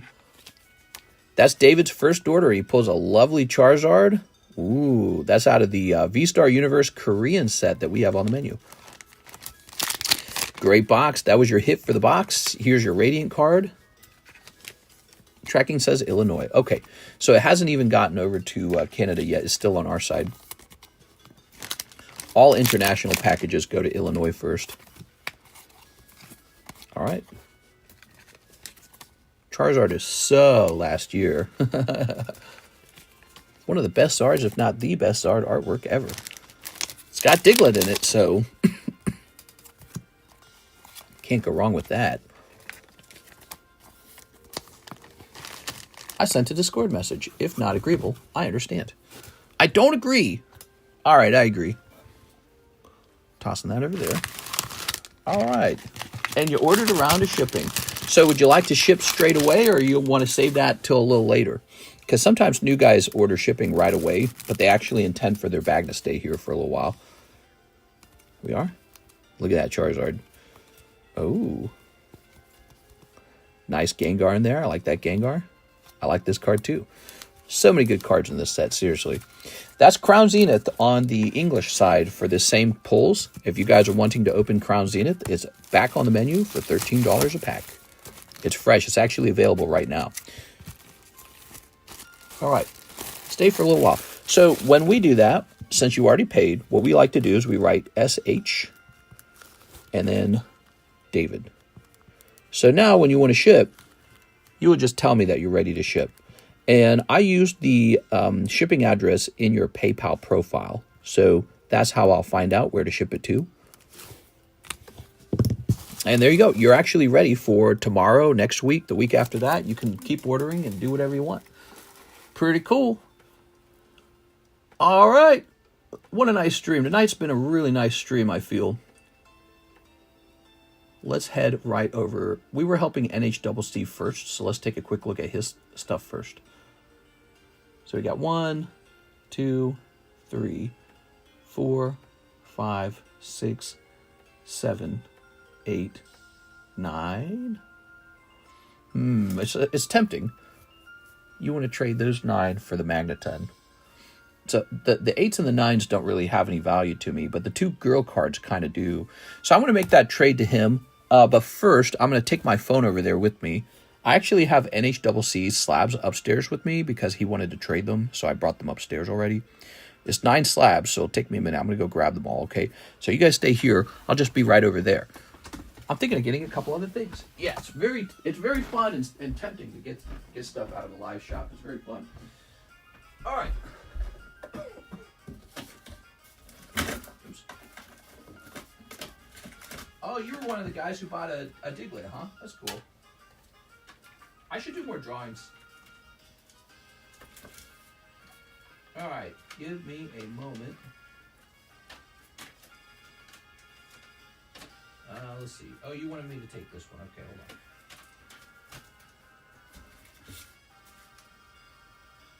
Is this right? Yeah, this is right. Ah, you got this pile right here. I think this is a lot of it, right? So this one. Oh, these are cool. I didn't realize you had so many cool slabs. I didn't know you were cool like that, NHCC.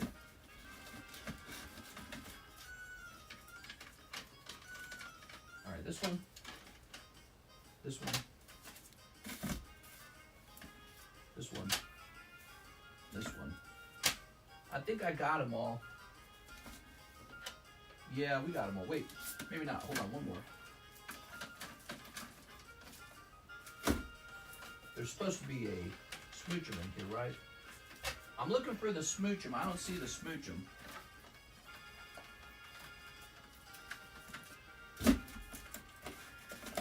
Ow. Did you pull the smoochum really recent? I feel like you didn't.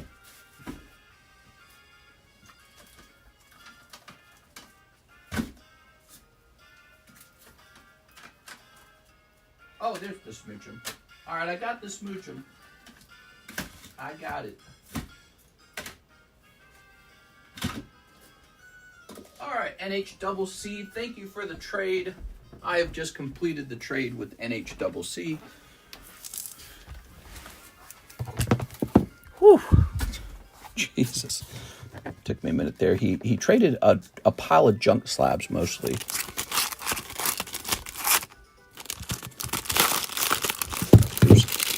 But there was one or two decent grill cards that can go back up into the grill card set that will actually make this trade viable. So here it is. All yours. How nice was that?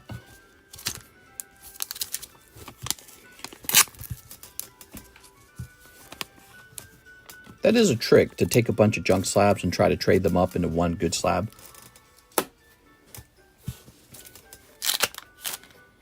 We got this Smoochum 6. How did I get a 6?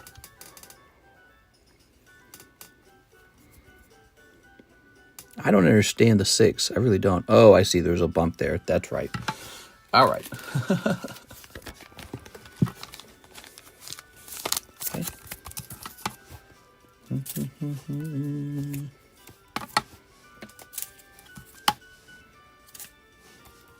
Somebody was asking about Cyndaquil. There's a Cyndaquil 9.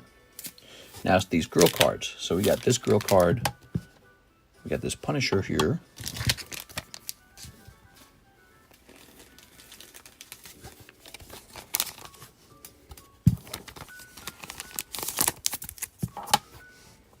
We got this weird Street Fighter Dan. Firestar. And then we got this other grill card. So the grill cards are really what I was after. These two grill cards should be able to go up into the grill box, and that will pay off this Magneton. All this other stuff is kind of interesting. It should float around. Some of it will do. We should turn some of that into free stuff. All right, so that's good. Thank you for that trade. Appreciate it, man. You've had some really good luck on this channel, man. Especially recently. You're getting some really good luck recently. Set this here for the moment. All right. So let's get to it. Just make sure all the queues are cleared. It's 5:37. We've actually streamed for a long time. Nice long stream, huh? I trust anything with the Diglett inserted into it. All right, here we go. We've got Justin Com, 10 triple beat. So triple beat. What do you guys think of triple beat? You think that's underpriced right now? Triple beat's a cool set. It's got the Magikarp in it. Tossing that away. Let's go get some more triple beat. I'll be right back. That's one Japanese set that does seem to get open a lot.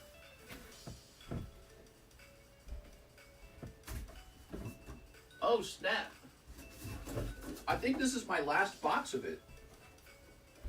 I'm going to ask about a restock on triple beat. I believe this is my last box. If it's not, I probably have another case somewhere.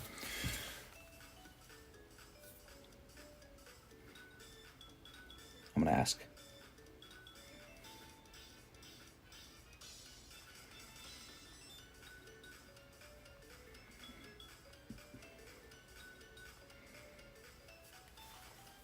All right. Send your proposition in Discord.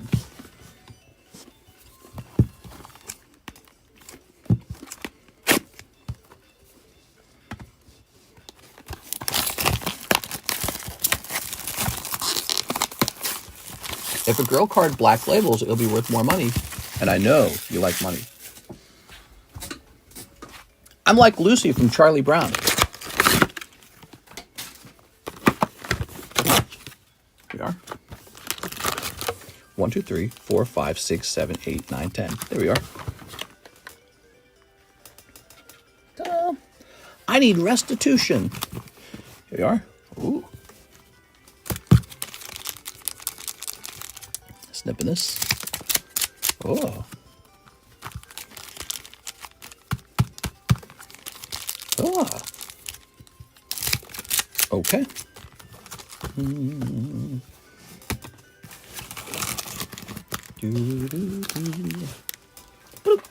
Justin, good luck. He's going to pull a cold one. If we could pull that Magikarp, that would be really good. Here's the fat thing. Here's Sableye. Hammered Pokemon. I forget Tinkaton even exists. I'm not sure I like Tinkaton. Does anyone really like Tinkaton? Pokemon with a big hammer? I don't know. Seems okay, I guess. Here's a cold one. A cold one. The cat? Meow.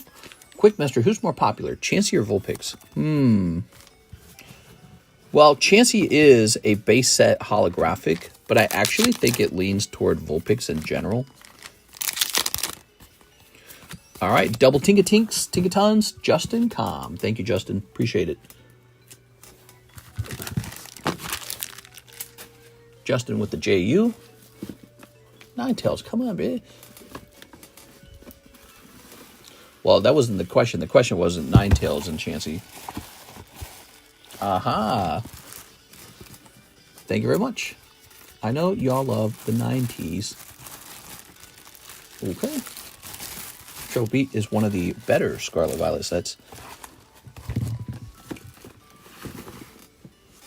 Bro, the places I'd let those Ninetales go. What are you saying? Wow, and there we have it. The queue is empty. What a eventful night. Tonight has been very busy, very eventful. All right. Let's see about this Haran.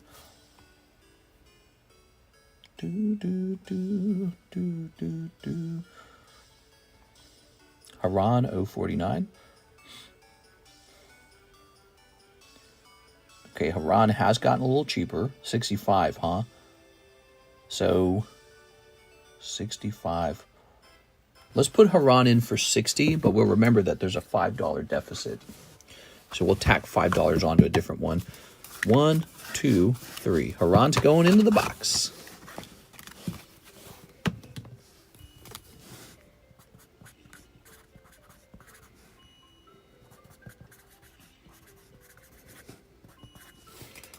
Okay, we still going? I'm almost done. It's technically, if we hadn't have gone through that daylight savings or whatever, it would technically only be 4:42 a.m. in the morning, you know? So for me personally, it doesn't feel that late. We've only gone 4 hours, and this would normally be 4:40 in the morning. But yeah, we had the whole artificial time change, stupid crap, so. All right, and then we got Eurycia Heart Hybrid. So this one might be more expensive. Yeah, it's not that late. Yeah, it's only 5 a.m. in the morning. But yeah, we had the whole hour forward thing. Isn't that stupid? I hate that. Trump said he's not going to change it, too. Isn't that sad? Come on, Trump. Okay, this card, wow, has actually gotten much more expensive at $150. What? Wow, I need to get us some more Sneaker Bunko, apparently. Wow. I think we're going to place it in at 140. You know, if we're going to place it in at 140, let's mark it for 140. I did not realize there had been a price change on this. I kind of figured it went down in price because it's not a holographic card even. So Heart Hybrid was part of Sneaker Bunko Volume 1, so we're anticipating it being part of Sneaker Bunko Volume 2.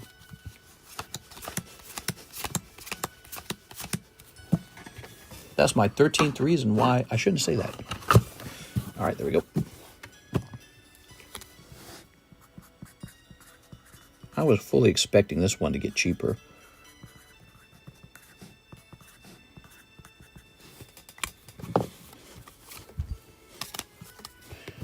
Okay.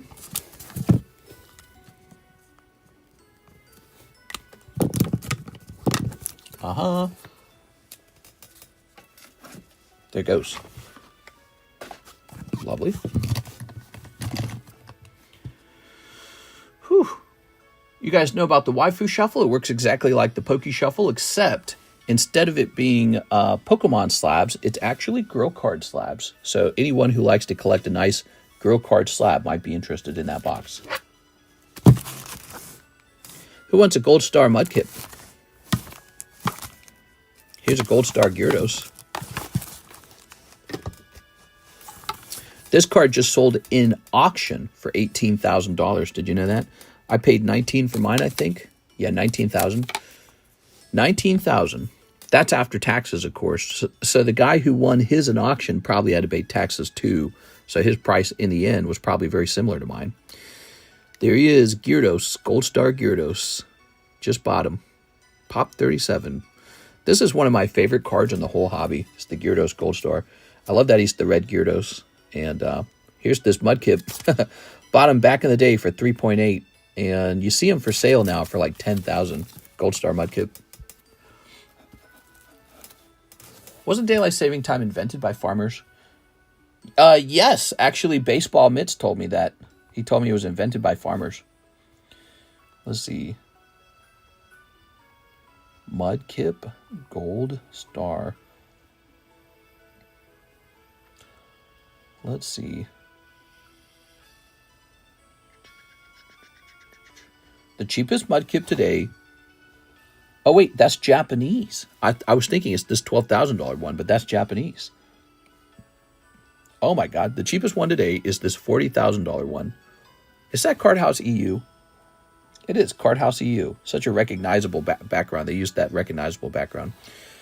Card House EU. Let's see if one is sold, though. I don't think one is sold in a while. No, but an ungraded one sold for $3,000 in auction. That's pretty dramatic. Crazy. That's pretty brazy, bro.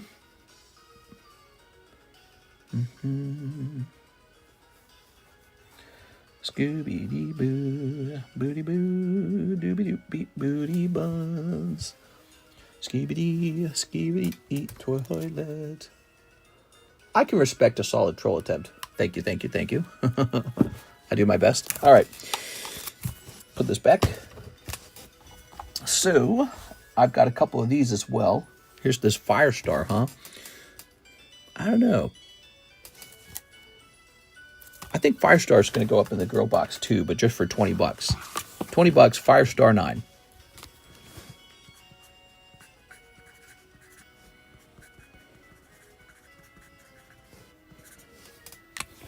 Okay. She's a girl, right? Dan, huh? I got no clue about this card. The Punisher. Cyndaquil, huh? Only true farmers left. I hear he made many meals out of little and mammy pots. What are you saying? We are farmers. I hate that jingle. That jingle's really annoying. Some jingles are fun. That jingle drives me nuts. I don't know what it is. I just don't like it. Oh, it's Spanish Cyndaquil 9. Jesus, what could that be worth? Let's see. Mr. Akashi's here. Hello, Akashi. Do-do-do. Cyndaquil. Oops. Let's look up any Spanish Cyndaquil. Spanglish. None for sale. How do you guys feel about Trump doing an executive order to make English the language? Maybe we'd do, I don't know, maybe we'll just test this out. There's none for sale, so let's just try 35. And we'll highlight the fact that it's Spanish. I don't want anyone missing that, because it looks a lot like it's English. All right.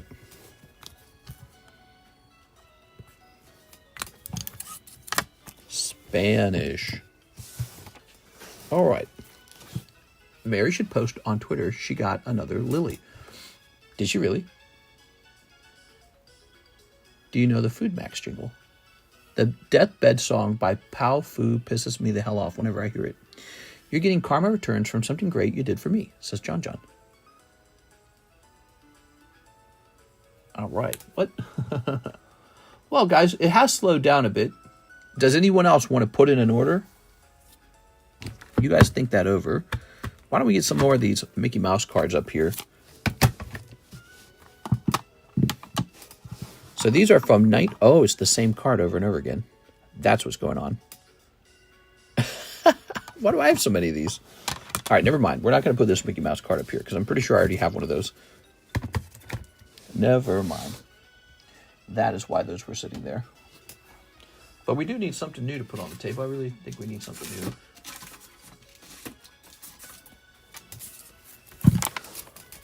Oops. Are any breaks super close? Probably this one. The Eevee break, just 3 spots away. See this right here. Jason Hughes Sketch Pillar of Autumn, 350. If it said authenticated, I think it would be better. But here's the flute. Lunatone Legend Maker. Let's look this one up. This Lunatone Legend Maker has a really good swirl in it. All right, here we are. Legend Lunatone. Lunatine. Nope. Legend Lunatone. Nope, I'm the only one selling one. So we're going to say that is $325 now. We're going to leave the price about the same.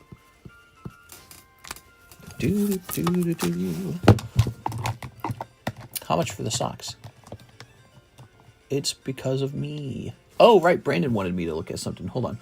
So Brandon said, click. Oh, but it's no longer there. Brandon was about to say, TCC, take all my cards and trade me for this really cool item. And then I was going to take that trade and I was going to go run around and here's Halo. So, Halo Sketch. Let's take a quick look at that Halo Sketch. PSA Tops Halo Sketch. Oops, I typed in Sledge. Very similar to a sketch, but with an L. It's like a... Oh, wow. These are so freaking cool. What the f... These are so cool, bro.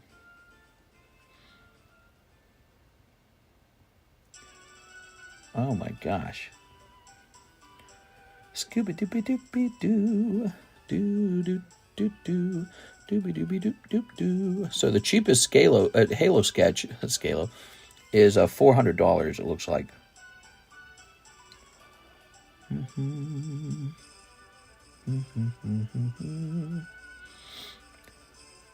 Scooby-Dooby-Dooby-Dooby-Doo.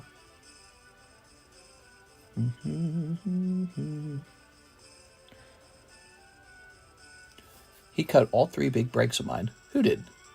Just resent my proposition. Your proposition. Let's see. Can you sell the blue-haired Nikkei signature? Maybe.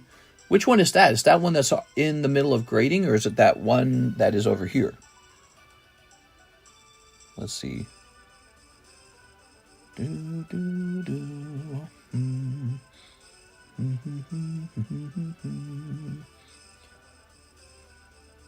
Let's see. So there's a whole bunch of sketch cards. That's really interesting. Oh, what the hell? Wow, some of these are really cool.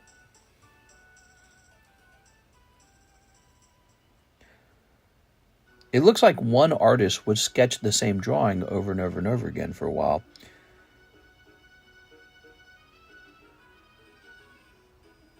I'm just kind of scrolling through them. I'm not trading anything that's currently grading, just the raw signatures. Okay, so you're looking for the raw signatures. Why don't you just go ahead and make me an offer on it real fast? Oh man, that is so cool.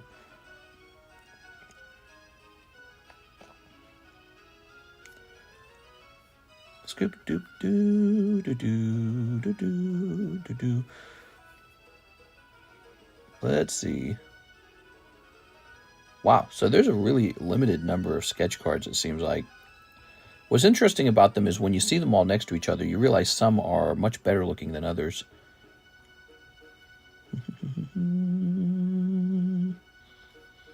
Some of the best sketch cards sold for around $600, and they just feature like a good drawing of Master Chief.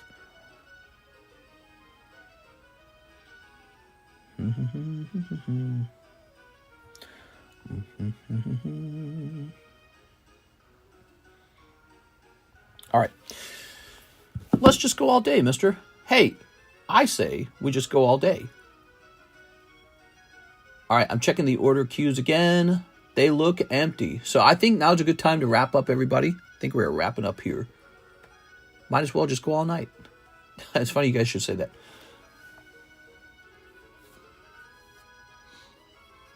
All right, sounds good, Brandon. Brandon, I'm open-minded to that trade, but let's do it like tomorrow, okay? I think we wrap up here, okay? It's technically it's 6 a.m. in the morning. Feels like 5 a.m. in the morning, but it is 6 a.m. in the morning. So tomorrow is the Sunday nighttime stream unless I take tomorrow off, which is a new thing. So I told you guys I'm going to be streaming less and I'm going to be relaxing more. But tomorrow is Sunday night, and so I'm probably going to be back for Sunday. And I hope to open up some great cards with you guys again. We have a lot of cool breaks going on. The Fossil Box Break Sublist just went off. It's more expensive now. The Fossil booster packs have gone up in price. Everything's going up in price. But we are updating prices to reflect that sometimes. We are. We got some, probably one of the better places to be, actually, is just the slab breaks. I feel like the slab breaks have a really nice proposition to them. Here's this. Let's see. The Dark Octillery is really just a 1 in 7 break for a reverse hollow PSA 10 rocket card. That's pretty cool. But that one's not filling up super duper duper fast. Neither is this one. This one's filling up kind of slow too, isn't it? The Brilliant Stars box break.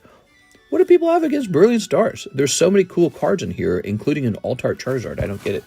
You know, I felt like the Brilliant Stars set always sold a little slower. That's why I had so much of it left over. But Crown Zenith, this back on the menu at $13 a pack. And here are the new booster packs in our menu nowadays.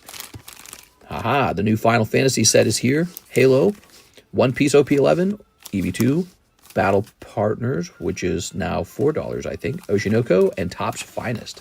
Very nice. On Tuesday, we get another slab return, so we should have a couple new slabs too. That'll be fun. I can tell you what they're going to be. Poker cards and Topps cards. Vast majority, just those two things, okay? So now you know. And yeah, I'll see you guys tomorrow night. I'll see you later. Wait, they don't love you like I love you. See you later, everybody.